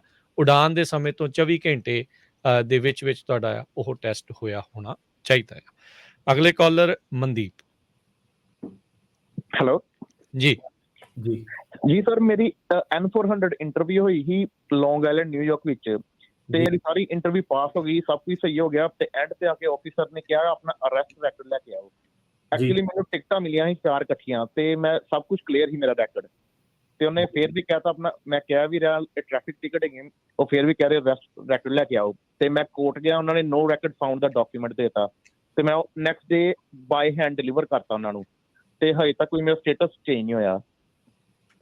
ਉਹਦਾ ਰੀਜ਼ਨ ਇਹ ਹੈ ਕਿ ਜਿਹੜਾ ਟ੍ਰੈਫਿਕ ਟਿਕਟਸ ਹੁੰਦੀਆਂ ਉਹ ਕਈ ਜਿਹੜੀਆਂ ਹੁੰਦੀਆਂ ਡਿਪੈਂਡਿੰਗ ਕਿਹੜੀ ਸਟੇਟ ਚੋਂ ਕੀ ਵਾਇਲੇਸ਼ਨਸ ਜਿਹੜੀਆਂ ਉਹ ਹੈਗੀਆਂ, ਉਹ ਮਿਸਡਮੀਨਰ ਵੀ ਹੋ ਸਕਦੀਆਂ ਵਾ। ਤੇ ਰੈਕਲੈਸ ਵਗੈਰਾ ਵਾਲੀਆਂ ਸਪੈਸ਼ਲੀ ਜਿਹੜੀਆਂ ਹੈਗੀਆਂ। ਹੁਣ ਤੁਸੀਂ ਦੱਸਿਆ ਤੁਹਾਨੂੰ 4 ਟਿਕਟਾਂ ਮਿਲੀਆਂ, ਸੋ ਇਹ ਇੱਕ ਰਿਪੀਟ ਕੰਡਕਟ ਆ। ਸੋ ਜਿਹੜਾ ਤੁਹਾਡਾ ਆਫਿਸਰ ਹੈ ਉਹ ਬਿਲਕੁਲ ਉਹਨੇ ਸਹੀ ਚੀਜ਼ ਮੰਗੀ ਹੈ ਤੁਹਾਡੇ ਕੋਲ, ਕਿ ਉਹ ਕਿਉਂ ਮੰਨੇ ਕਿ ਬਈ ਤੁਹਾਡੀਆਂ ਸਿੰਪਲ ਟ੍ਰੈਫਿਕ ਟਿਕਟਸ ਹੈਗੀਆਂ। ਸੋ ਤੁਹਾਡੇ ਕੋਲ ਜਿਹੜਾ ਹੈਗਾ ਜਿਹੜੀ ਟ੍ਰੈਫਿਕ ਟਿਕਟਸ ਦਾ ਉਹ ਪ੍ਰੂਫ ਜਿਹੜਾ ਉਹ ਮੰਗ ਰਿਹਾ ਵਾ। ਤੇ ਜਿਹੜੀ ਤੁਸੀਂ ਇਹਦੇ ਵਿੱਚ ਕੀ ਕਰਨਾ ਕਿ ਇਕੱਲਾ ਕੋਰਟ ਵਾਲਾ ਨਾਟ ਫਾਊਂਡ ਵਾਲਾ ਨਾਲ ਗੱਲ ਨਹੀਂ ਬਣਨੀ, ਕਿਉਂਕਿ ਉਹਨੂੰ ਇਹ ਵੀ ਨਹੀਂ ਪਤਾ ਕਿ ਕਿਹੜੇ ਕੋਰਟ ਦੇ ਵਿੱਚ ਤੁਸੀਂ ਜਾ ਕੇ ਸਿਸਟਮ 'ਚ ਲੈ ਕੇ ਆ ਰਹੇ ਹੋ। ਤੁਸੀਂ ਜਿਹੜੀ ਕਾਊਂਟੀ 'ਚ ਅਰੈਸਟ ਸੀਗੇ, ਤੁਸੀਂ ਕਾਊਂਟੀ ਦੇ ਵਿੱਚ ਆਪਣੇ ਸਾਰੇ ਜਿਹੜੇ ਅਰੈਸਟ ਰੈਕਡ ਜਿਹੜੇ ਹੈਗੇ ਆ, ਬੈਕਗਰਾਉਂਡ ਜਿਹੜੇ ਚੈੱਕ ਰੈਕਡ ਰੁਕਡ ਹੈਗੇ ਉਹ ਸਾਰੇ ਲੈ ਕੇ ਆਓ। ਤੇ ਉਹ ਜਿਹੜੀਆਂ ਰੈਲੀਵੈਂਟ ਕਾਊਂਟੀਆਂ ਹੈਗੀਆਂ ਉਹ ਸਾਰਿਆਂ ਦੇ ਕੋਰਟ ਦੇ ਵਿੱਚੋਂ ਦੀ ਤੁਸੀਂ ਆਹ ਜਿਹੜੇ ਹੈਗੇ ਆ ਨੋ ਰੈਕਡ ਫਾਊਂਡ ਉਹ ਲੈ ਕੇ ਆਓ। ਡਿਸਟ੍ਰਿਕਟ ਅਟਾਰਨੀ ਦਾ ਜਿਹੜਾ ਆਫਿਸ ਆ, ਜਿਹੜੇ ਸੀਗੇ ਚਾਰਜ ਕਰਦੇ ਆ, ਉਹਨਾਂ ਕੋਲ ਜਾ ਕੇ ਤੁਸੀਂ ਡਾਕੂਮੈਂਟ ਲੈ ਕੇ ਆਓ ਕਿ ਬੰਦੇ ਨੂੰ ਕਿਸੇ ਵੀ ਚੀਜ਼ ਲਈ ਚਾਰਜ ਨਹੀਂ ਕੀਤਾ ਗਿਆ। ਸੋ ਉਹ ਜੇ ਤੁਸੀਂ ਦਿੰਦੇ ਹੋ ਤੇ ਨਾਲ ਤੁਸੀਂ ਆਪਣੇ DMV ਡਿਪਾਰਟਮੈਂਟ ਆਫ ਮੋਟਰ ਜੋ ਵੀ ਹੈਗਾ ਇਕੁਇਵਲੈਂਟ ਉੱਥੇ ਨਿਊਯਾਰਕ ਦੇ ਵਿੱਚ, ਉਹਦਾ ਰੈਕਡ ਇਹਨਾਂ ਨੂੰ ਦੇ ਦਿਓ, ਫਿਰ ਤੁਹਾਡੇ ਪਿੱਛੋਂ ਇਹ ਹਟੂਗੀ। ਸੋ ਹੁਣ ਜਿਹੜਾ ਟ੍ਰੈਫਿਕ ਵਾਇਲੇਸ਼ਨ ਆ ਤੇ ਜਿਹੜਾ ਅਰੈਸਟ ਆ, ਇਹ ਦੋ ਬੜੀਆਂ ਸੁਣਨ ਨੂੰ ਡਿਫਰੈਂਟ ਚੀਜ਼ਾਂ ਲੱਗਦੀਆਂ। ਹੁਣ ਕਹਿੰਦੇ ਵੀ ਅਰੈਸਟ ਜਿਹੜੀ ਚੀਜ਼ ਲੈ ਕੇ ਉਹ ਆਮ ਬੰਦਾ ਸੋਚਦਾ ਯਾਰ ਟ੍ਰੈਫਿਕ ਵਾਇਲੇਸ਼ਨ ਆ, ਇਹ ਅਰੈਸਟ ਨਹੀਂ ਆ। ਸੋ ਇਹਦਾ ਕੀ ਮਤਲਬ, ਜੇ ਤੁਸੀਂ ਇਸ ਨੂੰ ਥੋੜਾ ਜਿਹਾ ਐਕਸਪਲੇਨ ਕਰਿਓ। ਸੋ ਇਦਾਂ ਹੈ ਕਿ ਸੋ ਅਰੈਸਟ ਤਾਂ ਅਰੈਸਟ ਹੈਗੀ, ਭਾਵੇਂ 5 ਮਿੰਟ ਲਈ ਵੀ ਕੀਤੀ ਹੋਵੇ ਹੈ ਨਾ, ਬਾਅਦ ਭਾਵੇਂ ਛੱਡਤਾ ਹੋਵੇ। ਸੋ ਅਰੈਸਟ ਨੂੰ ਤਾਂ ਤੁਹਾਨੂੰ ਪੁਲਿਸ ਇਨਸੀਡੈਂਟ ਰਿਪੋਰਟ ਕੋਰਟ ਦਾ ਸਾਰਾ ਦੇਣਾ ਪੈਂਦਾ, ਕਿਉਂਕਿ ਉਹਨਾਂ ਨੂੰ ਨਹੀਂ ਪਤਾ ਇਮੀਗ੍ਰੇਸ਼ਨ ਨੂੰ ਕਿ ਕਿਉਂ ਅਰੈਸਟ ਕੀਤੀ ਆ। They will only C arrest. ਤੇ ਜਿਹੜਾ ਕੱਲੀ ਟ੍ਰੈਫਿਕ ਟਿਕਟ ਆ ਉਹਦੇ ਵਿੱਚ ਇਦਾਂ ਕਿ ਹੁਣ ਕਈ ਸਟੇਟਸ ਦੇ ਵਿੱਚ ਹੈ ਕਿੰਨੀ ਸਪੀਡ ਓਵਰ ਸਪੀਡਿੰਗ ਤੁਸੀਂ ਕਰਦੇ ਹੋ, ਰੈਕਲੈਸ ਕਰਦੇ ਹੋ, ਕਿੰਨੇ ਪੁਆਇੰਟਸ ਆ ਜਾਂਦੇ ਉੱਪਰ। ਕਈ ਵਾਰੀ ਕਈ ਸਟੇਟਸ ਦੇ ਵਿੱਚ ਅਰੈਸਟ ਕਰ ਲੈਂਦੇ ਨੇ, ਕਈ ਦੇ ਵਿੱਚ ਤੁਹਾਨੂੰ ਕੋਰਟ ਦੇ ਵਿੱਚ ਪੇਸ਼ੀ ਪਾਉਣ ਨੂੰ ਕਹਿੰਦੇ ਨੇ, ਹਨਾ। ਸੋ ਪ੍ਰੋਬਲਮ ਇੱਥੇ ਟ੍ਰੈਫਿਕ ਟਿਕਟ ਦੀ ਨਹੀਂ ਹੈਗੀ, ਪ੍ਰੋਬਲਮ ਹੈਗੀ ਕਿ ਤੁਹਾਡੇ ਕੋਲ ਕੀ ਉਹ ਸਿਗਨੀਫੀਕੈਂਟ ਮਿਸਡਮੀਨਰ ਸੀਗਾ ਕਿ ਨਹੀਂ ਸੀਗਾ। ਤੇ ਮਲਟੀਪਲ ਇਹਨਾਂ ਦੇ 4 ਉਹ ਹੈਗੇ ਆ। ਸੋ ਸਿਟੀਜ਼ਨਸ਼ਿਪ ਸਿਰਫ ਐਪਲੀਕੇਸ਼ਨ ਕੱਲੀ ਫਾਰਮ ਭਰਨ ਤੱਕ ਹੀ ਸੀਮਿਤ ਨਹੀਂ ਹੈਗੀ ਹੈ, ਇਹ ਵੀ ਰੈਗੂਲੇਸ਼ਨ ਜਿਹੜੀਆਂ ਹੈਗੀਆਂ। ਸੋ ਜਿਹੜਾ ਆਫਿਸਰ ਨੇ ਜਿਹੜੀ ਚੀਜ਼ ਮੰਗੀ ਹੈ, ਉਹਨੇ ਆਪਣੇ ਵੱਲੋਂ ਉਹਦੀ ਡਿਮਾਂਡ ਨਜਾਇਜ਼ ਨਹੀਂ ਹੈਗੀ। ਤੁਹਾਡੀ ਸਿਟੀਜ਼ਨਸ਼ਿਪ ਤਾਂ ਤੁਹਾਨੂੰ ਮਿਲ ਜਾਣੀ ਆ, ਪਰ ਇਹ ਹੈ ਕਿ ਉਹਨੇ ਡਾਕੂਮੈਂਟ ਦੇਖਣੇ ਆ ਕਿ ਵਾਕਈ ਜੋ ਤੁਸੀਂ ਕਹਿ ਰਹੇ ਹੋ ਉਸੇ ਕਰਕੇ ਹੋਏ ਆ ਕਿ ਕੁਝ ਹੋਰ ਵੀ ਮਸਲਾ ਹੈਗਾ। ਜੀ, ਸੋ ਜਿੱਥੇ ਉਹ ਟ੍ਰੈਫਿਕ ਵਾਇਲੇਸ਼ਨ ਜਿੱਦਾਂ ਕਹਿੰਦੇ ਵੀ 4 ਵਾਰੀ ਜਿਹੜਾ ਹੈਗਾ, ਸੋ ਉੱਥੋਂ ਦਾ ਤੁਹਾਨੂੰ ਇਹ ਜਿਹੜਾ ਕਲੈਰਿਟੀ ਵਾਲਾ ਕਲੀਅਰ ਵਾਲਾ ਸਰਟੀਫਿਕੇਟ ਬੇਸਿਕਲੀ ਤੁਹਾਨੂੰ ਉਹ ਦਿਖਾਉਣਾ ਪੈਣਾ ਆ। ਅਗਲੇ ਕਾਲਰ ਗੁਰਮੀਤ। ਹਾਂਜੀ ਗੁਰਮੀਤ ਜੀ, ਸਵਾਲ ਪੁੱਛੋ ਜੀ। ਹਾਂਜੀ, ਸਤਿ ਸ੍ਰੀ ਅਕਾਲ ਜੀ। ਜੀ ਸਤਿ ਸ਼੍ਰੀ ਅਕਾਲ ਜੀ। ਭਾਜੀ ਗੱਲ ਏਦਾਂ ਕਿ ਮੈਂ ਤਾਂ ਮੇਰੀ ਵਾਈਫ ਨੇ ਹੀ ਫਿੰਗਰਪ੍ਰਿੰਟ ਸਾਡੇ ਇਕੱਠਿਆਂ ਦੇ ਹੋਏ ਸੀ ਤੇ ਇਹ ਇਹਨਾਂ ਸਿਟੀਜ਼ਨ ਦੇ ਪੇਪਰ ਵੀ ਆ ਗਿਆ ਤੇ ਸਿਟੀਜ਼ਨ ਵੀ ਬਣ ਗਏ। ਮੇਰਾ ਅਜੇ ਤੱਕ ਕੋਈ ਵੀ ਪੇਪਰ ਨਹੀਂ ਅਜੇ ਤੱਕ ਆਇਆ, ਇਹਦਾ ਵਜ੍ਹਾ ਕੀ? ਸੋ ਭਾਜੀ ਪਹਿਲਾਂ ਤਾਂ ਇੱਦਾਂ ਕਿ ਇਹ ਫੈਮਿਲੀ ਕੰਬੋ ਐਪਲੀਕੇਸ਼ਨ ਨਹੀਂ ਹੁੰਦੀ ਸਿਟੀਜ਼ਨਸ਼ਿਪ ਦੀ। ਹਰੇਕ ਬੰਦੇ ਦੀ ਆਪਣੀ ਆਪਣੀ ਐਪਲੀਕੇਸ਼ਨ ਹੁੰਦੀ ਹੈ। ਹਸਬੈਂਡ ਦੀ ਆਪਣੀ ਆ, ਵਾਈਫ ਦੀ ਆਪਣੀ ਆ। ਤੇ ਆਹ ਮੈਟਰ ਨਹੀਂ ਕਰਦਾ ਕਿ ਦੋਨਾਂ ਨੇ ਇਕੱਠੇ ਭੇਜੀਆਂ, ਕਿਉਂਕਿ ਐਪਲੀਕੇਸ਼ਨਾਂ 2 ਅਲੱਗ-ਅਲੱਗ ਆਫਿਸਰਾਂ ਕੋਲ ਜਾ ਸਕਦੀਆਂ। ਉਹਨਾਂ ਦੇ ਆਪਣੇ ਆਪਣੇ ਟਾਈਮਲਾਈਨ ਆ। ਜੇ ਤੁਸੀਂ ਇਮੀਗ੍ਰੇਸ਼ਨ ਦੀ ਵੈਬਸਾਈਟ ਤੇ ਚੈੱਕ ਕਰੋ, ਉਹਨਾਂ ਨੇ ਇੱਕ ਰੇਂਜ ਦਿੱਤੀ ਹੁੰਦੀ ਤੁਹਾਨੂੰ, ਫੋਰ ਐਗਜ਼ਾਮਪਲ 12 ਤੋਂ 18 ਮਹੀਨੇ। ਸੋ ਇਦਾਂ ਕਿਸੇ ਦਾ ਜਲਦੀ ਹੋ ਸਕਦਾ, ਕਿਸੇ ਦਾ ਲੇਟ ਹੋ ਸਕਦਾ। ਸੋ ਇਦਾਂ ਨਹੀਂ ਕਿ ਵਾਈਫ ਦਾ ਆ ਗਿਆ ਜਾਂ ਮੇਰੇ ਦੋਸਤ ਦਾ ਆ ਗਿਆ, ਮੇਰਾ ਕਿਉਂ ਨਹੀਂ ਆਇਆ। ਸੋ ਆਹ ਚੀਜ਼ ਨਹੀਂ ਚੱਲਦੀ ਇਹਦੇ ਵਿੱਚ। ਸੋ ਇਹ ਕੀ ਕਰਨੇ, ਕਿੱਦਾਂ ਜਿਹੜਾ ਉਹ ਪਤਾ ਕਰ ਸਕਦੇ ਆ? ਸੇਮ ਥਿੰਗ ਜਿੱਦਾਂ ਆਪਾਂ ਪਹਿਲਾਂ ਤੁਸੀਂ ਦੱਸਿਆ ਵੀ ਉਹਨਾਂ ਨੂੰ ਜੇ ਪ੍ਰੋਸੈਸਿੰਗ ਟਾਈਮ ਆ ਤਾਂ ਫਿਰ ਕਰਨ ਕਾਲ। ਸੋ ਇਦਾਂ ਹੈ ਕਿ ਸਿਟੀਜ਼ਨਸ਼ਿਪ ਨੂੰ ਰਫਲੀ ਸਪੀਕਿੰਗ ਤੁਸੀਂ ਕਹਿ ਲਓ ਕਿ 1.5 ਸਾਲ ਲੱਗ ਹੀ ਜਾਂਦਾ ਹੈ ਨਾ। ਤੁਸੀਂ ਆਪ ਵੀ ਜਿੱਦਾਂ ਕੀਤੀ ਆ, ਤੁਹਾਨੂੰ ਵੀ ਪਤਾ ਹੀ ਹੈ ਕਿ ਸਾਲ 1.5 ਸਾਲ ਆਮ ਗੱਲ ਆ ਕੋਵਿਡ ਦੇ ਵਿੱਚ। ਹੁਣ ਜਿਹੜੇ 9 ਮਹੀਨੇ 10 ਮਹੀਨੇ ਵਾਲੇ ਲੋਕੀ ਕੰਪਲੇਨ ਕਰ ਰਹੇ ਨੇ, ਉਹਨਾਂ ਨੂੰ ਇਹ ਹੈ ਕਿ ਉਹਨਾਂ ਦਾ ਜੇ ਪ੍ਰੋਸੈਸਿੰਗ ਟਾਈਮ ਵੀ 18 ਮਹੀਨੇ 22 ਮਹੀਨੇ ਚੱਲਦਾ ਤਾਂ ਉਹਨਾਂ ਤੁਹਾਨੂੰ ਵੇਟ ਕਰਨਾ ਹੀ ਪੈਣਾ। ਜੀ ਜੀ। ਅਗਲੇ ਕਾਲਰ ਜਸਪਾਲ। ਸਤਿ ਸ਼੍ਰੀ ਅਕਾਲ ਭਾਜੀ ਜੀ। ਮੇਰਾ ਸਵਾਲ ਇਹ ਹੈ ਜੀ, ਮੈਂ 2 ਵਾਰੀ ਆਪਣੀ ਤਰੀਕ ਸੀ ਕਿ ਮੇਰਾ ਅਸਾਈਲਮ ਦਾ ਕੇਸ ਲਾਇਆ, ਗਾਂਹ ਚਲੀ ਗਈ। ਹੁਣ ਮੇਰੀ ਵਾਈਫ ਹੋ ਗਈ ਸਿਟੀਜ਼ਨ, ਉਹਦੇ ਲਈ ਮੈਂ ਅਪਲਾਈ ਕਰਕੇ ਵੀ ਇੰਡੀਆ ਤੋਂ ਜਾ ਕੇ ਜੇ ਵੀਜ਼ਾ ਲੈ ਕੇ ਆਉਣਾ, ਉਹਦੇ ਲਈ ਮੈਨੂੰ ਕੀ ਪ੍ਰੋਸੈਸ ਕਰਨਾ ਪਊਗਾ ਜੀ? ਇਹੀ ਸਵਾਲ ਆ ਮੇਰਾ। ਤੁਸੀਂ 2 ਨੰਬਰ 'ਚ ਆਏ ਸੀਗੇ? ਹਾਂਜੀ। ਤੇ ਤੁਹਾਡਾ ਜਿਹੜਾ ਤੁਹਾਨੂੰ ਪਹਿਲਾਂ ਤਾਂ ਬੇਸਿਕਲੀ ਇਹ ਹੈਗਾ ਕਿ ਆਪਣਾ ਜਿਹੜਾ ਵਕੀਲ ਆ ਉਹਦੇ ਰਾਹੀਂ ਆਪਣਾ ਜਿਹੜਾ ਕੇਸ ਆ ਉਹਨੂੰ ਕਲੋਜ਼ ਕਰਾਓ। ਤੇ ਇੱਕ ਵਾਰੀ ਤੁਹਾਡਾ ਜਿਹੜਾ ਫਿਰ ਵਾਈਫ ਦੇ ਥਰੂ ਤੁਸੀਂ ਫਾਈਲ ਕਰੋ ਆਪਣਾ ਜਿਹੜਾ ਮੈਰਿਜ ਬੇਸ ਵਾਲਾ ਕੇਸ ਨੂੰ ਆਪਣੇ ਨੂੰ ਕਲੋਜ਼ ਕਰਾਓ। ਤੇ ਫਿਰ ਜਿਹੜਾ ਤੁਸੀਂ ਕੱਚੀ ਤੁਹਾਡੀ ਸਟੇ ਆ ਉਹਦਾ ਤੁਸੀਂ ਵੇਵਰ ਲਓ। ਇੱਕ ਵਾਰੀ ਤੁਹਾਨੂੰ ਵੇਵਰ ਮਿਲ ਜਾਂਦਾ ਵਾ, ਕੇਸ ਨੂੰ ਟਰਮੀਨੇਟ ਕਰਾਓ ਤੇ ਇੰਡੀਆ ਜਾਓ ਤੇ ਵੀਜ਼ਾ ਸਟੈਂਪ ਲੈ ਕੇ ਵਾਪਸ ਆ ਜਾਓ। ਤੇ ਇੰਡੀਆ ਦੇ ਵਿੱਚ ਜੇ ਕੋਈ ਹੋਰ ਮੁੱਦੇ ਉੱਠਦੇ ਆ ਤੇ ਉਹਦੇ ਵਿੱਚ ਤੁਹਾਨੂੰ ਜੇ ਕੋਈ ਹੋਰ ਝੂਠ ਸੱਚ ਫੜਦੇ ਆ, ਉਹਦਾ ਤੁਹਾਨੂੰ ਨਵਾਂ ਵੇਵਰ ਕਰਨ ਨੂੰ ਉਹ ਕਹਿ ਸਕਦੇ ਆ। ਜੇ ਬਾਕੀ ਸਾਰਾ ਕੋਈ ਪ੍ਰੋਬਲਮ ਨਹੀਂ ਹੈਗੀ ਤੇ ਆਪਣਾ ਤੁਹਾਡਾ ਸਿੱਧਾ ਵੀਜ਼ਾ ਲੱਗ ਜਾਊਗਾ। ਸੋ ਬਾਟਮ ਲਾਈਨ ਇਹ ਹੈਗੀ ਕਿ ਤੁਸੀਂ ਆਪਣਾ ਜਿਹੜਾ ਕੇਸ ਆ ਉਹ ਤੁਹਾਨੂੰ ਕਲੋਜ਼ ਕਰਾਉਣਾ ਪੈਣਾ। ਕਿੰਨਾ ਕੁ ਟਾਈਮ ਮਤਲਬ ਪ੍ਰੋਸੈਸ ਟਾਈਮ ਆ ਜੀ ਇਹਦਾ? ਬਸ ਇਹੀ ਇਹਨਾਂ ਦਾ ਇਹ ਡਿਪੈਂਡ ਕਰਦਾ ਕਿ ਤੁਹਾਡਾ ਜੱਜ ਨੇ, ਸਰਕਾਰ ਨੇ ਕੇਸ ਕਲੋਜ਼ ਕਰਨਾ ਵੀ ਕਿ ਨਹੀਂ ਕਰਨਾ। ਜ਼ਿਆਦਾਤਰ ਕਰ ਦਿੰਦੇ ਆ, ਪਰ ਡਿਪੈਂਡ ਕਰਦਾ। ਤੇ ਜੇ ਤਾਂ ਕੇਸ ਕਲੋਜ਼ ਕਰਤਾ ਤੁਹਾਡਾ, ਫਿਰ ਤਕਰੀਬਨ ਇਹਦੇ 3 ਤੋਂ 4 ਸਾਲ ਤੁਹਾਡੇ ਲੱਗੂਗੇ ਔਨ ਐਵਰੇਜ ਇਹ ਚੀਜ਼ ਕਰਨ ਨੂੰ। ਤੇ ਜੇ ਨਹੀਂ ਕੇਸ ਕਲੋਜ਼ ਕੀਤਾ, ਫਿਰ ਤੁਸੀਂ ਲਟਕੇ ਹੋਏ ਆ, ਫਿਰ ਤੁਸੀਂ ਛੱਡ ਕੇ ਜਾ ਨਹੀਂ ਸਕਦੇ। ਜੀ, ਇੱਕ ਜਿਹੜਾ ਸਿਟੀਜ਼ਨਸ਼ਿਪ ਦੇ ਨਾਲ ਸੰਬੰਧਿਤ ਇੱਕ ਹੋਰ ਸਵਾਲ ਸਾਡੇ YouTube ਤੋਂ ਪੁੱਛਦੇ ਆ, ਕਿਸੇ ਦੇ ਕੋਲ ਗ੍ਰੀਨ ਕਾਰਡ ਆ, ਸਿਟੀਜ਼ਨਸ਼ਿਪ ਦੇ ਇੰਟਰਵਿਊ ਦੀ ਉਹ ਵੇਟ ਕਰ ਰਹੇ ਆ। ਡਰਾਈਵਿੰਗ ਵਾਇਲੇਸ਼ਨ DV ਜਿਹੜੀ ਆ ਉਸ ਦੇ ਲਈ ਅਪ੍ਰੈਲ 2021 ਚ ਕਹਿੰਦੇ ਵੀ ਉਹ ਅਰੈਸਟ ਹੋਏ ਸੀ। ਡੈਫਰਡ ਸੈਂਟੈਂਸ ਜਿਹੜਾ ਉਹਨਾਂ ਨੂੰ ਮਿਲਿਆ ਸੀ, ਉਹਨਾਂ ਦੇ ਕਹਿਣ ਮੁਤਾਬਕ ਇਹ ਕਹਿ ਰਹੇ ਆ ਵੀ ਸਾਲ ਬਾਅਦ ਕਹਿੰਦੇ ਵੀ ਚਾਰਜਸ ਡਿਸਮਿਸ ਜਿਹੜੇ ਹੋ ਜਾਣੇ ਆ DV MRT ਦੇ ਤਹਿਤ। ਤੇ ਉਹਨਾਂ ਨੂੰ ਜਿਹੜਾ ਆ ਉਹ ਇੰਟਰਵਿਊ ਦੇ ਲਈ ਜਾਣਾ ਚਾਹੀਦਾ ਆ ਜਾਂ ਉਸਨੂੰ ਜਿਹੜਾ ਹੈ ਉਹ ਅੱਗੇ ਪਾ ਲੈਣੀ ਚਾਹੀਦੀ ਹੈ ਇੰਟਰਵਿਊ? ਸੋ ਪਹਿਲਾਂ ਤਾਂ ਇਹ ਹੈ ਕਿ ਡੋਮੈਸਟਿਕ ਵਾਇਲੈਂਸ ਦੱਸਿਆ ਨਾ ਇਹਨਾਂ ਨੇ।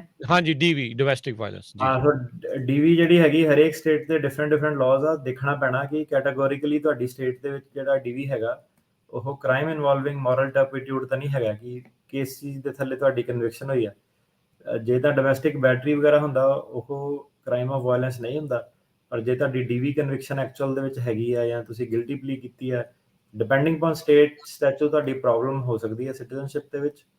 ਤੇ ਆਈ ਡੋਂਟ ਨੋ, ਮੈਨੂੰ ਨਹੀਂ ਪਤਾ ਕਿਹੜੀ ਸਟੇਟ ਤੋਂ ਕੀ ਤੁਹਾਡਾ DV ਦੇ ਕੀ ਚਾਰजेस ਆ, ਡਾਕੂਮੈਂਟ ਪੜ੍ਹ ਕੇ ਹੀ ਆ। ਪਰ ਹਾਂਜੀ, ਜੇ ਤੁਸੀਂ ਫਾਈਲ ਕੀਤੀ ਹੈ ਸਿਟੀਜ਼ਨਸ਼ਿਪ ਤਾਂ ਤੁਸੀਂ ਜਾ ਸਕਦੇ ਹੋ। ਉਹਦੇ ਵਿੱਚ ਤਾਂ ਕੋਈ ਡਿਪੋਰਟੇਸ਼ਨ ਤਾਂ ਤੁਹਾਡੀ ਕਰਨ ਨਹੀਂ ਲੱਗੇ ਉਹ ਡੋਮੈਸਟਿਕ ਵਾਇਲੈਂਸ ਕਰਕੇ। ਜੀ, ਰਿਜੈਕਸ਼ਨ ਜਿਹੜੀ ਉਹ ਮੇ ਵੀ ਹੋ ਸਕਦੀ ਹੈ ਜਾਂ ਲੋਕਾਂ ਨੂੰ ਐਡਮਿਨਿਸਟ੍ਰੇਟਿਵ ਪ੍ਰੋਸੈਸ, ਉਹ ਸਾਰੀਆਂ ਚੀਜ਼ਾਂ ਹੋ ਸਕਦੀਆਂ। ਇੱਕ ਜਿਹੜਾ ਇਹ ਤੋਂ ਪਹਿਲਾਂ ਜਿਹੜੇ ਕਾਲਰ ਸੀਗੇ, ਮੇਰਾ ਪਤਾ ਨਹੀਂ, ਉਹਨਾਂ ਦੇ ਵਕੀਲ ਲਈ ਸਵਾਲ ਇਹ ਹੈਗਾ ਕਿ ਭਾਈ ਸਿਟੀਜ਼ਨ ਦੀ ਵੇਟ ਕਿਉਂ ਕਰ ਰਿਹਾ ਸੀਗਾ? ਗ੍ਰੀਨ ਕਾਰਡ ਤੇ ਵੀ ਤਾਂ ਸੇਮ ਹੀ ਚੀਜ਼ ਕਰ ਸਕਦਾ ਵਾ, ਵੇਵਰ ਵੂਵਰ ਸਾਰਾ ਕੁਝ ਚੱਲਦਾ ਹੈਗਾ ਤੇ ਉਹਦੇ ਉੱਤੇ ਵੀ ਐਡਮਿਨਿਸਟ੍ਰੇਟਿਵ ਕਲੋਜ਼ਰ ਮਿਲ ਜਾਂਦਾ। ਇਹ 5 ਸਾਲ ਵੇਸਟ ਗੱਲ ਹੀ ਕੀਤੇ ਹੈਗੇ ਆ, ਕੇਸ ਗੱਲ ਕਰਕੇ ਕੀਤੇ ਹੈਗੇ। ਜੀ, ਮਨਪ੍ਰੀਤ। ਹੈਲੋ, ਹਾਂਜੀ, ਸਤਿ ਸ੍ਰੀ ਅਕਾਲ ਜੀ ਭਾਜੀ। ਜੀ ਹਾਂਜੀ ਭਾਜੀ, ਮੈਂ ਇਹ ਗੱਲ ਪੁੱਛਣੀ ਚਾਹੁੰਦਾ ਵਾਂ ਕਿ ਜਿੱਦਾਂ ਆਪਣੀ ਸੈਕਰਾਮੈਂਟੋ ਇੱਕ ਕੋਰਟ ਆ, ਇੱਕ ਆਪਣੀ ਸੈਨ ਫਰਾਂਸਿਸਕੋ ਕੋਰਟ ਆ, ਇਹਨਾਂ ਦੋਵਾਂ ਕੋਰਟਾਂ ਦੇ ਵਿੱਚੋਂ ਕਿਹੜੀ ਕੋਰਟ ਜ਼ਿਆਦਾ ਵਧੀਆ ਵਾ ਤੇ ਕਿੱਥੇ ਆਪਾਂ ਨੂੰ ਜਲਦੀ ਡੇਟ ਮਿਲਦੀ ਪਈ ਆ? ਮੈਂ ਇੰਨਾ ਹੀ ਮੇਰਾ ਸਵਾਲ ਆ ਜੀ, ਪਲੀਜ਼ ਦੱਸੋ ਜੀ। ਕੋਰਟ ਭਾਜੀ ਸੈਕਰਾਮੈਂਟੋ ਓਵਰਆਲ ਕੋਰਟ ਜਿਹੜੀ ਵਧੀਆ ਹੈਗੀ ਸੈਨ ਫਰਾਂਸਿਸਕੋ ਹੈਗੀ ਆ। ਰੇਟਿੰਗਸ ਓਵਰਆਲ ਸੈਨ ਫਰਾਂਸਿਸਕੋ ਦੀਆਂ ਜ਼ਿਆਦਾ ਚੱਲੀ ਜਾਂਦਾ ਕੰਮ ਸਾਰਿਆਂ ਦਾ, ਹੈ ਨਾ। ਤੇ ਜਿਹੜਾ ਤਰੀਕ ਜ਼ਿਆਦਾ ਜਲਦੀ ਮਿਲਣੀ ਉਹ ਤੁਹਾਨੂੰ ਮਿਲਣੀ ਹੈ ਸੈਕਰਾਮੈਂਟੋ ਜਿਹੜੀਆਂ ਆਪਾਂ ਦੇਖ ਰਹੇ ਹਾਂ ਤਰੀਕਾਂ ਹੁਣ ਇਸ ਵੇਲੇ ਆਪਣਾ ਅਗਸਤ ਸਪਟੈਂਬਰ ਜਿਹੜੀਆਂ ਹੈਗੀਆਂ ਆਹ 2022 ਦੀਆਂ ਡੇਟਾਂ ਮਿਲ ਰਹੀਆਂ, ਮਤਲਬ ਕਿ 8 ਮਹੀਨੇ 'ਚ ਤੁਹਾਨੂੰ ਤਰੀਕ ਮਿਲਦੀ ਹੈ। ਬਾਕੀ ਡਿਪੈਂਡ ਕਰਦਾ ਕਿ ਜੱਜ ਦੀ ਰੇਟਿੰਗ ਕੀ ਹੈਗੀ, ਉੱਤੇ ਵੀ ਡਿਪੈਂਡ ਕਰਦਾ ਸਾਰਾ। ਤੇ ਜੇ ਤਾਂ ਜੱਜ ਦੀ 40-45% ਰੇਟਿੰਗ ਹੋਵੇ ਇੰਨਾ ਕੁ, ਤੇ ਉਹ ਰੀਜ਼ਨੇਬਲ ਜੱਜ ਆ, ਉਹ ਠੀਕ ਹੈ ਜੱਜ, ਉਹਦੇ ਮੂਹਰੇ ਤੁਸੀਂ ਰੀਜ਼ਨੇਬਲੀ ਆਰਗਿਊ ਕਰ ਸਕਦੇ ਹੋ। ਤੇ ਜੇ ਬਿਲਕੁਲ ਘੱਟ ਆ 5-10% ਵਾਲੇ ਆ, ਉਹ ਜੱਜ ਔਖੇ ਆ। ਤੇ 40-45 ਜੇ ਰੇਟਿੰਗ ਹੈਗੀ ਆ ਜੱਜ ਦੀ ਇੰਨੀ, ਤੇ ਫਿਰ ਸਹੀ ਆ। ਤਾਂ ਮਤਲਬ ਓਬਵੀਅਸਲੀ ਉਹਨਾਂ ਨੇ ਸਟ੍ਰਿਕਟ ਰਹਿਣਾ ਤੁਹਾਡੇ ਨਾਲ, ਤੁਹਾਨੂੰ ਉਹਨਾਂ ਨੇ ਗੁੰਜਾਇਸ਼ ਨਹੀਂ ਕੋਈ ਦੇਣੀ। ਪਰ ਜੇ ਤੁਸੀਂ ਸਾਰਾ ਸਹੀ ਕਰਦੇ ਹੋ, ਸਹੀ ਪ੍ਰੈਜ਼ੈਂਟ ਕਰਦੇ ਹੋ, ਤਾਂ ਕੋਈ ਪ੍ਰੋਬਲਮ ਨਹੀਂ ਹੈ। ਸੋ ਸੈਕਰਾਮੈਂਟੋ, ਤੁਹਾਡਾ ਕੁਐਸਚਨ ਦਾ ਹੁਣ ਇਹੀ ਆਨਸਰ ਹੈ ਕਿ ਜੱਜ ਤੇ ਡਿਪੈਂਡ ਕਰਦਾ ਕਿ ਉਹਦੀ ਪਰਸਨਲ ਰੇਟਿੰਗ ਕੀ ਹੈ ਤੇ ਤਰੀਕ ਜਲਦੀ ਜਿਹੜੀ ਹੈਗੀ ਹੈ ਸੈਕਰਾਮੈਂਟੋ ਮਿਲਦੀ। ਜੀ, ਪਲਵਿੰਦਰ। ਹੈਲੋ, ਹਾਂਜੀ, ਸਤਿ ਸ੍ਰੀ ਅਕਾਲ ਜੀ ਪੂਰੀ ਟੀਮ ਨੂੰ। ਜੀ, ਮੈਂ ਪੁੱਛਣਾ ਚਾਹੁੰਦਾ ਸੀਗਾ ਜੀ, ਮੇਰੀ ਬੇਟੀ ਇੱਕ ਤਾਂ ਇੱਥੇ ਸਿਟੀਜ਼ਨ ਹੈ, ਇੱਕ ਅਮਰੀਕਾ 'ਚ ਤੇ ਇੱਕ ਕੈਨੇਡਾ 'ਚ ਹੈ, ਮਤਲਬ ਸਿਟੀਜ਼ਨ। ਉਹ ਇੱਧਰ ਮੂਵ ਹੋਣਾ ਚਾਹੁੰਦੀ ਹੈ, ਵੀ ਉਹਦੇ ਵਾਸਤੇ ਵੀ ਕਿੰਨੇ ਕੁ ਪੈਸੇ ਇਨਵੈਸਟਮੈਂਟ ਕਰਨੀ ਪਊਗੀ? ਵੀ ਉਹ ਇਨਵੈਸਟਮੈਂਟ ਦੇ ਹਿਸਾਬ ਨਾਲ ਜੇ ਇੱਧਰ ਆਵੇ ਤਾਂ ਕਿੰਨੇ ਕੁ ਪੈਸੇ ਘੱਟੋ ਘੱਟ ਵੀ ਆਪਾਂ ਇਨਵੈਸਟ ਕਰਕੇ ਆ ਸਕਦੀ ਹੈ? ਜੀ, ਜੇ ਤਾਂ ਜੀ E2 ਵੀਜ਼ੇ ਰਾਹੀਂ ਆਉਣਾ, ਬਿਜ਼ਨਸ ਕਰਨ ਆਉਣਾ, ਸਾਡੇ ਕਲਾਇੰਟ $3 ਲੱਖ ਇਨਵੈਸਟ ਕਰਦੇ ਨੇ। ਉਹਨਾਂ ਨੇ ਕੋਈ ਲਿਮਿਟ ਨਹੀਂ ਦਿੱਤੀ, ਤੇ ਐਨੀਵੇਅਰ ਬਿਟਵੀਨ ਲੱਖ ਤੋਂ $3 ਲੱਖ ਜਿੰਨਾ ਜ਼ਿਆਦਾ ਪਾਉਂਗੇ ਉਨੇ ਤੁਹਾਡੇ ਚਾਂਸ ਜ਼ਿਆਦਾ ਵਾ। ਤੇ ਮਤਲਬ ਮਿਨੀਮਮ ਤੁਸੀਂ ਕਹਿ ਲਓ ਕਿ 1 ਲੱਖ ਤੋਂ ਥੱਲੇ ਤੇ ਜਾਓਗੇ ਤੇ ਉਹ ਤਾਂ ਤੁਹਾਡਾ ਚਾਂਸਸ ਆਫ ਰਿਜੈਕਸ਼ਨ ਬਹੁਤ ਜ਼ਿਆਦਾ ਵਾ। ਤੇ ਮੋਰ ਲਾਈਕ ਕਲੋਜ਼ ਟੂ ਜਿੱਦਾਂ 2 ਤੋਂ 3 ਲੱਖ ਦੇ ਵਿੱਚ ਸਹੀ ਇਨਵੈਸਟਮੈਂਟ ਆ। ਤੇ ਜੇ ਪੱਕਾ ਗ੍ਰੀਨ ਕਾਰਡ ਚਾਹੀਦਾ EB5 ਉਹਦੀ 5 ਲੱਖ ਜਾਂ $1 ਮਿਲੀਅਨ। ਜੀ, ਅਗਲੇ ਕਾਲਰ ਅਮਰਪ੍ਰੀਤ। ਹਾਂਜੀ, ਸਤਿ ਸ਼੍ਰੀ ਅਕਾਲ ਭਾਜੀ। ਜੀ, ਭਾਜੀ ਮੇਰੇ ਦੋ ਕੁਐਸਚਨ ਆ ਜੀ। ਇੱਕ ਤਾਂ ਭਾਜੀ ਇਹ ਆ ਕਿ ਮੈਂ ਜਨਵਰੀ ਦੀ ਪਿਛਲੇ ਸਾਲ ਦੀ ਮੈਂ ਸਿਟੀਜ਼ਨਸ਼ਿਪ ਅਪਲਾਈ ਕੀਤੀ ਆ, ਤੇ ਭਾਜੀ ਮੇਰੇ ਫਿੰਗਰ ਜਿੱਦਾਂ ਇੱਕ ਵੀਕ ਬਾਅਦ ਉਹਨਾਂ ਨੇ ਆਟੋਮੈਟਿਕ ਚੱਕ ਲਏ ਸੀ, ਤੇ ਉਸ ਤੋਂ ਬਾਅਦ ਭਾਜੀ ਮੈਨੂੰ ਕੋਈ ਵੀ ਅਗਲੀ ਅਪਡੇਟ ਨਹੀਂ ਆਈ ਹੈਗੀ। ਮਤਲਬ ਜਾਂ ਮੈਨੂੰ ਕਿੱਦਾਂ ਈਮੇਲ ਕਰਨੀ ਚਾਹੀਦੀ ਆ ਉਹਨਾਂ ਨੂੰ, ਜਾਂ ਵੇਟ ਕਰਾਂ ਹਜੇ, ਤੇ ਇਹਨਾਂ ਦਾ ਈਮੇਲ ਐਡਰੈਸ ਜਾਂ ਕੀ ਆ ਨਾ, ਕਿਹੜੇ ਤੇ ਈਮੇਲ ਕਰਾਂ ਇਹਨਾਂ ਨੂੰ ਮੈਂ। ਤੇ ਸਰ ਦੂਜਾ ਜੀ ਆਹ ਟ੍ਰੈਫਿਕ ਦਾ ਵਾਇਓਲੇਸ਼ਨ ਦਾ ਮੈਂ ਸੁਣਦਾ ਪਿਆ ਸੀ, ਉਹ ਪੁੱਛਣਾ ਸੀ ਤੁਹਾਡੇ ਕੋਲ। ਜਿੱਦਾਂ ਮੈਂ ਅਰੈਸਟ ਤਾਂ ਨਹੀਂ ਹੋਇਆ, ਪਰ ਮੈਨੂੰ ਜਿੱਦਾਂ ਇੱਕ ਦੋ ਟਿਕਟਾਂ ਮਿਲੀਆਂ ਆ ਟਰੱਕ ਚਲਾਉਂਦੇ ਨੂੰ, ਤੇ ਇਹਨਾਂ ਦਾ ਵੀ ਮੈਨੂੰ ਕਲੀਅਰੈਂਸ ਲੈ ਕੇ ਜਾਣੀ ਚਾਹੀਦੀ ਆ ਨਾਲ ਜਦੋਂ ਮੈਂ ਇੰਟਰਵਿਊ ਦੇਣ ਜਾਵਾਂ, ਜਾਂ ਮਤਲਬ ਜਾਂ ਮੈਨੂੰ ਅਰੈਸਟ ਤਾਂ ਨਹੀਂ ਕੀਤਾ ਤਾਂ ਮੈਨੂੰ ਕੋਈ ਲੋੜ ਨਹੀਂ ਹੈਗੀ ਇਹਨਾਂ ਚੀਜ਼ਾਂ ਦੀ, ਹੈ ਨਾ। ਇਹੀ ਜੇ ਅਰੈਸਟ ਨਹੀਂ ਕੀਤਾ ਕੋਈ ਲੋੜ ਨਹੀਂ ਆ। ਦੱਸਣਾ ਜ਼ਰੂਰ ਪੈਣਾ ਕਿ ਟ੍ਰੈਫਿਕ ਟਿਕਟਾਂ ਸੀਗੀਆਂ, ਤੇ ਉਹਦਾ ਪ੍ਰੂਫ ਲੈ ਜਾਓ ਕਿ ਕੀ ਟਿਕਟਾਂ ਸੀਗੀਆਂ, ਫਾਈਨ ਜਿਹੜਾ ਪੇ ਕੀਤਾ ਉਹ ਜੇ ਤੁਹਾਡੇ ਕੋਲ ਰੈਕਟ ਹੈਗਾ। ਤੇ ਦੂਜੀ ਗੱਲ ਇਹ ਹੈ ਕਿ ਸਿਟੀਜ਼ਨਸ਼ਿਪ ਨੂੰ ਟਾਈਮ ਲੱਗਣਾ, ਜਿੱਦਾਂ ਆਪਾਂ ਦੱਸਿਆ ਨਾ, ਤੁਸੀਂ ਉਹ ਵੀ USCIS ਦੀ ਵੈਬਸਾਈਟ ਤੇ ਚੈੱਕ ਕਰ ਸਕਦੇ ਆ ਕਿ ਕਿੰਨਾ ਚੱਲਦਾ। ਸਾਲ ਡੇਢ ਸਾਲ ਆਮ ਗੱਲ ਆ। ਤੁਸੀਂ ਜੇ ਜਨਵਰੀ 'ਚ ਕੀਤਾ ਸੀ ਤੁਹਾਡਾ ਤਾਂ ਅਜੇ ਟਾਈਮ ਲੱਗੂਗਾ। ਤੇ ਰਿਸਿਪਟ ਨੋਟਿਸ ਮਿਲ ਹੀ ਗਿਆ ਹੋਊਗਾ ਜੇ ਉਹਨਾਂ ਨੂੰ ਦੱਸ ਹੀ ਦਿੱਤਾ ਵੀ ਤੁਹਾਡੇ ਫਿੰਗਰ ਉਹਨਾਂ ਨੇ ਪੁਰਾਣੇ ਜਿਹੜੇ ਉਹ ਚੱਕ ਲਏ ਹੈਗੇ ਆ। ਸੋ ਹਾਂਜੀ, ਤੇ ਈਮੇਲ ਇਹਨਾਂ ਦੀ ਜੀ ਕੋਈ ਨਹੀਂ ਹੁੰਦੀ, ਈਮੇਲ ਰਾਹੀਂ ਇਹਨਾਂ ਨੇ ਜਵਾਬ ਨਹੀਂ ਦੇਣਾ, ਉਹਨਾਂ ਤੁਹਾਨੂੰ ਕਾਲ ਹੀ ਕਰਨਾ ਪੈਣਾ। ਪਰ ਜੇ ਤੁਹਾਡਾ ਕੇਸ ਅਜੇ ਨਾਰਮਲ ਟਾਈਮ 'ਚ ਹੀ ਲੱਗ ਰਿਹਾ, ਆਊਟ ਨਹੀਂ ਹੋਇਆ ਪ੍ਰੋਸੈਸਿੰਗ ਟਾਈਮ ਤੋਂ, ਤਾਂ ਤੁਹਾਨੂੰ ਕਾਲ ਕਰਨ ਦਾ ਕੋਈ ਫਾਇਦਾ ਨਹੀਂ ਹੋਣਾ। ਜੀ ਜੀ। ਅਗਲੇ ਕਾਲਰ ਸਤਨਾਮ। ਹੈਲੋ ਜੀ ਹਾਂਜੀ, ਮੇਰਾ ਕੁਐਸਚਨ ਇਹ ਹੈ ਜੀ, ਅਗਰ I-485 ਦੀ ਫਾਈਨਲ ਇੰਟਰਵਿਊ ਪੈਂਡਿੰਗ ਹੈ, ਤਾਂ ਉਹ ਤੋਂ ਪਹਿਲਾਂ ਹੀ ਪਤਾ ਚੱਲ ਗਿਆ ਕਿ ਫਰਾਡ ਸੀਗਾ ਸਿਰਫ ਗ੍ਰੀਨ ਕਾਰਡ ਲੈਣ ਲਈ, ਤਾਂ ਡਾਈਵੋਰਸ ਵੀ ਫਾਈਲ ਹੋ ਚੁੱਕਾ ਆ, ਤਾਂ ਮੇਰਾ ਹਸਬੈਂਡ ਜਿਹੜਾ ਉਹ ਆਊਟ ਆਫ ਕੰਟਰੀ ਵੀ ਚਲਾ ਗਿਆ, ਹੀ ਵਾਜ਼ ਫਰਮ UK। ਤਾਂ ਹੁਣ ਮੈਨੂੰ ਉਹਨਾਂ ਦਾ ਇੰਟਰਵਿਊ ਜਦੋਂ ਟਾਈਮ ਆਉਂਦਾ ਉੱਥੋਂ ਜਾ ਕੇ ਦੱਸਣਾ ਚਾਹੀਦਾ ਕਿ ਇਟ ਵਾਜ਼ ਅ ਫਰਾਡ, ਜਾਂ ਮੈਨੂੰ ਵਿਦਡਰਾ ਕਰਨੀ ਚਾਹੀਦੀ ਹੈ ਪਟੀਸ਼ਨ? ਦੇਖੋ, ਭਾਵੇਂ ਫਰਾਡ ਸੀਗਾ ਭਾਵੇਂ ਨਹੀਂ ਸੀਗਾ, ਤੁਸੀਂ ਸਿੰਪਲੀ ਆਪਣੀ ਜਿਹੜੀ 130 ਪਟੀਸ਼ਨ ਨੂੰ ਵਿਦਡਰਾ ਕਰ ਲਓ, ਬਸ ਉਹਨੇ 485 ਆਪਣੇ ਆਪ ਟਰਮੀਨੇਟ ਕਰ ਦੇਣਾ ਜੀ। ਤੇ ਉਹਦਾ ਪ੍ਰੋਸੈਸ ਕੀ ਹੈ ਜੀ? ਵਿਡਰਾਲ ਦਾ ਕੋਈ ਵੱਖਰਾ ਫਾਰਮ ਹੁੰਦਾ ਆ ਜਾਂ ਸਿਰਫ ਤੁਸੀਂ ਆਪਣੀ ਲੈਟਰ ਲਿਖਣੀ ਆ ਜਿਹੜੇ ਸਰਵਿਸ ਸੈਂਟਰ ਤੇ ਪੈਂਡਿੰਗ ਆ, ਤੁਹਾਨੂੰ ਕੋਈ ਸਫਾਈ ਦੇਣ ਦੀ ਲੋੜ ਨਹੀਂ ਹੈਗੀ, ਤੁਸੀਂ ਸਿੱਧੇ ਕਹੋ ਕਿ ਮੈਂ 130 ਵਿਦਡਰਾ ਕਰਨਾ। ਠੀਕ ਹੈ, ਉਹ ਜਿਹੜਾ ਵੀ ਉਹਨਾਂ ਨੇ A ਨੰਬਰ ਵਗੈਰਾ ਨਾਲ ਦਿੱਤਾ ਹੋਊਗਾ ਉਹ ਜਿਹੜਾ ਲਿਖ ਕੇ ਦੱਸ ਦੇ ਜੀ। ਹਾਂਜੀ। ਅਗਲੇ ਕਾਲਰ ਸੁਰਿੰਦਰ। ਹਾਂਜੀ ਸੁਰਿੰਦਰ ਜੀ। ਸਤਿ ਸ਼੍ਰੀ ਅਕਾਲ ਜੀ। ਮੇਰਾ ਸਾਈਲਮ ਦਾ ਕੇਸ ਹੈ ਜੀ। ਮੈਂ ਵਾਸ਼ਿੰਗਟਨ ਚ ਤੇ ਕੈਨੇਡਾ ਵੱਲੋਂ ਮੈਂ ਐਂਟਰ ਹੋਇਆ ਸੀ ਸੇਫ, ਤੇ ਮੈਂ ਲਾਇਰ ਨਹੀਂ ਕੀਤਾ ਇੱਥੇ, ਤੇ 4 ਸਾਲ ਹੋ ਗਏ ਕੇਸ ਲੱਗੇ ਨੂੰ, ਇੰਟਰਵਿਊ ਨਹੀਂ ਆਈ ਕੋਈ ਵੀ ਅਜੇ। ਮੈਂ ਕੈਲੀਫੋਰਨੀਆ ਕੇਸ ਮੂਵ ਕਰਾਉਣਾ ਚਾਹੁੰਦਾ, ਹੋ ਸਕਦਾ ਜਾਂ ਨਹੀਂ ਉਸ ਤੋਂ ਪਹਿਲਾਂ ਇੰਟਰਵਿਊ? ਜੇ ਤੁਸੀਂ ਸੇਫ ਆਏ ਸੀਗੇ ਵਾਸ਼ਿੰਗਟਨ ਚ ਤਾਂ ਅਸਾਈਲਮ ਆਫਿਸ ਹੈ ਨਹੀਂਗਾ, ਤਾਂ ਉਹ ਤਾਂ ਤੁਹਾਡਾ ਕੇਸ ਵੈਸੇ ਵੀ ਸੈਨ ਫ੍ਰਾਂਸਿਸਕੋ ਮੋਰੇ ਹੋਣਾ ਵਾ। ਜੀ। ਸੋ ਜੇ ਮੂਵ ਹੋ ਜਾਂਦੇ ਆ ਕੈਲੀਫੋਰਨੀਆ ਤਾਂ ਸੋ ਆਈ ਥਿੰਕ ਬੈਟਰ ਸਲਾਹ ਤੁਹਾਨੂੰ ਇਹ ਹੈ ਵੀ ਭਾਈ ਵਕੀਲ ਕਰੋ, ਤੁਸੀਂ ਅਟਰਨੀ ਟੇਰਕੀਆਣਾ ਹੋਣਾ ਦੇ ਨਾਲ ਤੁਸੀਂ ਕੰਟੈਕਟ ਕਰੋ। ਪੇਚੀਦਾ ਮਸਲੇ ਹੁੰਦੇ ਆ, ਚਲੋ ਬੰਦੇ ਨੂੰ ਲੱਗਦਾ ਵੀ ਇਟਸ ਫਾਈਨ, ਠੀਕ ਆ, ਮੈਨੂੰ ਕੋਈ ਇੱਦਾਂ ਦੀ ਪ੍ਰੋਬਲਮ ਨਹੀਂ, ਪਰ ਕਈ ਮਸਲੇ ਜਿਹੜੇ ਉਹ ਬਣ ਜਾਂਦੇ ਆ। ਸਲਾਹ ਇਹੀ ਹੈ ਵੀ ਵਕੀਲ ਦੀ ਸਲਾਹ ਜਿਹੜੀ ਲੈ ਕੇ ਨਾਲ ਹੀ ਚੱਲੋ। ਰਾਜਕਰਨ ਜੀ ਉੱਥੇ ਨਾ ਆਪਣਾ ਜਿਹੜਾ ਕੋਰਟ ਤਾਂ ਹੈਗੇ ਆ, ਪਰ ਜਿਹੜਾ ਅਸਾਈਲਮ ਆਫਿਸ ਸੈਨ ਫ੍ਰਾਂਸਿਸਕੋ ਦਾ ਹੀ ਲੱਗਦਾ ਵਾ। ਸੋ ਪਤਾ ਨਹੀਂ ਹੁਣ ਇਹਨਾਂ ਨੇ, ਜੇ ਤਾਂ ਇਹਨਾਂ ਨੇ ਸੇਫ ਐਂਟਰ ਕੀਤੇ ਸੀ, ਅਸਾਈਲਮ ਆਫਿਸ ਮੋਰੇ ਕੇਸ ਪੈਂਡਿੰਗ ਹੁੰਦਾ, ਉਹ ਇਹਨਾਂ ਦਾ ਕੇਸ ਸੈਨ ਫ੍ਰਾਂਸਿਸਕੋ ਹੀ ਹੋਣਾ ਚਾਹੀਦਾ। ਸੋ ਇਹ ਨਾ ਹੋਵੇ ਵੀ ਇਹ ਭੁਲੇਖੇ ਦੇ ਨਾਲ ਕੁਛ ਹੋਰ ਹੀ ਇਹਨਾਂ ਨੇ ਕਰਤਾ ਹੋਵੇ, ਉਹ ਅਪਲਾਈ ਨਾ ਕੀਤਾ ਹੋਵੇ। ਸੋ ਇਹ ਹੁਣ ਕਿੱਦਾਂ ਹੋਇਆ, ਕਿਵੇਂ ਹੋਇਆ, ਇਹਦੇ ਬਾਰੇ ਹੁਣ ਇਹ ਤੁਸੀਂ ਸਲਾਹ ਲੈ ਲਓ ਜੀ, ਬੈਟਰ ਆ। ਇਹਨਾਂ ਦੇ ਆਫਿਸ ਕਰ ਲਿਓ ਜੀ ਕਾਲ, 415 909 0503 4159090503। ਸਿਮਰਨ। ਹੈਲੋ, ਹਾਂਜੀ ਸਤਿ ਸ਼੍ਰੀ ਅਕਾਲ ਵੀਰ ਜੀ। ਵੀਰ ਜੀ ਮੇਰਾ ਕੁਐਸਚਨ ਹੈ ਜੀ, ਮੇਰੇ ਨਾ ਮੰਮੀ ਗ੍ਰੀਨ ਕਾਰਡ ਹੋਲਡਰ ਸੀਗੇ, ਤੇ ਉਹਨਾਂ ਨੇ ਜਿੱਦਾਂ ਮਤਲਬ ਕਿ 2 ਸਾਲ ਦੀ ਪਰਮਿਸ਼ਨ ਪਹਿਲਾਂ ਵੀ ਲਈ ਸੀ, ਹੁਣ ਵੀ ਲੈ ਕੇ ਗਏ ਆ, ਤੇ ਉਹਨਾਂ ਦਾ ਜਿਸ ਤਰ੍ਹਾਂ ਡਾਕੂਮੈਂਟ ਆ ਗਏ ਕਿ ਹਾਂਜੀ ਜੀ ਉਹਨਾਂ ਨੂੰ ਲੈਟਰ ਮਿਲ ਗਈ ਆ, ਪੇਪਰ ਵਰਕ ਮਿਲ ਗਿਆ, ਬਾਇਓਮੈਟ੍ਰਿਕਸ ਦੀ ਵੀ ਲੋੜ ਨਹੀਂ ਕਿਉਂਕਿ ਉਹਨਾਂ ਨੇ ਪਿਛਲੇ ਹੀ ਉਹਨਾਂ ਦੇ ਮਤਲਬ ਕਿ ਲੈ ਲਏ, ਤੇ ਉਹਨਾਂ ਨੂੰ ਆਲਰੇਡੀ ਨਾ 3 ਮਹੀਨੇ ਹੋ ਗਏ, 3-4 ਮਹੀਨੇ ਹੋ ਗਏ ਗਿਆ ਨੂੰ, ਤੇ ਹਜੇ ਤੱਕ ਉਹ ਡਾਕੂਮੈਂਟ ਨਹੀਂ ਆਇਆ। ਮੇਰਾ ਕੁਐਸਚਨ ਹੈ ਕਿ ਤੁਸੀਂ ਕਿਸੇ ਤਰ੍ਹਾਂ, ਜਿਸ ਤਰ੍ਹਾਂ ਉਹਨਾਂ ਦੀ ਵੈਬਸਾਈਟ ਹੁੰਦੀਆਂ ਆ, ਕਿ ਉੱਥੇ ਜਾ ਕੇ ਸਟੇਟਸ ਦੇਖ ਸਕਦੇ ਆ ਕਿ ਤੁਹਾਡਾ ਟਰੈਵਲ ਡਾਕੂਮੈਂਟ ਅਕਸੈਪਟ ਹੋਇਆ ਜਾਂ ਉਹਨਾਂ ਨੇ ਨਹੀਂ ਅਕਸੈਪਟ ਕੀਤਾ। ਤੇ ਦੂਸਰਾ ਵੀਰ ਜੀ ਮੇਰਾ ਕੁਐਸਚਨ ਹੈ ਕਿ ਜਿੱਦਾਂ ਆਈ ਨੋ ਕਿ ਕਾਫੀ ਡਿਲੇ ਚੱਲ ਰਿਹਾ ਆ ਹੁਣ, ਜਿਸ ਤਰ੍ਹਾਂ ਤੇ ਮੈਂ ਬਲੱਡ ਰਿਲੇਸ਼ਨ ਦਾ ਅਪਲਾਈ ਕੀਤਾ ਹੋਇਆ 2006 ਜੁਲਾਈ ਦਾ, ਤੇ ਮਤਲਬ ਕਿ ਅਪਰੋਕਸੀਮੇਟ ਕਿੰਨਾ ਕੁ ਟਾਈਮ ਹੋਰ ਲੱਗਦਾ ਇਹਦੇ 'ਚ?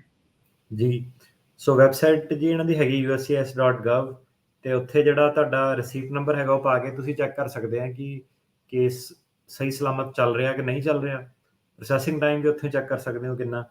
ਤੇ ਜਿਹੜਾ ਬਲੱਡ ਰਿਲੇਸ਼ਨ ਵਾਲੇ ਜਿਹੜੇ ਕੇਸ ਆ, ਪਹਿਲੀ ਗੱਲ ਤਾਂ ਕੋਵਿਡ ਕਰਕੇ ਬਹੁਤ ਲਿਮਿਟਿਡ ਜਿਹੜੇ ਸੀਗੀ ਉਹਨਾਂ ਦੀ ਬੈਂਡਵਿਡਥ ਆ, ਪ੍ਰੋਸੈਸ ਕਰ ਨਹੀਂ ਰਹੇ ਉਹਨਾਂ ਦੇ। ਜੇ ਚੱਲ ਵੀ ਰਹੇ ਆ ਜਿਹੜੇ ਉਹ 2005 ਵਾਲੇ ਚੱਲ ਰਹੇ ਆ। ਸੋ 6 ਵਾਲਿਆਂ ਦੀ ਤੁਹਾਨੂੰ ਜਿਹੜੀ ਹੈਗੀ ਆ ਵੇਟ ਕਰਨੀ ਪੈਣੀ ਜੀ। ਅਗਲੇ ਕਾਲਰ ਰਮਨ। ਸਤਿ ਸ਼੍ਰੀ ਅਕਾਲ ਵੀਰ ਜੀ, ਮੈਂ ਰਮਨ ਬੋਲ ਰਿਹਾ ਜੀ ਲੁਧਿਆਣਾ ਤੋਂ ਜੀ। ਸਰ ਸਾਡੀ ਪੂਰੀ ਫੈਮਿਲੀ ਕੋਲ ਵਿਜ਼ਟਰ ਵੀਜ਼ਾ ਹੈਗਾ ਜੀ, ਤੇ ਸਾਡਾ ਇੱਥੇ ਕੋਈ ਲਿਟੀਗੇਸ਼ਨਸ ਅਸੀਂ ਹੈਗੇ ਆ ਇੰਡੀਆ 'ਚ, ਔਰ ਅਸੀਂ ਅਸਾਈਲਮ ਅਪਲਾਈ ਕਰਨਾ ਚਾਹੁੰਦੇ ਹਾਂ ਇੱਥੇ ਵਿਜ਼ਿਟ ਕਰਨ ਤੋਂ ਬਾਅਦ। ਤੇ ਕਿਆ ਅਸਾਈਲਮ ਇਹ ਸਾਡਾ ਐਕਸੈਪਟ ਹੋ ਜਾਂਦਾ ਹੈ ਤੇ ਸਾਨੂੰ ਇੰਡੀਆ ਆਉਣ 'ਚ ਕਿੰਨਾ ਲਾਈਕ ਵੇਟ ਕਰਨਾ ਪਏਗਾ ਉੱਥੇ ਦੁਬਾਰਾ ਜੇ ਆਪਾਂ ਆਉਣਾ ਚਾਹੀਏ ਤਾਂ ਇੱਥੇ? ਸੋ ਭਾਜੀ ਪਹਿਲਾਂ ਤਾਂ ਇੱਦਾਂ ਕਿ ਜਿੱਦਾਂ ਤੁਸੀਂ ਦੱਸ ਰਹੇ ਆ ਕਿ ਲਿਟੀਗੇਸ਼ਨ ਦੇ ਬੇਸ ਤੇ ਅਸਾਈਲਮ ਹੈ ਨਹੀਂ ਗਾ, ਕਿਉਂਕਿ ਲਿਟੀਗੇਸ਼ਨ ਪ੍ਰੋਟੈਕਟਡ ਗਰਾਊਂਡ ਨਹੀਂ ਹੈਗੀ। ਤੇ ਦੂਜੀ ਗੱਲ ਇਹ ਹੈ ਕਿ ਜਿਹੜਾ ਅਸਾਈਲਮ ਹੈਗਾ ਉਹਨਾਂ ਨੂੰ ਮਿਲਦਾ ਜਿਹੜੇ ਆਪਣੇ ਇੰਡੀਆ ਵਾਪਸ ਜਾ ਨਹੀਂ ਸਕਦੇ ਹੈਗੇ। ਜਿਹੜਾ ਅਸਾਈਲਮ ਦਾ ਜਿਹੜਾ ਬੇਸਿਸ ਹੈਗਾ ਉਹ ਸਾਰਾ ਇਹ ਹੈਗਾ ਕਿ ਮੈਨੂੰ ਮੇਰੀ ਕੰਟਰੀ ਵਾਪਸ ਨਾ ਭੇਜੋ। ਤੇ ਅਸਾਈਲਮ ਦੇ ਵਿੱਚ ਬੰਦਾ ਕਾਫੀ ਸਾਰੇ ਸਾਲ ਇੱਥੇ ਹੁਣ ਨੂੰ ਤਾਂ 2 ਮਹੀਨੇ 'ਚ ਹੋ ਜਾਵੇ, ਨਾ ਹੁਣ ਨੂੰ ਆਪਣੇ ਜਿਹੜੇ ਕਾਲਰ ਤੁਸੀਂ ਸੁਣਦੇ ਹੋ 10-10 ਸਾਲ ਜਿਹੜੇ ਕੋਰਟ ਸਿਸਟਮਸ ਦੇ ਵਿੱਚ ਰਹਿੰਦੇ ਨੇ। ਅਸਾਈਲਮ ਦਾ ਮਕਸਦ ਫਿਰ ਇਹੀ ਹੈਗਾ ਕਿ ਤੁਸੀਂ ਆਪਣੀ ਵਾਪਸ ਕੰਟਰੀ 'ਚ ਨਹੀਂ ਜਾਣਾ। ਸੋ ਇਹ ਤੁਹਾਡਾ ਮੈਂ ਆਨਸਰ ਨਹੀਂ ਦਊਂਗਾ ਕਿਉਂਕਿ ਇਹ ਸਿਲੀ ਕੁਐਸਚਨ ਹੈਗਾ। ਇੱਦਾਂ ਦਾ ਤੁਹਾਨੂੰ ਰੇਡੀਓ 'ਤੇ ਪੁੱਛਣਾ ਨਹੀਂ ਚਾਹੀਦਾ ਕਿ ਮੈਂ ਅਸਾਈਲਮ ਕਰਨਾ ਵਾ ਤੇ ਮੈਂ ਵਾਪਸ ਇੰਡੀਆ ਕਦੋਂ ਜਾਊਂਗਾ। ਜੀ। ਅਗਲੇ ਕਾਲਰ ਅਮਿਤ। ਸਤਿ ਸ਼੍ਰੀ ਅਕਾਲ ਭਾਜੀ। ਜੀ ਭਾਜੀ ਮੈਨੂੰ ਹਲੇ 1 ਮੰਥ ਹੀ ਹੋਇਆ ਹੈਗਾ ਇੱਥੇ ਆਏ ਨੂੰ, ਤੇ ਮੈਂ ਕੈਲੀਫੋਰਨੀਆ ਤੋਂ ਹੀ ਬੋਲਦਾ ਪਿਆ। ਮੈਂ ਭਾਜੀ ਇੱਕ ਤਾਂ ਇਹ ਕਨਫਰਮ ਕਰਨਾ ਚਾਹਾਂਗਾ ਕਿ ਮੈਂ ਅਸਾਈਲਮ ਦਾ ਕੇਸ ਕਦ ਤੱਕ ਲਗਾ ਸਕਦਾ ਜੀ? ਤੇ ਇੱਕ ਮੈਂ ਸਾਲ ਦੀ ਡੈਡਲਾਈਨ ਆ ਭਾਜੀ ਤੁਹਾਡੀ, ਸਾਲ ਦੇ ਅੰਦਰ ਅੰਦਰ ਲਾਣਾ ਪੈਣਾ। ਸਾਲ ਦੇ ਅੰਦਰ ਅੰਦਰ ਲਾਣਾ ਪੈਣਾ ਜੀ? ਜੀ। ਓਕੇ, ਤੇ ਇਹਦੇ ਨਾਲ ਮੈਂ ਡਰਾਈਵਿੰਗ ਲਾਇਸੈਂਸ ਦਾ ਵੀ ਅਪਲਾਈ ਕਰ ਸਕਦਾ ਹਾਂ ਇੱਥੇ ਜੀ? ਕੈਲੀਫੋਰਨੀਆ ਦੇ ਵਿੱਚ ਤੁਸੀਂ AB60 ਦਾ ਟਰਾਈ ਕਰ ਸਕਦੇ ਹੋ ਸਿੱਧੇ ਬਿਨਾਂ ਵਰਕ ਪਰਮਿਟ ਦੇ। ਜਿਹੜਾ ਨਾਰਮਲ ਉਹਨਾਂ ਦਾ ਰੈਗੂਲਰ ਲਾਇਸੈਂਸ ਹੈ ਉਹ ਵਰਕ ਪਰਮਿਟ ਤੋਂ ਬਾਅਦ ਤੁਸੀਂ ਅਪਲਾਈ ਕਰ ਸਕਦੇ ਹੋ। ਜੀ। ਕਈ ਸਟੇਟਸ ਜਿਹੜੇ ਆ ਉਹ ਅਨਡਾਕੂਮੈਂਟਡ ਇਮੀਗ੍ਰੈਂਟਸ ਨੂੰ ਵੀ ਲਾਇਸੈਂਸ ਜਿਹੜਾ ਪ੍ਰੋਵਾਈਡ ਕਰਦੇ। ਆਈ ਥਿੰਕ ਕੈਲੀਫੋਰਨੀਆ ਦੇ ਵਿੱਚ ਵੀ ਕਾਨੂੰਨ ਇੱਕ ਟਾਈਮ ਦੇ ਉੱਤੇ ਪਾਸ ਹੋਇਆ ਸੀਗਾ। ਕੁਲਵੀਰ ਜੀ। ਹਾਂਜੀ, ਸਤਿ ਸ਼੍ਰੀ ਅਕਾਲ ਜੀ। ਮੈਂ ਪੁੱਛਣਾ ਸੀਗਾ ਕਿ ਮੇਰੀ ਸਿਸਟਰ ਦੀ ਮੈਂ ਅਪਲਾਈ ਕੀਤਾ 2007 ਸੈਪਟੈਂਬਰ 'ਚ, ਤੇ ਉਹਦੀ ਬੇਟੀ ਹੁਣ ਉਹ 24 years old ਹੋ ਗਈ ਆ। ਸ਼ੀ ਵਾਸ 97 born ਜੀ। ਉਹਦਾ ਕੀ ਪ੍ਰੋਸੈਸ ਹੋਏਗਾ ਕਿ ਉਹ ਇਕੱਲੀ ਹੈ ਉੱਥੇ, ਕਿ ਉਹਦੇ ਫਾਦਰ ਦੀ ਡੈਥ ਹੋ ਚੁੱਕੀ ਹੈ, ਬ੍ਰਦਰ ਵੀ ਇੱਥੇ ਆ ਤੇ ਮਦਰ ਦਾ ਮੈਂ ਅਪਲਾਈ ਕੀਤਾ ਹੋਇਆ। ਇੱਕ ਵਾਰੀ ਦੁਬਾਰਾ ਦੱਸਿਓ ਮੈਨੂੰ, ਫੈਕਟ ਪੈਰਨ ਨਹੀਂ ਸਮਝ ਆਇਆ। ਕਿਹਨੇ ਕਿਹਦੇ ਲਈ ਅਪਲਾਈ ਕੀਤਾ? ਇਹਨਾਂ ਨੇ ਆਪਣੀ ਭੈਣ ਲਈ ਅਪਲਾਈ ਕੀਤਾ ਆ, ਤੇ ਉਹਨਾਂ ਦੀ ਕੁੜੀ ਜਿਹੜੀ ਉਹ 24 ਸਾਲਾਂ ਦੀ ਹੋ ਗਈ ਆ, ਤੇ ਉਹਦਾ ਭਰਾ ਵਗੈਰਾ ਬਾਕੀ ਸਾਰੇ ਕਹਿੰਦੇ ਵੀ ਪਰਿਵਾਰ ਇੱਥੇ ਆ, ਪਿਤਾ ਜੀ ਦੀ ਉਹਨਾਂ ਦੀ ਡੈਥ ਹੋ ਗਈ ਆ। ਸੋ ਉਹਨੂੰ ਇੱਥੇ ਜਿਹੜਾ ਉਹ ਬੁਲਾਉਣਾ ਚਾਹੁੰਦੇ ਆ। ਮਤਲਬ ਸੋ ਆਪਣੀ ਤੁਸੀਂ ਭੈਣ ਨੂੰ ਤੇ ਉਹਨਾਂ ਦੀ ਕੁੜੀ ਨੂੰ ਇੱਥੇ ਸੱਦਣਾ ਚਾਹੁੰਦੇ, ਇਹੀ ਹੈ ਨਾ? ਹਾਂਜੀ, ਸਿਸਟਰ ਮੇਰੀ ਦਾ ਤੇ ਮਤਲਬ ਸਿਸਟਰ ਦੇ ਨਾਲ ਅਪਲਾਈ ਕੀਤਾ ਨਾ ਉਹਦਾ, ਤੇ she is now over age, so ਹੁਣ 24 years old ਹੋ ਗਈ ਹੈ। ਤਾਂ ਉਹਦਾ 2007 'ਚ ਮੈਂ ਅਪਲਾਈ ਕੀਤਾ। ਤੁਹਾਡਾ 130 ਕਿੰਨਾ ਚਿਰ ਪੈਂਡਿੰਗ ਰਿਹਾ? ਆਈ ਥਿੰਕ 2010 ਦੇ ਵਿੱਚ ਉਹ ਅਪਰੂਵ ਹੋਇਆ ਹੈ। 3 ਸਾਲ ਦਾ ਹੀ ਸੀਗਾ ਫਿਰ। ਜੀ। ਤੇ ਹਾਂਜੀ, ਪਹਿਲਾਂ ਤਾਂ ਇਹ ਹੈ ਕਿ ਅਜੇ ਉਹਦਾ ਨੰਬਰ ਨਹੀਂ ਲੱਗਾ, ਉਹਨੇ ਹੋਰ ਵੀ ਏਜ ਆਊਟ ਹੋ ਜਾਣਾ, 24 ਤੇ 27 ਵੀ ਬਣ ਸਕਦੇ ਆ। ਤੇ ਉਹ ਜਿਹੜੇ ਤੁਹਾਨੂੰ 3 ਸਾਲ ਦੀ ਪ੍ਰੋਟੈਕਸ਼ਨ ਮਿਲ ਜੂਗੀ ਜਿੰਨੀ ਵੀ ਦੇਰ 130 ਰਿਹਾ ਸੀ, ਪਰ ਉਹ ਏਜ ਆਊਟ ਹੀ ਆ ਬੇਸਿਕਲੀ। ਤੇ ਉਹਦੇ ਵਿੱਚ ਹੁਣ ਇਹਦੇ ਥਰੂ ਤੇ ਉਹਦਾ ਆਣਾ ਨਹੀਂ, ਜਾਂ ਤੇ ਉਹਦੇ ਬ੍ਰਦਰ ਨੂੰ ਕਰਨਾ ਪੈਣਾ, ਤੇ ਜਾਂ ਫਿਰ ਉਹਦੀ ਮਦਰ ਨੂੰ ਆ ਕੇ ਕਰਨਾ ਪੈਣਾ। ਤੇ ਉਸ ਤੋਂ ਇਲਾਵਾ ਜਿਹੜਾ ਇੱਕ ਸ਼ਾਰਟਕਟ ਇਹ ਹੋ ਸਕਦਾ ਕਿ ਜੇ ਤੁਹਾਡੇ ਕੋਲ ਪੈਸੇ ਹੈਗੇ ਆ ਇਨਵੈਸਟਮੈਂਟ ਵਾਲੇ 5 ਲੱਖ ਜਾਂ ਮਿਲੀਅਨ, ਤੇ ਤੁਸੀਂ EB5 ਕਰ ਸਕਦੇ ਆ, ਉਹਦੇ ਥੱਲੇ ਉਹ ਆ ਸਕਦੀ ਹੈ। ਤੇ ਹਿਊਮੈਨਿਟੇਰੀਅਨ ਉਹ ਕੁਛ ਨਹੀਂ ਇਸ ਚੀਜ਼ ਦੇ ਵਿੱਚ ਚੱਲ ਸਕਦਾ? ਨਹੀਂ ਜੀ, ਹਿਊਮੈਨਿਟੇਰੀਅਨ ਤਾਂ ਉਹ ਹੁੰਦਾ ਕਿ ਜੇ ਪਟੀਸ਼ਨਰ ਵਗੈਰਾ ਦੀ ਡੈਥ ਹੋ ਗਈ, ਕੁਛ ਏਦਾਂ। ਜਿਹੜਾ ਬੱਚੇ ਏਜ ਆਊਟ ਆ ਉਹਦੇ ਵਿੱਚ ਹਿਊਮੈਨਿਟੇਰੀਅਨ ਨਹੀਂ ਚੱਲ ਸਕਦਾ। ਨਹੀਂ ਚੱਲਦਾ ਜੀ। ਅਗਲੇ ਕਾਲਰ ਪਵਿੱਤਰ। ਭਾਈ ਸਤਿ ਸ਼੍ਰੀ ਅਕਾਲ ਜੀ। ਜੀ। ਭਾਜੀ ਮੈਂ ਪੁੱਛਦਾ ਗੱਲ, ਮੈਨੂੰ 1 ਸਾਲ ਤੇ 1 ਮਹੀਨਾ ਹੋ ਗਿਆ, ਮੈਨੂੰ ਵਰਕ ਪਰਮਿਟ ਮੇਰਾ ਨਹੀਂ ਆਇਆ, ਨਹੀਂ ਨਾ ਹੀ ਕੋਈ ਉਹਦਾ ਸਪੀਕ ਕੁਛ ਹੈ, ਕੁਛ ਨਹੀਂ ਪਤਾ ਲੱਗਦਾ। ਭਾਜੀ ਵਰਕ ਪਰਮਿਟ ਤੁਹਾਡੇ ਵੀ ਹੋਰ ਵੀ ਲੋਕਾਂ ਦੇ, ਸਾਡੇ ਖੁਦ ਦੇ ਜਿਹੜੇ ਕਲਾਇੰਟ ਆ ਸਾਰਿਆਂ ਦੇ ਪੈਂਡਿੰਗ ਆ, ਸਾਰਿਆਂ ਦੀ ਇਹੀ ਪ੍ਰੋਬਲਮ ਆ। ਤੇ ਵਰਕ ਪਰਮਿਟ ਦੇ ਡਿਲੇ ਚੱਲ ਰਹੇ ਨੇ ਤੇ ਕੁਛ ਨਹੀਂ ਇਹਦੇ ਬਾਰੇ ਕਿਹਾ ਜਾ ਸਕਦਾ। ਸਾਲ ਤੋਂ ਉੱਤੇ ਲੱਗ ਰਹੇ ਨੇ, 13 14 ਮਹੀਨੇ ਤੱਕ ਟਾਈਮਲਾਈਨ ਜਿਹੜੀ ਆ ਉਹ ਜਾ ਚੁੱਕੀ ਹੈ। ਹਾਂਜੀ ਭਾਜੀ, ਇੱਕ ਹੋਰ ਕੁਐਸਚਨ ਆ ਭਾਜੀ। ਮੈਂ ਤੁਹਾਡੇ ਕੋਲ ਨੰਬਰ ਪੁੱਛਿਆ ਤੇ ਮੈਂ ਨੰਬਰ ਭੇਜਿਆ, ਮੈਂ ਪਵਿੱਤਰ ਸਾਹਿਬ ਬੋਲਦਾ, ਤੁਸੀਂ ਮੈਨੂੰ ਪਾਵਰ ਉਪਾਲ ਦਿੱਤਾ ਸੀ ਨੰਬਰ, ਉਹ ਨੰਬਰ ਆਇਆ ਨਹੀਂ ਤੁਹਾਡਾ ਮੈਨੂੰ ਭਾਜੀ 415 909 0503 ਜੀ 415 909 0503 ਇਸ ਦੇ ਉੱਤੇ ਕਰ ਲਓ ਜੀ ਇਹਨਾਂ ਦੇ ਨਾਲ ਕੰਟੈਕਟ। ਅੰਮ੍ਰਿਤ ਦੇ ਨਾਲ ਜਿਹੜੀ ਉਹ ਤੁਸੀਂ ਉੱਥੇ ਫਿਰ ਗੱਲ ਕਰ ਲਿਓ ਜੀ। ਇੱਕ ਸਾਰਿਆਂ ਨੂੰ ਇਹ ਰਿਕੁਐਸਟ ਹੈ ਕਿ ਦੇਖੋ ਹੁਣ ਇਦਾਂ ਪਹਿਲਾਂ ਵੀ ਮੈਂ ਕਿਹਾ ਕਿ ਆਪਣਾ ਨਾ ਹੈਗੇ ਤਾਂ ਮੇਰੇ ਕੋਲ ਹਫਤੇ ਦੇ 50 ਘੰਟੇ ਹੀ ਹੈ ਨਾ ਕੰਮ ਕਰਨਾ, ਉਹ ਵੀ ਦੇਖ ਲਓ ਤੁਸੀਂ 6 ਦਿਨ ਕੰਮ ਹੋ ਗਿਆ, ਰੇਡੀਓ ਦਾ ਕਰਨਾ, ਕੇਸ ਕਰਨੇ, ਕੋਰਟ ਦੇ ਵਿੱਚ ਜਾਣਾ, ਫਿਰ ਲੋਕੀ ਕਹਿਣੇ ਮੇਰੀ ਤਰੀਕ ਵੀ ਯਾਰ ਤੂੰ ਆਪ ਕਰਕੇ ਹੋਰ ਨੂੰ ਨਹੀਂ ਦੇਣੀ, ਕੰਮ ਵੀ ਕਰ, ਲੋਕਾਂ ਨੂੰ ਮਿਲਣਾ ਵੀ ਹੈ। ਤੇ ਵਿੱਚੋਂ ਦੀ ਹੁਣ ਕੋਈ ਇੰਡੀਆ ਤੋਂ ਮੇਰੇ ਨਾਲ 2 ਮਿੰਟ ਗੱਲ ਕਰ ਲਓ, ਮੇਰੇ ਨਾਲ 1 ਮਿੰਟ ਗੱਲ ਕਰ ਲਓ, ਉਹ 2 ਮਿੰਟ ਵਾਲੇ ਤਾਂ ਮੈਂ ਕਰ ਲਵਾਂ ਗੱਲ, ਪਰ 2 ਮਿੰਟ ਵਾਲੇ ਵੀ 1000 ਕਾਲਰ ਹੁਣ ਮੈਨੂੰ 2 ਮਿੰਟ ਕਰੀ ਜਾਣ, ਤਾਂ ਇਦਾਂ ਹੋ ਨਹੀਂ ਸਕਦਾ।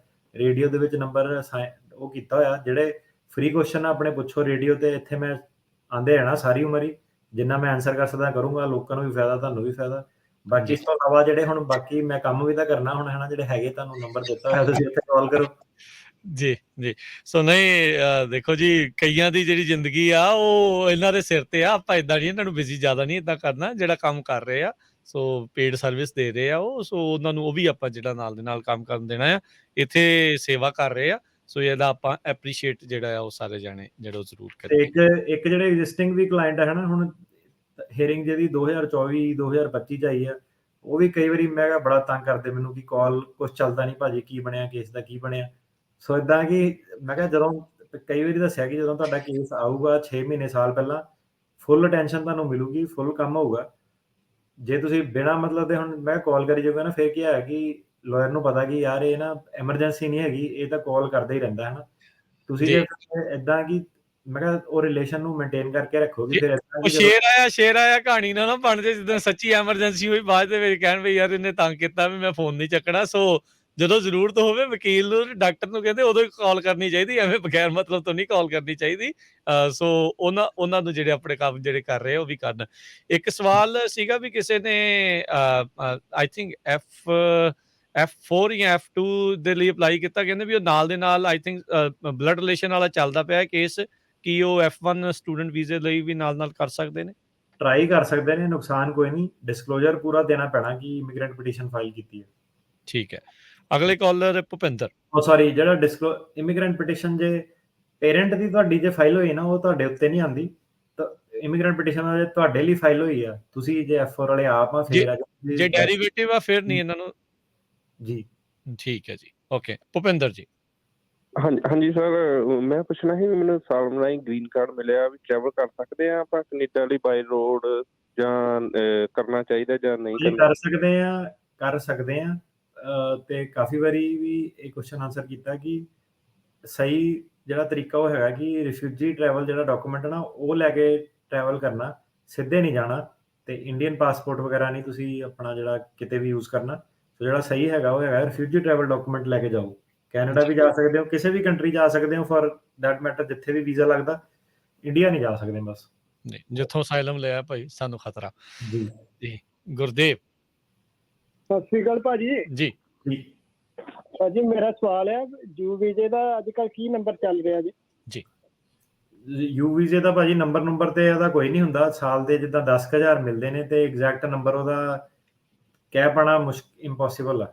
ਤੇ ਯੂ ਵੀਜ਼ੇ ਜਿਹੜੇ ਹੈਗੇ ਆ 15-16 ਵਾਲੇ ਜਿਹੜੇ ਹੈਗੇ ਆ ਉਹ ਅਪਰੂਵ ਹੋ ਰਹੇ ਆ, ਤੇ ਉਹਦੇ ਅਪਰੂਵ ਹੋਣ ਤੋਂ ਬਾਅਦ ਫਿਰ ਉਹ ਲੋਕੀ ਵੇਟਿੰਗ ਕਿਊ 'ਚ ਪੈ ਰਹੇ ਆ। ਜਦੋਂ 10,000 ਵਾਲਾ ਨੰਬਰ ਆਊਗਾ ਤੇ ਫਿਰ ਉਹਨਾਂ ਦਾ ਨੰਬਰ ਲੱਗੂਗਾ। ਅਪਰੂਵ ਹੋਣ ਤੋਂ ਬਾਅਦ ਵੀ ਉਹਨਾਂ ਨੂੰ ਕਈ ਚਿਰ ਵੇਟ ਕਰਨਾ ਪਊਗਾ।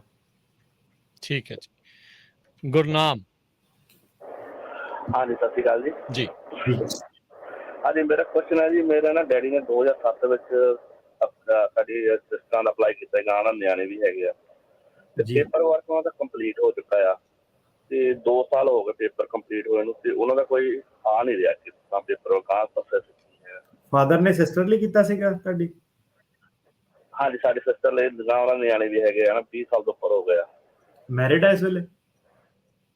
ਹਾਂਜੀ, ਨਿਆਣੇ ਮੈਰਿਡ ਨਹੀਂ ਗਏ, ਇੱਕ ਨਿਆਣਾ ਮੈਰਿਡ ਆ, ਬਾਕੀ ਸਾਰੇ ਨਾਨ ਮੈਰਿਡ ਆ। ਸਿਸਟਰ ਮੈਰਿਡ ਆ ਤੁਹਾਡੇ? ਹਾਂਜੀ ਸਿਸਟਰ ਮੈਰਿਡ ਆ। ਹਾਂਜੀ, ਉਹ ਤਾਂ ਫਿਰ ਭਾਜੀ 12 ਸਾਲ ਦਾ ਪ੍ਰੋਸੈਸ ਆ, 2 ਸਾਲਾਂ 'ਚ ਤਾਂ ਕੀ ਹੋਣਾ, ਕੁਛ ਨਹੀਂ ਹੋਣਾ, ਉਹ ਤਾਂ ਵੇਟ ਕਰੋ ਤੁਸੀਂ। ਜੀ 12 ਸਾਲ ਤਾਂ ਹੋਣਾ, 12ਵੇਂ ਸਾਲ ਜਾ ਕੇ ਪਤਾ ਨਹੀਂ 14 ਹੋ ਜਾਣੇ ਕਿ 16 ਹੋ ਜਾਣੇ, ਇਹ ਆਪਾਂ ਕਹਿ ਨਹੀਂ ਸਕਦੇ। ਇਹ ਗਾਂ ਦੀ ਗਾਂ ਹੀ ਜਿਹੜਾ ਪਈ ਜਾਂਦਾ। ਨਵਤੇਜ। ਹਾਂਜੀ, ਸਤਿ ਸ਼੍ਰੀ ਅਕਾਲ ਭਾਜੀ। ਸਤਿ ਸ਼੍ਰੀ ਅਕਾਲ। ਹਾਂਜੀ, ਸਤਿ ਸ਼੍ਰੀ ਅਕਾਲ ਭਾਜੀ। ਮੇਰਾ ਕੁਐਸਚਨ ਆ, ਮੇਰੇ ਬ੍ਰਦਰ ਹੁਣੀ ਸਪੇਨ ਦੇ ਵਿੱਚ ਆ, ਉਹਨਾਂ ਦਾ ਜਿੱਦਾਂ ਅਪਲਾਈ ਕੀਤਾ ਮੇਰੇ ਵੱਡੇ ਬ੍ਰਦਰ ਨੇ 2009 ਦੇ ਵਿੱਚ, ਉਦੋਂ ਇੰਡੀਅਨ ਸਿਟੀਜ਼ਨ ਸੀਗੇ। ਹੁਣ ਉਹਨਾਂ ਕੋਲ ਸਿਟੀਜ਼ਨ ਜਿਹੜੀ ਆ ਉੱਥੇ ਦੀ ਸਪੇਨ ਦੀ ਆ ਜੀ, ਤੇ ਉਹਨਾਂ ਦਾ ਕੋਈ ਸਟੇਟਸ ਚੇਂਜ ਕਰਨਾ ਪੈਣਾ ਹੈ ਜਾਂ ਕਿੱਦਾਂ ਉਹਨਾਂ ਦੇ, ਕਿਉਂਕਿ 2 ਬੱਚੇ ਉਹਨਾਂ ਨੂੰ ਵੀ ਸਿਟੀਜ਼ਨ ਹੋ ਗਿਆ, ਵਾਈਫ ਉਹਨਾਂ ਦੀ ਜਿਹੜੀ ਉਹ ਹਾਲੇ ਇੰਡੀਅਨ, ਉਹਦੇ ਕੋਲ ਸਿਟੀਜ਼ਨ ਹੈ ਜੀ। ਸਟੇਟਸ ਨਹੀਂ, ਕੋਈ ਨਹੀਂ ਚੇਂਜ ਕਰਨਾ ਪੈਣਾ, ਉਹ ਉੱਦਾਂ ਹੀ ਚੱਲਣਾ, ਕੋਈ ਚੱਕਰ ਨਹੀਂ ਹੈਗਾ। ਜਦੋਂ ਆਪਣਾ ਅਜੇ ਤਾਂ ਵੇਟਿੰਗ ਕਿਊ 'ਚ ਹੀ ਹੈ, ਜਦੋਂ ਉਹਨਾਂ ਦਾ ਆਪਣਾ ਅੱਗੇ ਨੰਬਰ ਆਊਗਾ ਤੇ ਉਦੋਂ ਆਪਣਾ ਇਨਫੋਰਮੇਸ਼ਨ ਭਰਨੀ ਪੈਣੀ ਹੈ ਕਿ ਕਿਹੜੀ ਕੰਟਰੀ ਦੇ ਸਿਟੀਜ਼ਨ ਆ। ਸੋ ਬੋਟਮ ਲਾਈਨ ਇਹ ਆ ਵੀ ਪਰ ਜਦੋਂ ਬਲੱਡ ਰਿਲੇਸ਼ਨ ਵਾਲਾ ਕੋਈ ਵੀ ਕਰਦੇ ਆ, ਉਹ ਕੰਟਰੀ ਆਫ ਬਰਥ ਦੇ ਉੱਤੇ ਡਿਪੈਂਡ ਕਰਦਾ ਹੈ ਕਿ ਕੰਟਰੀ ਆਫ ਸਿਟੀਜ਼ਨਸ਼ਿਪ ਦੇ ਉੱਤੇ? ਜੀ, ਕੰਟਰੀ ਆਫ ਬਰਥ ਤੇ ਡਿਪੈਂਡ ਕਰਦਾ। ਇਹਦੇ ਨਾਲ ਇਹ ਦੱਸਦੀ ਹੈ ਕਿ ਜਿਹੜਾ E2 ਵੀਜ਼ਾ ਉਹ ਐਪਲੀਕੇਬਲ ਆ ਜੇ ਤੁਸੀਂ ਬਿਜ਼ਨਸ ਫੈਮਿਲੀ ਚੋਂ, ਤਾਂ ਉਹਨਾਂ ਨੂੰ ਵੇਟ ਕਰਨ ਦੀ ਲੋੜ ਨਹੀਂ, ਪਹਿਲਾਂ ਉਹ ਆ ਕੇ ਆਪਣਾ E2 ਵੀਜ਼ੇ ਰਾਹੀਂ ਇੱਥੇ ਆ ਕੇ ਕੰਮ ਕਰ ਸਕਦੇ। ਜੀ ਜੀ। ਤੁਹਾਡੇ ਪੁੱਛਦੇ ਨੇ ਕਈ ਜਾਣੇ ਵੀ ਪੰਜਾਬ ਦੇ ਵਿੱਚ ਇੰਡੀਆ 'ਚ ਕੋਈ ਕੰਟੈਕਟ ਨੰਬਰ ਹੈਗਾ, ਤੁਸੀਂ ਉੱਥੋਂ ਵੀ ਕੰਟੈਕਟ ਕਰਦੇ ਹੋ? ਕੋਈ ਕਿਸੇ ਨੇ ਤੁਹਾਡੇ ਤੋਂ ਕਰਨੀ ਹੋਵੇ ਕਿ ਐਕਸਕਲੂਸਿਵਲੀ ਇੱਥੇ ਹੀ ਜਿਹੜਾ ਹੈ ਤੁਹਾਡੇ ਕੰਟੈਕਟ?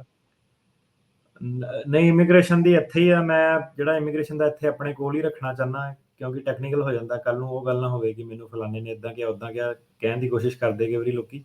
ਸੋ ਪੰਜਾਬ ਦੇ ਵਿੱਚ ਸਾਡੇ ਕੋਈ ਕੰਟੈਕਟ ਨਹੀਂ। ਪੰਜਾਬ ਦੇ ਵਿੱਚ ਸਿਰਫ ਇੰਨਾ, ਕਿਸੇ ਦਾ ਅਡੋਪਸ਼ਨ ਵਾਲਾ ਮਸਲਾ ਹੋਵੇ, ਉੱਥੇ ਅਡੋਪਸ਼ਨ ਦਾ ਲਾਇਰ ਚਾਹੀਦਾ, ਜਾਂ ਹੋਰ ਸਾਡਾ ਨੈਟਵਰਕ ਸੀਗਾ, ਕਿਉਂਕਿ ਉੱਥੇ ਮੈਂ ਲਾਇਰ ਸੀਗਾ, ਲਾਅ ਸਕੂਲ ਗਿਆ ਸੀਗਾ, ਤੇ ਕਈ ਸਾਨੂੰ ਉੱਥੋਂ ਦੀ ਲਾਇਰ ਪੁੱਛਦੇ ਨੇ ਕਿ ਜੇ ਕੋਈ ਕੰਮ ਕੁਮ ਹੋਇਆ ਦੱਸਿਓ।